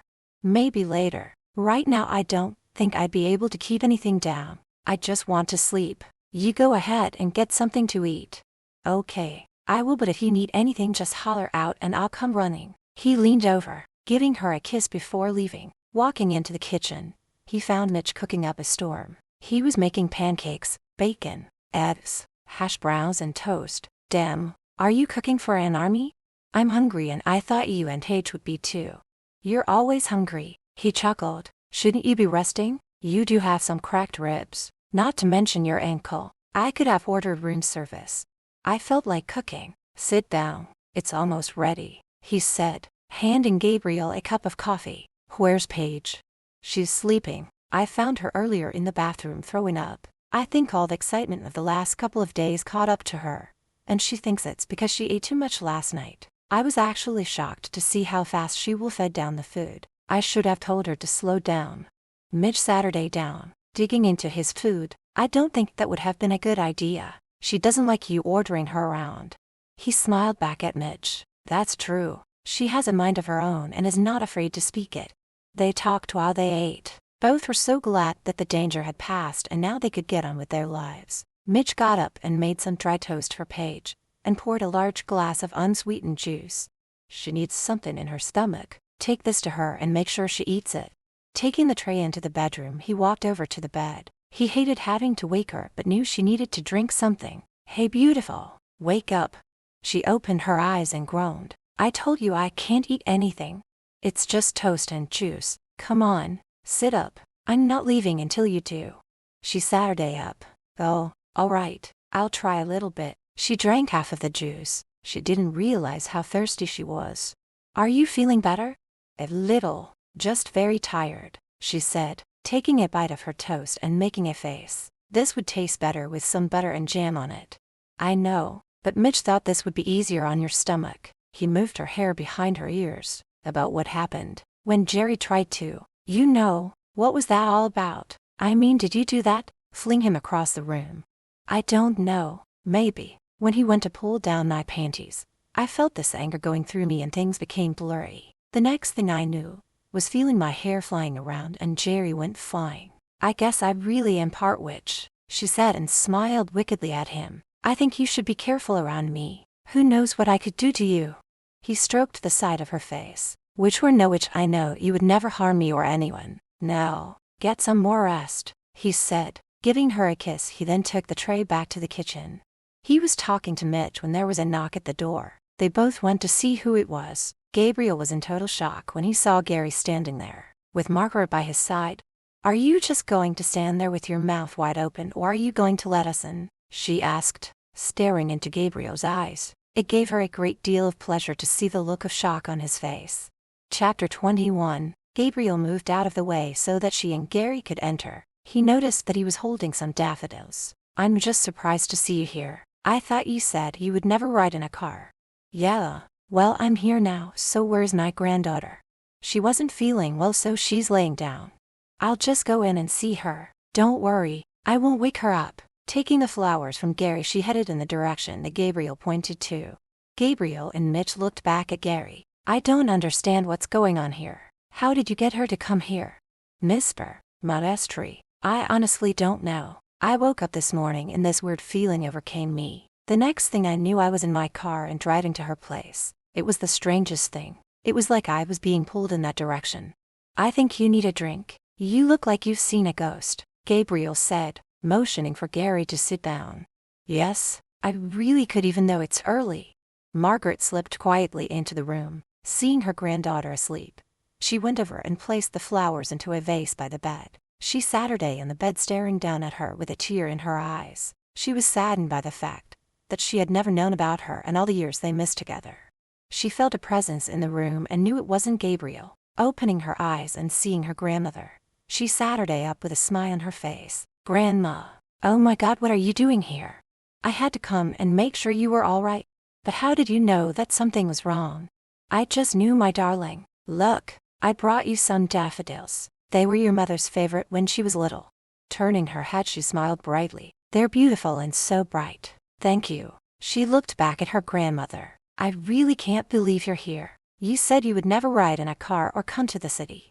I made an exception, just this one time, mind you. Will you tell me everything that happened? Paige told her the whole story from the beginning until now. So this man Mitch, he means a great deal to you, doesn't he? Yes, he's family and he has helped us throughout the years. Tell me about when you met your husband and your life since then. Before she could say anything, Gabriel walked in. Is everything okay in here? He asked, walking over to the bed. Margaret stared at him and spoke up. Everything is just fine, young man, but I could use a cup of tea, and you should bring your wife some decent food to eat. I take my tea with a little bit of cream and no sugar. Well, go on. I ain't got all day, she said, bossing him around. Oh, and tell that young man to hang around. He'll need to take me home soon. Pouting, he walked out of the room. He was not used to being told what to do. Now that he's gone, please continue, and tell me about your life over the last few years. Paige told Margaret all about how and where they met and their life together. She did, however, keep out the part where he blackmailed her into sleeping with him. Poor Gabriel, having such an evil father. I see now why he calls you Angel. You saved him from a loveless life and loneliness. I can tell he is a good man and that he loves you with all of his heart. I know you two will have a very long life together." Gabriel walked in just at the moment she said the last part. It put a smile on his face. "Here is your tea, Margaret. And I also got you a sandwich and a salad. I thought you and Paige could have lunch together." "Thank you, young man. That is very thoughtful of you. I am a bit hungry." He placed the tray over Paige's lap and went to leave, but Margaret stopped him. "Stay with us. What I need to say you both should hear." He pulled up a chair and sat her there patiently waiting while Margaret ate. He was also glad to see that Paige had her appetite back and was eating. Margaret could feel the tension building in Gabriel. She knew he was trying to be patient, waiting for her to say what it was she wanted to say in front of him. He waited until she was done eating her sandwich and watched as she lifted the teacup to her lips. "Margaret, you said you had something to say to the both of us." "Yes, I did, didn't I?" She turned her attention to Paige, taking a piece of paper out of her pocket. "I thought you would like to know where your mother's buried, in case you wanted to go see her," she said, handing her the paper with the address on it. "We won't have time. We're going home soon." "Margaret, it was you that said I should take her home right away." Margaret's head snapped towards him. "The danger is over for good." "She's right, Gabriel. There is no more danger. I would like very much to go to visit my mother's grave. You did say we were going to stay for a couple of days." Whenever she gave him that look, he could never resist her. "Okay, I will take you tomorrow." After talking for another hour, Margaret announced that it was time for her to go home. "Grandmother, you told me you would never get into a car, and here you are. So if you could do that, then you could come back to Italy with us. The children would love to meet their great-grandmother. This was a one-time deal, and there's no way you will get me into one of those big birds. It just ain't natural. But you will come back to visit me and bring the children. I want you to know, my darling, that I love you and I know you will be safe with your husband." She felt sad. She was really hoping that her grandmother would go back with them. "I understand, and we will be back soon with the children." "Yes, my child, I will be looking forward to it. I know you've been through something terrible, but you are strong and it has done no harm to the baby." "Baby?" Both Paige and Gabriel said at the same time. Margaret looked from one to the other. "Yes, the child that you are carrying," she said, placing the palm of her hand on Paige's stomach. He shook his head. "That's impossible. She can't be pregnant." "Is it impossible?" she asked, her eyes saying differently. "Yes, it is. As a child, she had gotten a virus that weakened her immune system. Her first pregnancy was rough on her. She couldn't even catch a cold without it causing severe risk to her health. Even with our daughter, she had to be careful, and after the birth, there were complications, and the doctor said she could never get pregnant again." "That's right, Grandma. It's impossible for me to get pregnant." Margaret cupped her chin in the palm of her hand. "Doctors are not always right. Trust me. You are with child, so you must take care. You will need lots of rest." Giving her a hug and promising to write, she left the room, leaving the two of them stunned by the news. Mitch and Gary stood up when Margaret entered the room. She walked over to Mitch. "I want to thank you for saving my granddaughter and her husband. I understand you are not only their friend but also family. That makes you my family too." She reached into her oversized bag and pulled out a small container and handed it to him. "Put a drop of this in your tea or coffee. It will take away your pain and you will heal quicker." He thanked her and put the tiny container into his pocket. There was no way he was going to take it, not knowing what was in it, but he didn't want to offend her, so he let her think he would. He walked her to the door and wished her well. Back to Gabriel and Paige. Her eyes lit up and she threw her arms around his neck. "We're having a baby. Angel, you know you can't have any more children." "I know that's what the doctors said, but I believe my grandmother. That has to be the reason why I got sick and felt so tired." She looked at him and frowned. "Don't you want another baby?" His heart melted when he saw how sad she looked. "You know I do. But after our daughter was born, there were complications, and the doctor said you wouldn't be able to have any more children." She got out of bed and reached for her clothes. "Wait, what are you doing? Get back into bed," he said, taking hold of her arm. "I'm going downstairs to get one of those pregnancy tests. I know I'm pregnant. A test will prove it to you." Taking the clothes from her hand, he led her back over to the bed. "You are so stubborn. Get back into bed and I'll go get it. I just don't want you to be disappointed." He knew it was impossible for her to be pregnant, but this was the only way to make her see it. Throwing her arms around his neck, she kissed him before jumping back into bed. Maybe you could pick up some ice cream too. He chuckled as he left the bedroom. Ice cream, he thought to himself. It was what she craved with both of her pregnancies. He told Mitch he was going out for a few minutes and asked him to stay to keep an eye on Paige. Sure, is everything all right? There's nothing wrong, it's just that Margaret said that Paige is pregnant. But I thought that was impossible, he asked, thinking back to how devastated the couple was after having Annalisa and finding out they couldn't have any more. It is, but she believes her grandmother, so I'm getting a test for her to take. Oh, and Margaret also gave us the address where Paige's mother is buried. I'm taking her there tomorrow to visit the gravesite. Do you want me to stay and go with you? No, Mitch, you go home to my mother. I'll be back soon, long before you leave for your flight back to Italy. After Gabriel left, Mitch's ribs started to hurt. The pain was intense. He headed to the kitchen, thinking a nice hot cup of tea would help. After pouring some tea into the cup, he sat down. He had run out of painkillers. Then he remembered the potion that Margaret had given him and took it from his pocket. He looked at it for a few minutes, debating on whether to take it or not. The pain got worse, so he put a couple of drops into his tea. Here goes nothing. I hope you aren't poisoning me, old woman, he said to himself as he held the cup to his lips and drank. After drinking his tea, he went and sat on the sofa in the living room. He couldn't believe it. The pain was going away. He looked up when Paige entered the room. You're up? Yes, I was so sick of laying in bed, so I thought I would keep you company.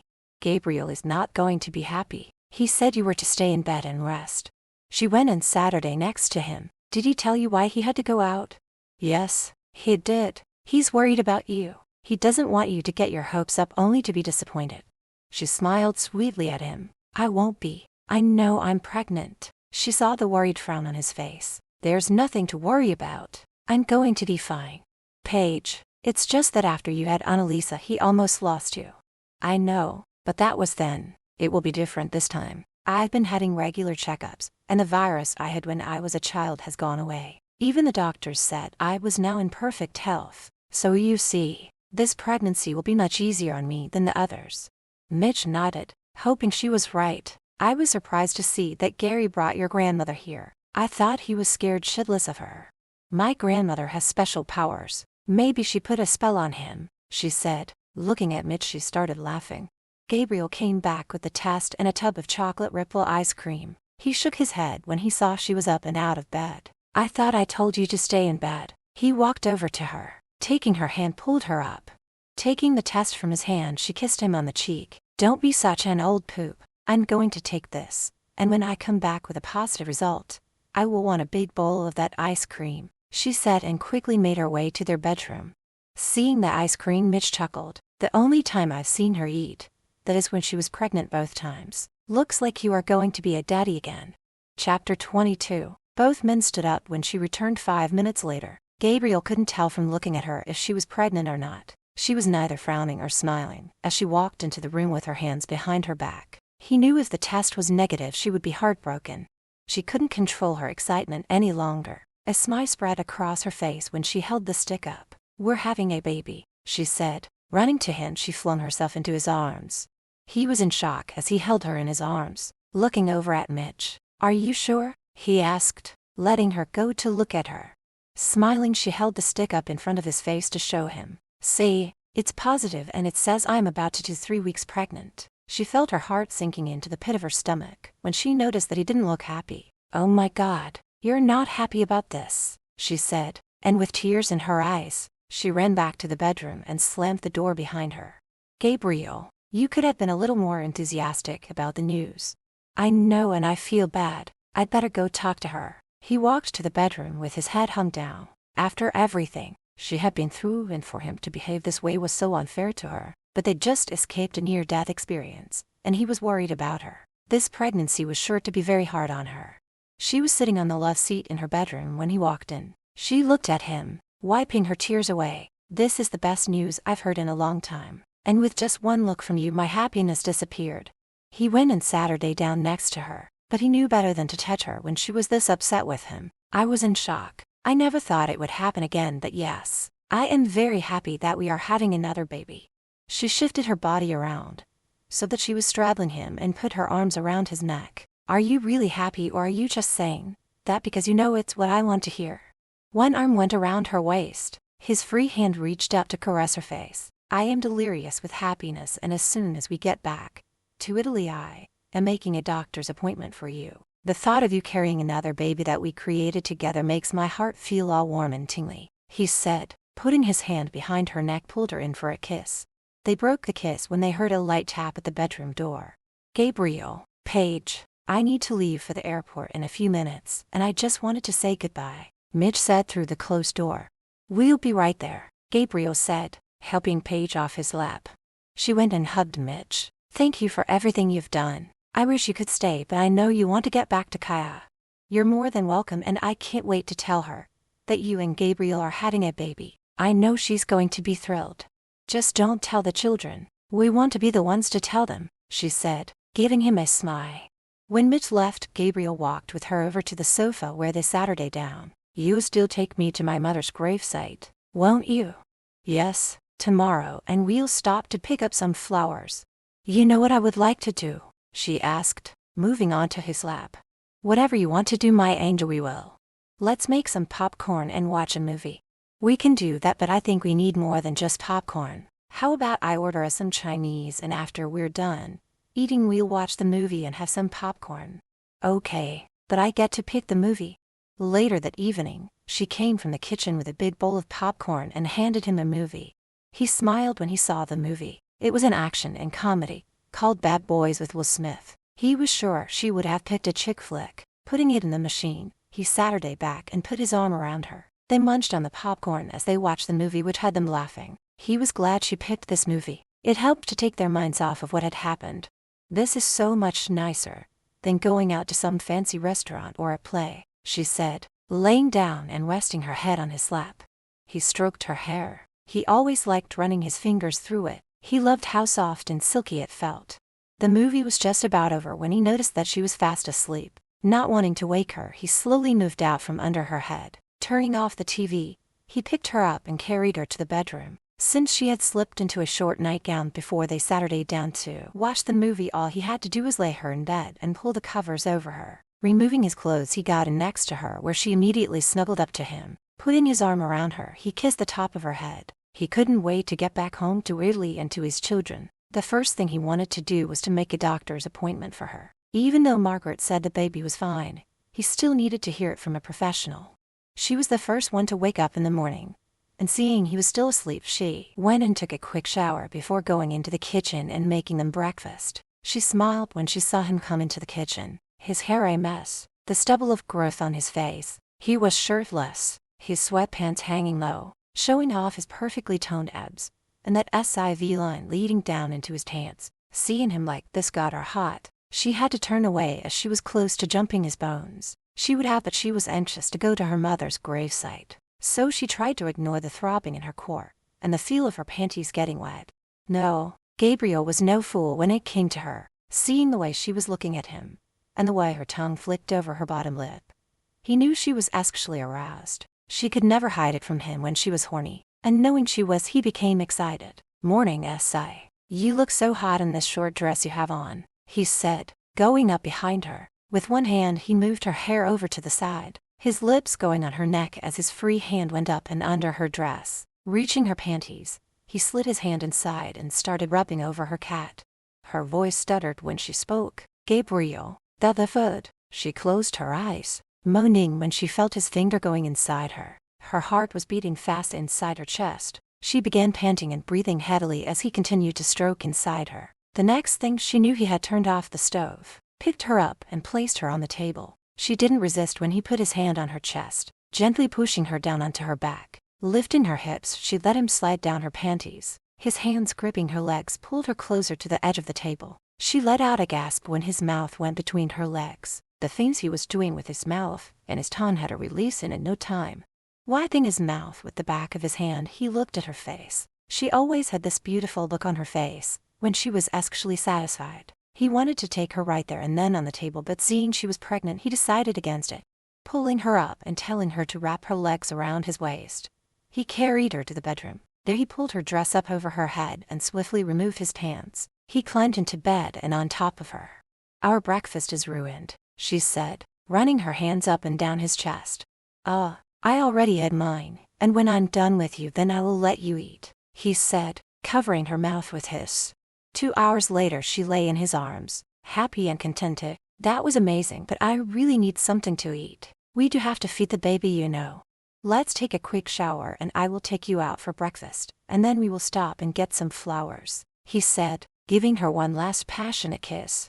After having breakfast in the hotel dining room, they went and bought some daffodils from the flower shop around the corner.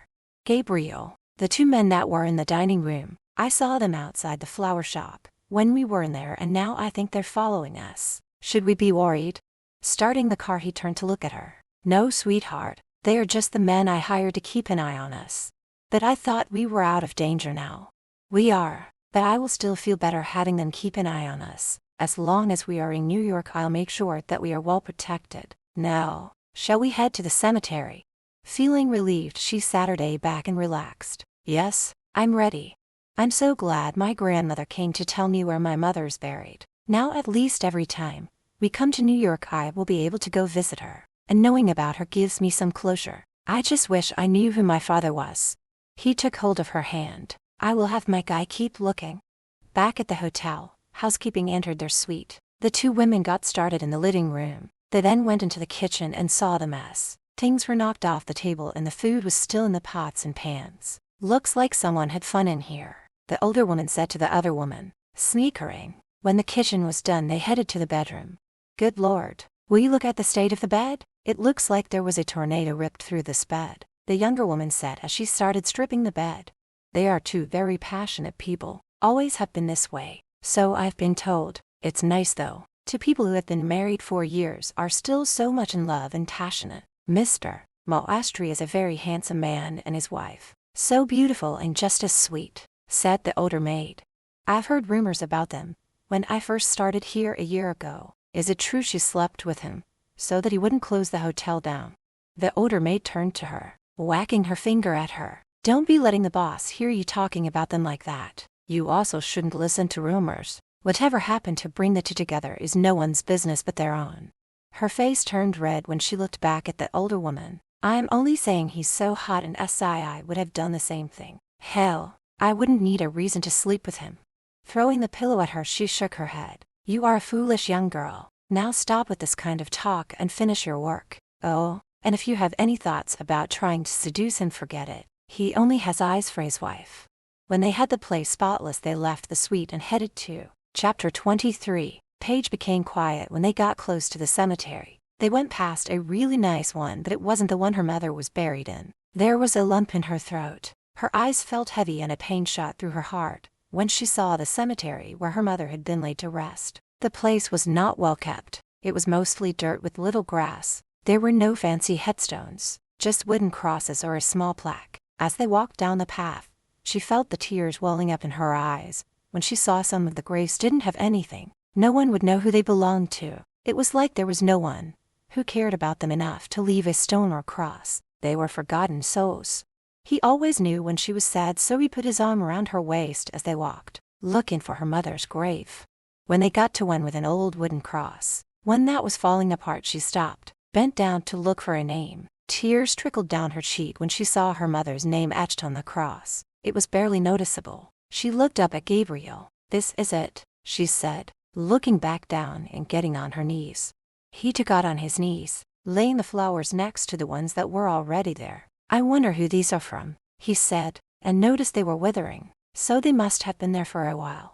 She looked around at all the other graves that had been neglected over the years. Only a handful had flowers, and even those ones looked like they had been there for quite some time. Oh, Gabriel, I feel so sad that my mother is buried here. Surely she deserved better, as do the others, she said, sniffing.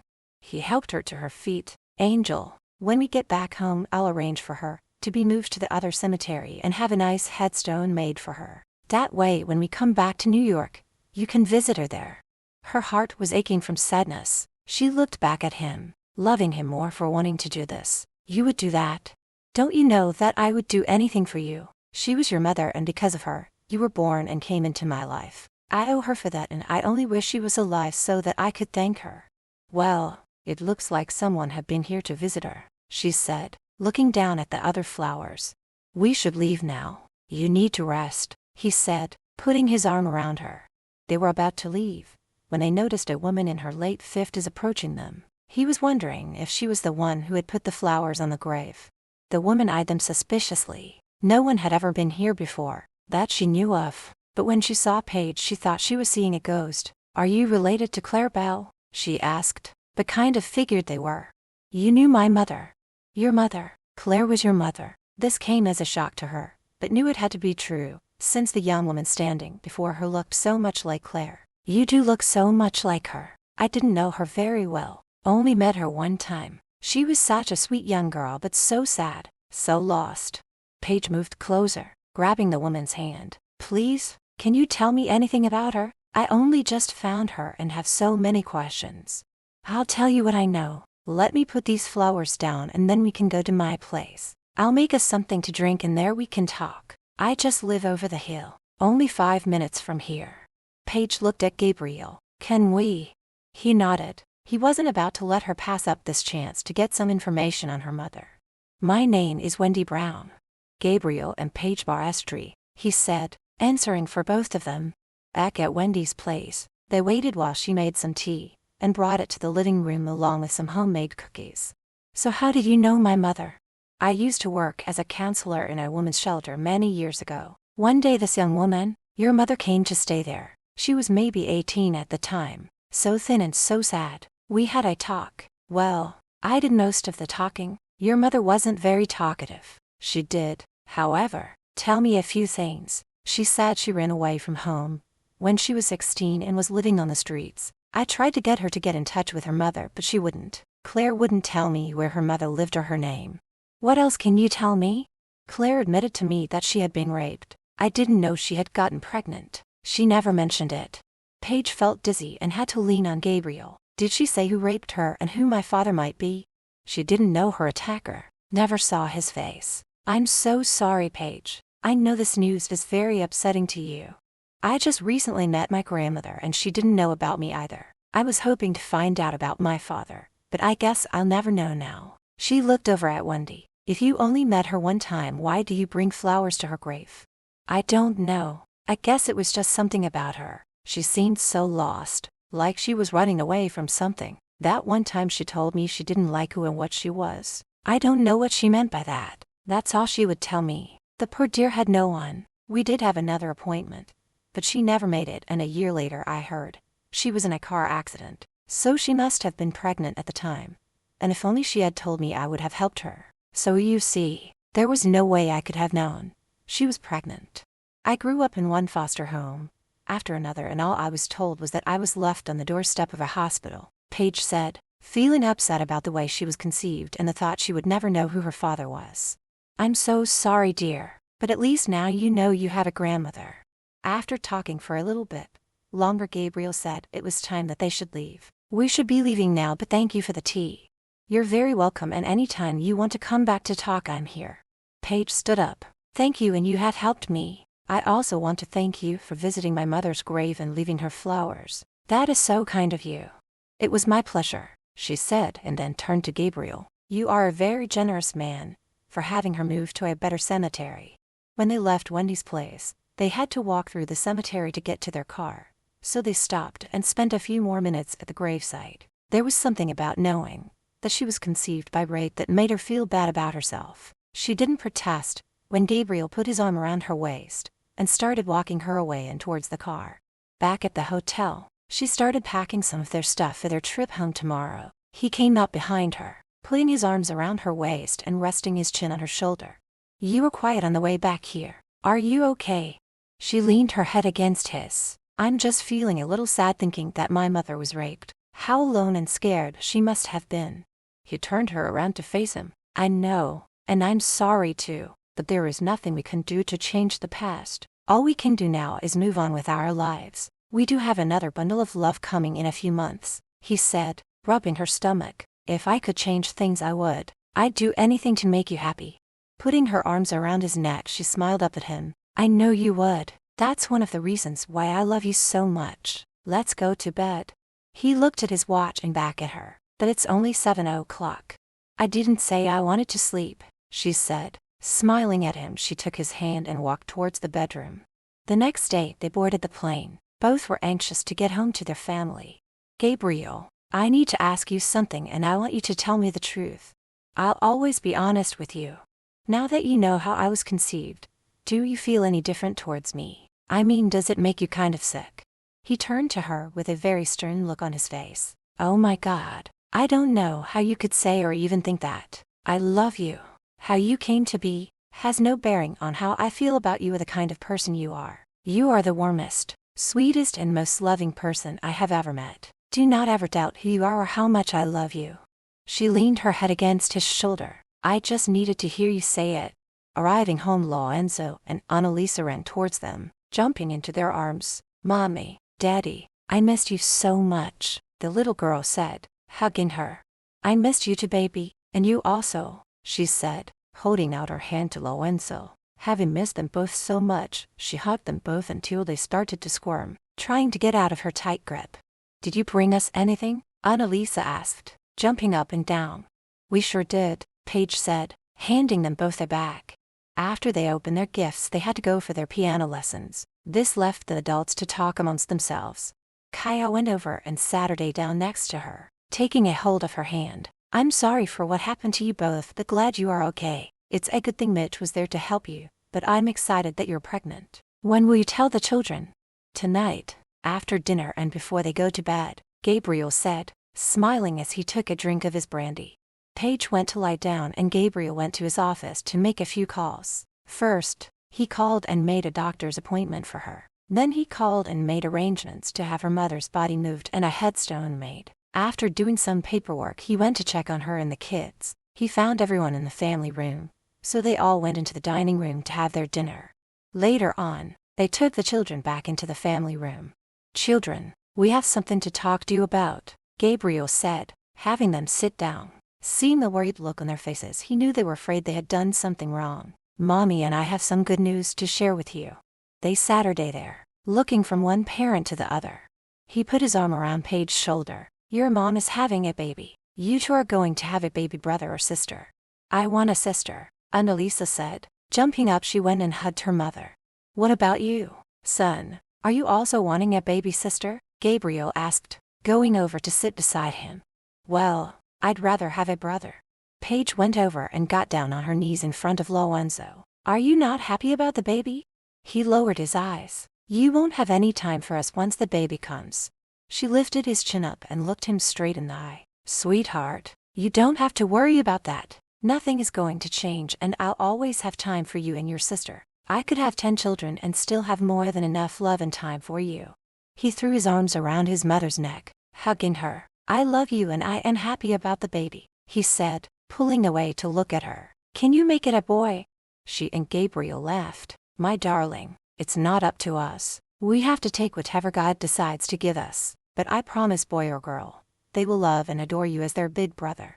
Okay, it's time for us to get you both ready for bed, Gabriel said, picking up Annalisa. He enjoyed it when he and Paige tucked the kids in at night. His children meant the world to him, and didn't want them being brought up by the help, so they did most of the work themselves. They went back downstairs where Mitch and Kyle were waiting for them. She told them all about her grandmother and what happened at her mother's gravesite. The guest house would be finished in a couple of months, so until then they stayed in the left wing of the mansion. Chapter 24. Later that night she laid in bed, waiting for Gabriel. The events of the past few days were slowly starting to fade. She knew that from now on their lives were going to be perfect. No one would hurt them again. Moving her hand over her stomach, she felt so blessed, knowing a baby was growing inside her, one they thought was impossible. According to the doctors, a smile appeared on her face when she saw the man she loved coming from the bathroom and getting into bed. Now what's that smile for? He asked, climbing in next to her. I'm just so happy to be home, in our bed. Oh, and here I was thinking it was because I'm naked and you like what you're seeing, he said, towering over her. I do like what I'm seeing. In fact, I'm very much aroused. Are you now? Well, just let me check, he said, moving his hand down to between her legs and finding she was wet. Yes, you are, and I can take care of that for you, he said, lowering his head to kiss her, using his fingers to get her more excited. She ran her hands through his hair, loving the way he was kissing her and how his fingers were playing inside her. Later they lay in each other's arms. I've made the doctor's appointment for tomorrow. I told them I wanted you to have a full examination, blood test, the works. He held her as she drifted off to sleep. He was still worried about her. The last birth was hard on her, and he had almost lost her, so he was going to make sure it never happened again. He would have the best doctor on standby, and would make sure she went to weekly appointments. The next day, after having breakfast with the family, Mitch drove them to her doctor's appointment and waited in the car. Gabriel went with her into the examination room. He insisted on being with her through everything. First, they took the blood test, taking several vials of blood. She was then given a gown to put on and was told to lie down. After the doctor welcomed the two, he then checked her out. Before leaving the room, he told her she could get dressed and to wait in his office. It was 10 minutes before the doctor showed up with her chart in his hand.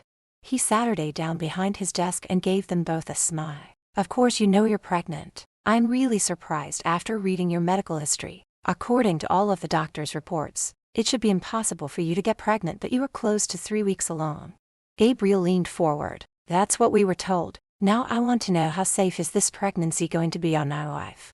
There are never any guarantees on any pregnancies, but after reading the chart and seeing that the virus your wife had as a child, which affected her immune system, seems to have gone away, he looked at Paige. I see no problems ahead, but due to your husband's request, we will keep a close eye on you. I will see you every 2 weeks up until you give birth. If there are any problems, or if you have questions, call me right away. Mrs. Maestri, as far as I can tell, you are in perfect health.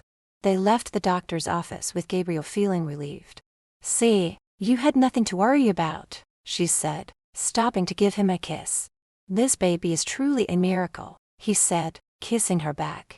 For the next 2 weeks, she and Kyle went over plans for the baby's room. There was no need for a crib, as they still had the one both of their children used as a baby, and it was in great shape. All they needed was some furniture and baby clothes, diapers, and so on. She was now 10 weeks pregnant, and everything was going well, and it was time for her first ultrasound scan. Everything looked good, and the doctor sat her down with them and asked how she was feeling. I feel great, just a little morning sickness, but nothing compared to what I had with the other two. There is one thing though, she said, looking over at Gabriel and hoping he wouldn't overreact. What would that be? She looked back at the doctor. I find with this pregnancy I'm always so tired. All I want to do is sleep, but I can't. I have 2 children at home that need me, and I can't ignore them, or they may end up resenting the baby. Mrs. Maestri, if you're tired, it's your body's way of telling you that you need to sleep. I will take another blood sample. Maybe you are lacking iron or something else. I'll have a nurse come in and take some blood. When he left, she looked at Gabriel and could tell he was angry. Are you mad? Why didn't you tell me? He asked in a sharp tone. I'm pregnant, so I'm bound to be tired. After your last 2 pregnancies, and what you went through, you need to be careful. If you needed to rest, you should have, and not worried about our other children. They will understand that their mother has to get lots of rest. You're right. I'm sorry. His anger melted away when he saw how his tone made her sad. Taking her hand in his, he stroked her cheek. No, I am the one who should be sorry for getting mad. We will talk to the children together and make them understand. Just promise me that when you start feeling tired and need to sleep, you will. Don't keep it from me. I promise. After getting her blood taken, they left to go home. At home, he gathered the children around so that he and Paige could talk to them. They wanted to make sure they knew it wasn't because she was neglecting them. So you see, Mommy will have to get lots of sleep whenever she's tired. But the 2 of you are very important to us, and we'll always be here for you. When Mommy is resting, I will be teaching you to swim. And I think it's time for you both to learn how to ride a horse. Both kids started jumping up and down, excited about riding a horse. It's something they had been bugging their parents about for a long time now. When, Daddy? Annalisa asked, jumping onto his lap. Well, Mommy is going to go lay down, so let's go out to the stable and meet your new ponies. Both kids went over to hug Paige. Don't worry, Mom. Annalisa and I understand. We just want you and the baby to be okay. So whenever you need to sleep, I'll watch over her. Hearing her son sound so grown up brought tears to her eyes. Pulling him close, she gave him a hug. Thank you, darling. You are my little man. So brave and grown up. Giving Annalisa a hug, told her to be careful when riding the pony and to listen to her father. Okay, you two, go change into some play clothes and then we'll go. He went over and sat her down next to her. I know you're worried about them riding, but Mitch will be with us and I promise I'll not let anything happen to them. I know you'll keep them safe, but Annalisa is so little. That is why I got her one of those miniature ponies to ride until she gets bigger. It's time they learn it to ride and they're both so excited. He moved her hair behind her ears. I can see how tired you are. Go upstairs and sleep. Okay, I love you, she said, kissing him before leaving. As soon as her head hit the pillow, she was out like a light. She slept soundly until she felt the side of the bed dip. She opened her eyes to find Gabriel sitting there. How long have I been asleep? Close to 4 hours, he said, leaning over to kiss her lips. How did the kids enjoy the writing lesson? You should have seen them. Lorenzo was like a pro. He sat her out there like he had been writing for years. What about Annalisa? She had a ball even though I had to hold onto her the whole time. She let out a sigh. I should have been there to see it, she said sadly. You will soon. I've come up to let you know that dinner is almost ready. Would you like me to have yours brought up here? She sat her up in bed. No, I want us to enjoy every meal together as a family. Just give me a few minutes to wash up and I'll be right down. Gabriel, Mitch, Kaya and the children waited for her so that they all could go into the dining room together. Annalisa was so excited about getting a pony and being able to ride it that she told her mother all about it during dinner. After dinner and some family time, Gabriel and Paige took the children upstairs for their bath and bedtime. Once they were fast asleep, she went downstairs with him and joined Mitch and Kaya for a drink. She, of course, had a glass of juice. A couple of hours later, she excused herself to go to bed, telling Gabriel he could stay and talk a bit longer. When the two decided to turn in for the night, Gabriel went up to check on Paige. Seeing she was asleep, he figured he might as well go to bed too. Removing his clothes, he got into bed, pulling her into his arms. He smiled when she moaned, placing her head on his chest and her arm across his stomach. As the days went by, she still tired easily even though her blood test came back normal. When she got to 12 weeks in her pregnancy, she went for her first ultrasound scan. Everything came out normal. The doctor couldn't find anything wrong and had no answer for her as to why she was as tired as she was.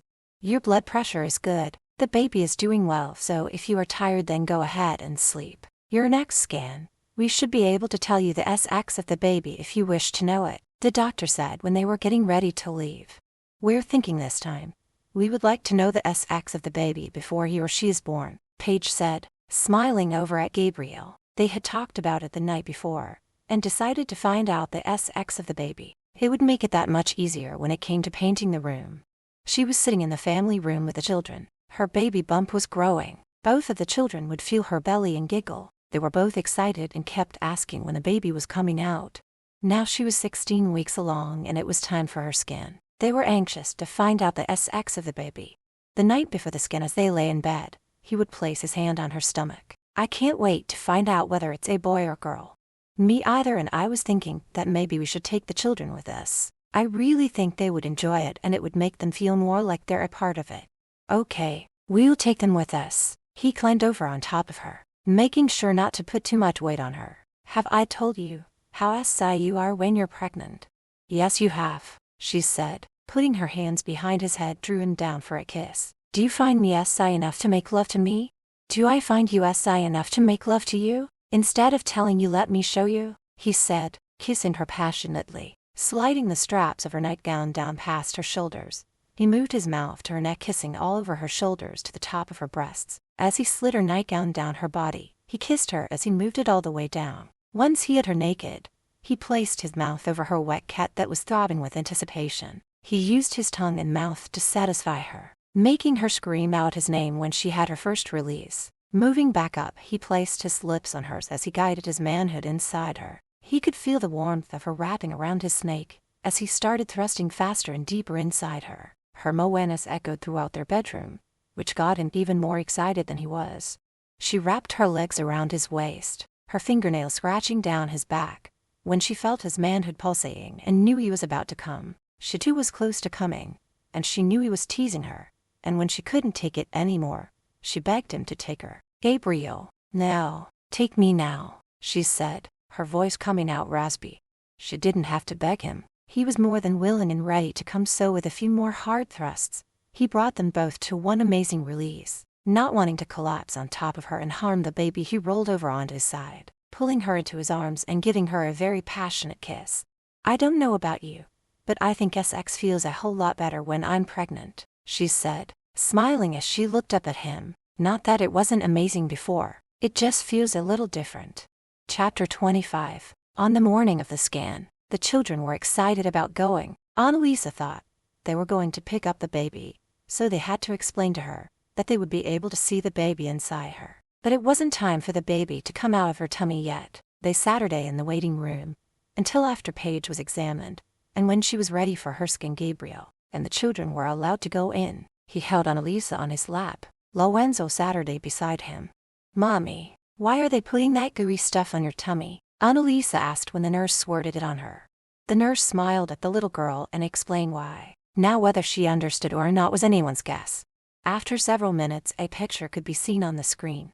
Paige's eyes teared up, and she turned to Gabriel, who was smiling from ear to ear. "Kids, can you see that? That's the baby." Annalisa scrunched up her nose when she looked at the screen. "The baby looks weird." Everyone laughed. "I agree with her," Lorenzo said. "It's not going to look like that when it comes out, will it?" Gabriel rubbed his son's head and chuckled. "No, he or she will not look like that," he said, putting Annalisa down and going over to Paige. He took her hand and kissed it. "That's our baby." She smiled back at him. "Yes, we made that baby. Do you still want to know the sex?" They both looked at the nurse and nodded. "Congratulations, it's a boy." Everyone turned to Lorenzo and laughed when he made a whooping noise and shouted, "It's a boy," and then he made a fist bump into the air. "Well now, someone is happy to have a little brother," the nurse said as she started cleaning Paige up. "I'll print out a picture for you to take home." She then left them alone while Paige got dressed.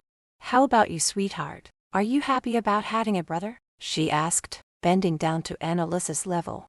"I guess so, Mommy," she said, giving her a hug. When the nurse came back in with the picture, she looked a little worried. "Mrs. Maestri, I really hate to ask you this, but would you mind if the doctor comes in and runs another scan on you?" She looked at Gabriel and back at the nurse. "Is something wrong with the baby?" she asked, her voice cracking. "I just noticed something when I printed out the picture, so I asked the doctor if he would take a look. I'm sure it's nothing, but it's better to make sure." Gabriel turned to the children and told them to sit and read the book that they had brought with them. He then took her face in his hands and stared into her eyes. He saw the worry in them. "Let the doctor take a look. I'm sure it's nothing." As she lay on the table, he held her hand. "It's going to be all right. Do you promise?" she asked, sniffling. "Maybe you should take the children out." "I don't want to leave you. If you like, I can take them out into the waiting room and buy them a treat. I'll keep a close eye on them." Gabriel looked at her. He knew her and knew he could trust her. "That would be great. We'd really appreciate it, Gloria." He and Paige had met her when their daughter was born and became friends. Not really close, but enough that he trusted her. The doctor walked in just as she took the children out. "Well now, let's take a look," he said and used the one over her stomach as he watched the screen. Vi, will you look at that?" Gabriel was getting worried. He was so close to choking the doctor if he didn't hurry up and explain what was going on. "Doctor, will you please tell us what the problem is before my wife gets any more upset than she already is?" He looked at them and smiled. "This is odd. We didn't see it before, but there is another baby hiding behind its brother." "Twins," they both said. She covered her mouth as tears ran down her face. "That's wonderful. Is it a boy or a girl?" "Because of the way the baby is situated, it's too hard to tell right now. But let's wait a couple of weeks and we'll do another scan. I will be able to tell you then. I'll leave you to tidy up and we'll see you in 2 weeks." When the doctor was gone, she sat up and hugged him. "Gabriel, can you believe we're having twins?" He was in shock. It was bad enough that he was worried about her carrying one baby, but he couldn't let her know that, and he didn't want her to think he wasn't happy. He was happy, but at the same time scared for her health. "This is amazing news, and no wonder you are so tired. I can't wait to tell the children and the others," she said, hugging him tighter. "We'll wait until later, after dinner." That night, after they ate and were sitting in the family room, Paige couldn't hold back her excitement any longer. "Kids, come over here and sit down with us. Your daddy and I have some wonderful news to tell you." "What is it, Mommy?" Annalisa asked, sitting next to her brother. She looked at Gabriel. Do you want to tell them? He knew that she wanted to be the one, so he shook his head and gave her a smile. Go ahead, sweetheart. She turned to her children. Her face was glowing and her eyes sparkled. Remember when we were in the doctor's office, and you two went out with Gloria? Well, I had to have another scan because they found something in the first one. Now Lorenzo, who was still so young, was a lot like his father. He was very protective of his mother and became worried. Mom, there's nothing wrong with you, is there?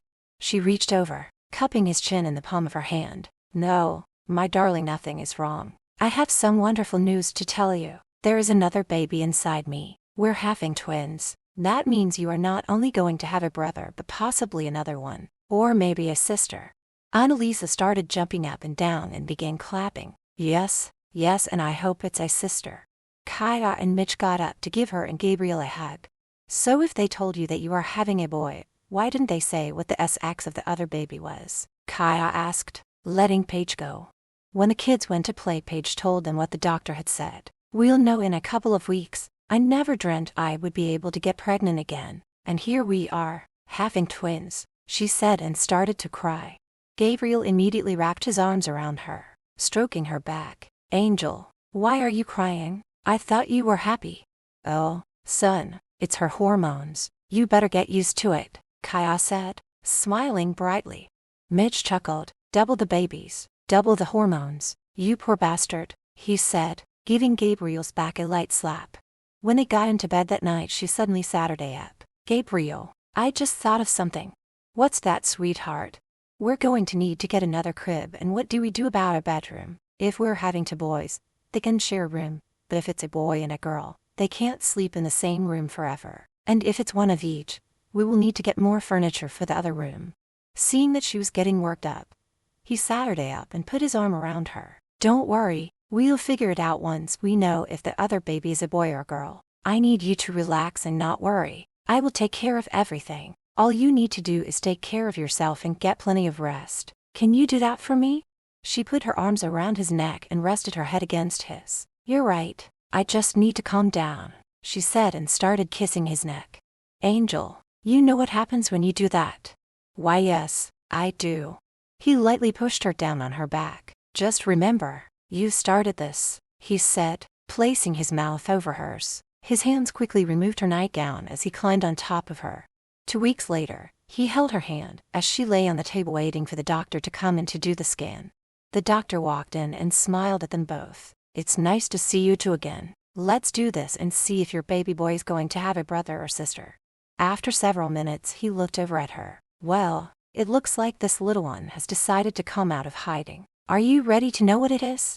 Yes, we're ready, she said, staring at the screen. It's a girl.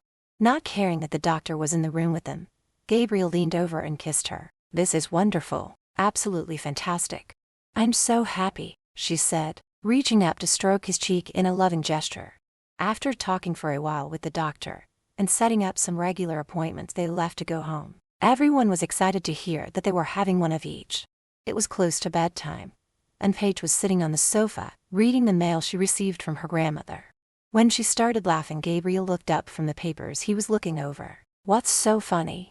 I'm just reading this letter from my grandmother. She loved the pictures that the kids drew for her, and she said to say hi to you. She's really excited to hear that we are having twins and wants us to visit once the babies are old enough to travel. So you found that funny? No, not that part. She says here that Gary has been visiting her, and he has been doing some upkeep on her home. This is the funny part. He and Cyrus had become quite good friends. He follows Gary everywhere he goes. Here I thought he was scared of my grandmother and especially Cyrus. Gabriel had to laugh too. I am glad she's letting him help to fix her place up. I'll send Gary some money to do more work on her home. She won't like you doing that. Probably not, but once he has the money and the supplies, there's nothing she can do to stop it. I'll see to it that he has some help. To be honest, I never knew the guy had that kind of skill. She went in Saturday on his lap. You are such a generous man. She's family and I take care of my family. The kids are asleep and my mother and Mitch have finally moved into the guest house. So what would you like to do? We could watch a movie or go for a walk in the garden. That would be lovely, but I'm really tired and I think I should go to bed. With his arm around her, he pulled her head down for a kiss. He loved the fact that she kept her promise to always let him know when she needed to rest. Okay, you go on and I'll be up soon. I just want to make some calls. By the time he got to bed, she was already asleep. He went over and leaning over kissed her on the forehead. He watched her as he got undressed, thinking she was getting more beautiful with every passing year. Getting into bed, he lay on his back, thinking about his past and what his life was like when his father was alive. He knew if it wasn't for her, he might have turned out like his father. He was headed in that direction. Chapter 26. She was now just a little over 5 months pregnant and was resting on the sofa while the children were at their lessons when she felt the babies moving. Wanting Gabriel to feel them move, she got up and, knowing he was working in his office, went there. She walked in and over to his desk when he looked up and saw her. He held out his hand towards her. "Come here, beautiful."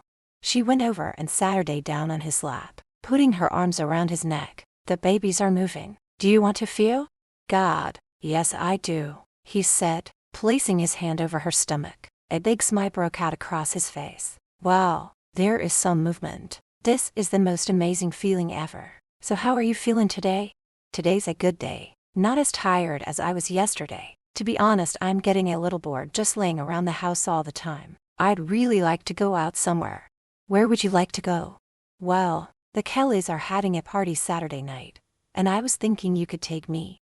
He shook his head, giving her that. "I don't think so, look. I don't think that's a good idea. You're over 5 months pregnant. You need lots of rest, and going to a party can be very tiring on you. I won't overdo it, and we don't have to stay long. It would be so nice to get out and talk to some grown-ups for a change. I love our children, but sometimes I need an adult to talk to." "What about my mother? She's over here a lot and you talk to her." "I love your mother, but she is still a newlywed and wants to spend time with Mitch." She began running her fingers through his hair and started to kiss him, but he stopped her. "Are you trying to seduce me into giving in?" "That depends. Would it work?" "Not this time, my angel." Getting off his lap, she turned her back to him. "Fine. I guess I'll just spend the rest of my pregnancy laying around and doing nothing."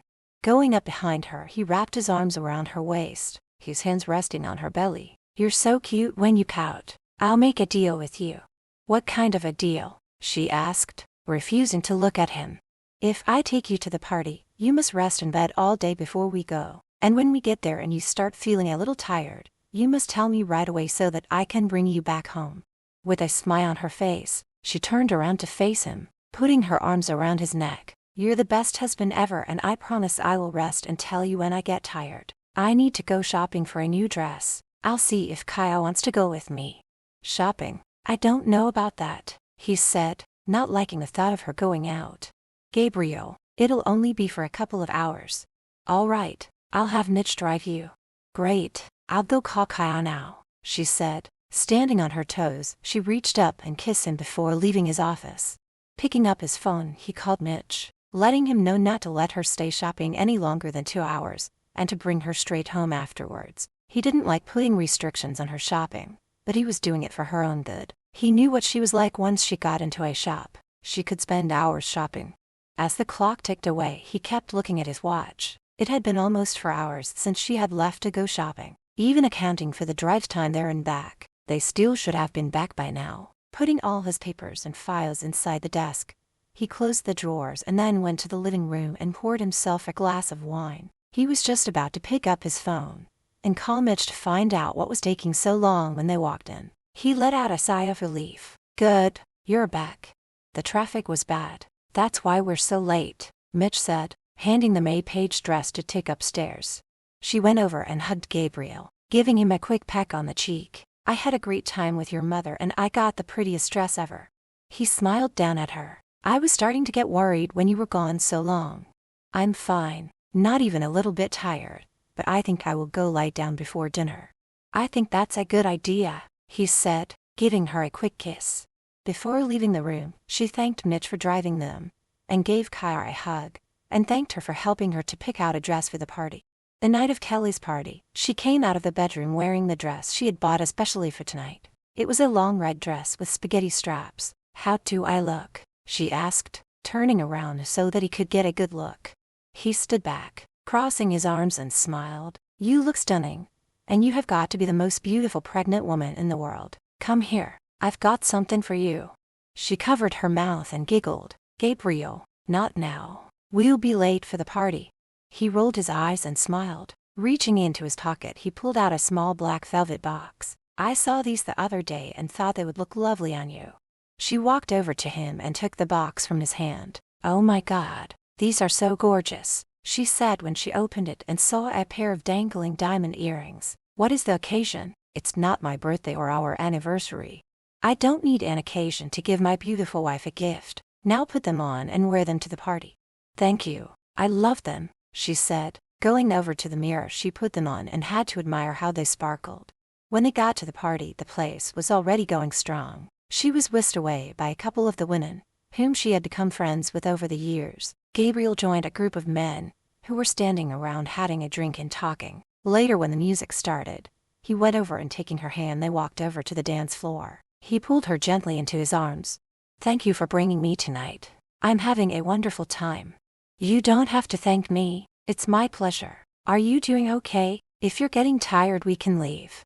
No, I'm doing great, but when I start to feel tired, I promise I will let you know.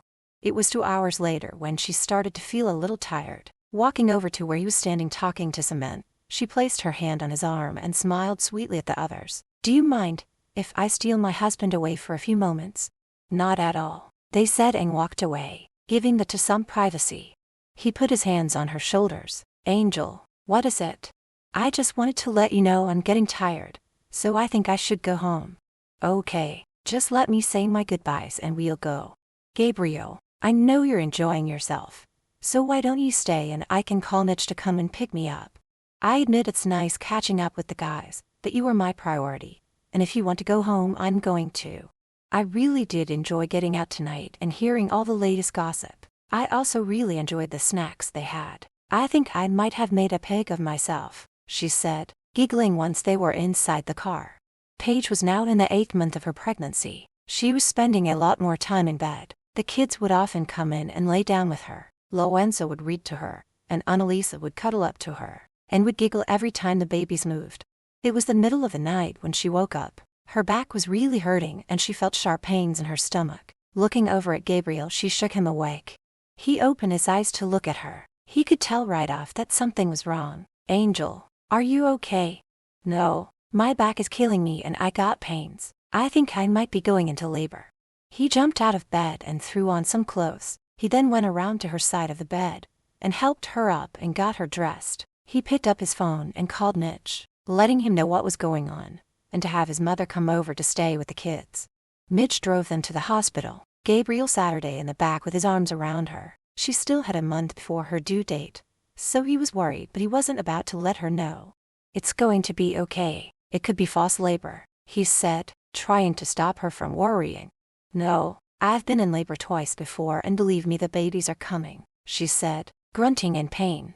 They were only a block away from the hospital when they got sideswiped by a car that went through a red light. She let out a scream when the car went in circles and felt Gabriel's arms holding on to her. By the time Mitch gained control of their vehicle, her head was pounding from the impact when it hit the seat.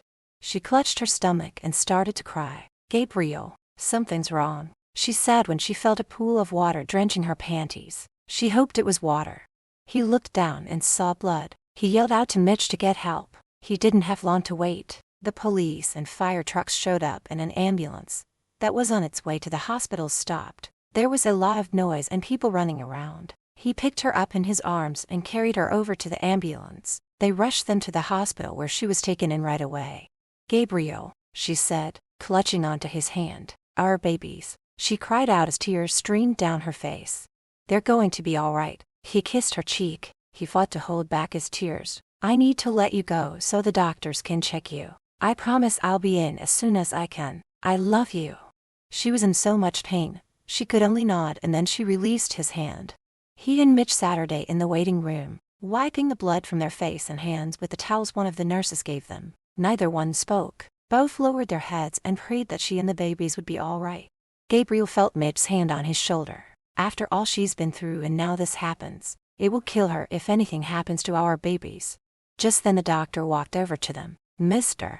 Maestri, your wife has some internal bleeding probably caused by the accident. To save her and the babies, we need to do a C-section. It's the only thing we can do. Yes, whatever you have to do, do it. When can I see her? She's being prepped for surgery. I know it's hard, but try and relax, and the moment she's out of surgery I'll let you know. Gabriel swallowed the lump in his throat. He was finding it hard to speak. Are my wife and children going to be all right? He could feel his body shaking, his hands felt clammy and his voice cracked. As long as we get the babies out now and stop your wife's bleeding, they will be all right. But I have to go now. Gabriel sat her down and buried his face in his hand. He broke down, letting the tears run down his face. I want you to find out who hit us. I am going to make them pay for this. An hour later, a nurse came out to tell him the babies had been born. Though they were born early and small, they were both healthy. What about my wife? They are still finishing up with her and they stopped the bleeding. The doctor will be out to talk with you soon. You will be able to see the babies as soon as we are done cleaning them and having them checked out. An hour later, he was taken to the room where Paige was. He went over, bending down, gave her a kiss. How are you? Sore. The doctor says you are going to be all right and the babies are doing really good. I'm just sorry I wasn't with you. It couldn't be helped, and the main thing is we are all alive. Just then two nurses came in carrying the twins, and placed one in her arms and gave the other one to Gabriel. They're beautiful, she said, shedding some tears. So what are we going to name these two angels? He asked, smiling down at the twins. Claire, after my mother, and Michael. Yes, perfect names. I love it, Gabriel said, leaning over to give her a kiss. She and the twins had to stay in the hospital for 10 days. She was healing quickly, and the twins, those small, weighing 5 pounds each at birth, were healthy. She was upset that she couldn't breastfeed, but at least this way Gabriel was able to help with the feeding. Kaya and the other children came to visit every day. Lorenzo and Annalisa loved their new brother and sister and couldn't wait until they were home. Chapter 27, Epilogue. 5 years later, the twins were now 5 years old, and over the years, they all went to visit her grandmother. Gary, with help from others and Gabriel's money, had practically rebuilt her home. Against Margaret's wishes and constant yelling at the workers, she now had indoor plumbing and electricity. Gary met a woman and got married. They grew close to Margaret, and as for Cyrus, he became his constant companion whenever the couple went to visit. Gabriel had meetings in town, and it was late when he got home. He had called her a couple of times, letting her know he was still working and for her not to wait up. The last call he made, she was in bed. Did I wake you? He asked, wishing he was home. No, I'm awake. I miss you. How late are you going to be? I should be home in an hour. Okay, just so you know, I'm naked under the covers. His breathing accelerated and the heat rose up to his member. He felt his snake getting hard. He tried clearing his throat quickly so that the others couldn't hear him. After all these years, he still got horny whenever he thought of her being naked. Angel, I'm here surrounded by my board members. She could hear him breathing heavily and decided to have some fun. Is our little friend getting hard? Yes, now behave. Just don't stand up and no one will notice. She let out a sigh. I wish you were here. My cave needs its bath. I'm so wet and my core feels like it's on fire. Everyone out now, he ordered, getting some confused looks from the people at the table. Go on home. But we're not done, the one guy said, holding up a piece of paper with the next order of business that needed taken care of. We'll finish it another time, he said, standing up and turning around before the others could see the bulge in his pants. I'm on my way home now, he said over the phone before hanging up. She was about to drift off to sleep when she heard the bedroom door opening. A smile crossed her face when she saw how fast he removed his clothes and got into bed. The blankets were ripped from her body and he got on top of her. Oh, you didn't have to end your meeting so quickly. You have no idea what you do to me, how hot you get me. I'm sure the ones at the meeting saw what was growing inside my pants when I got up to leave. I will have to punish you, he said, lowering his mouth onto her neck.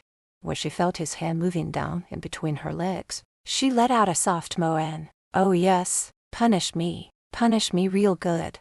You were telling the truth. You are wet.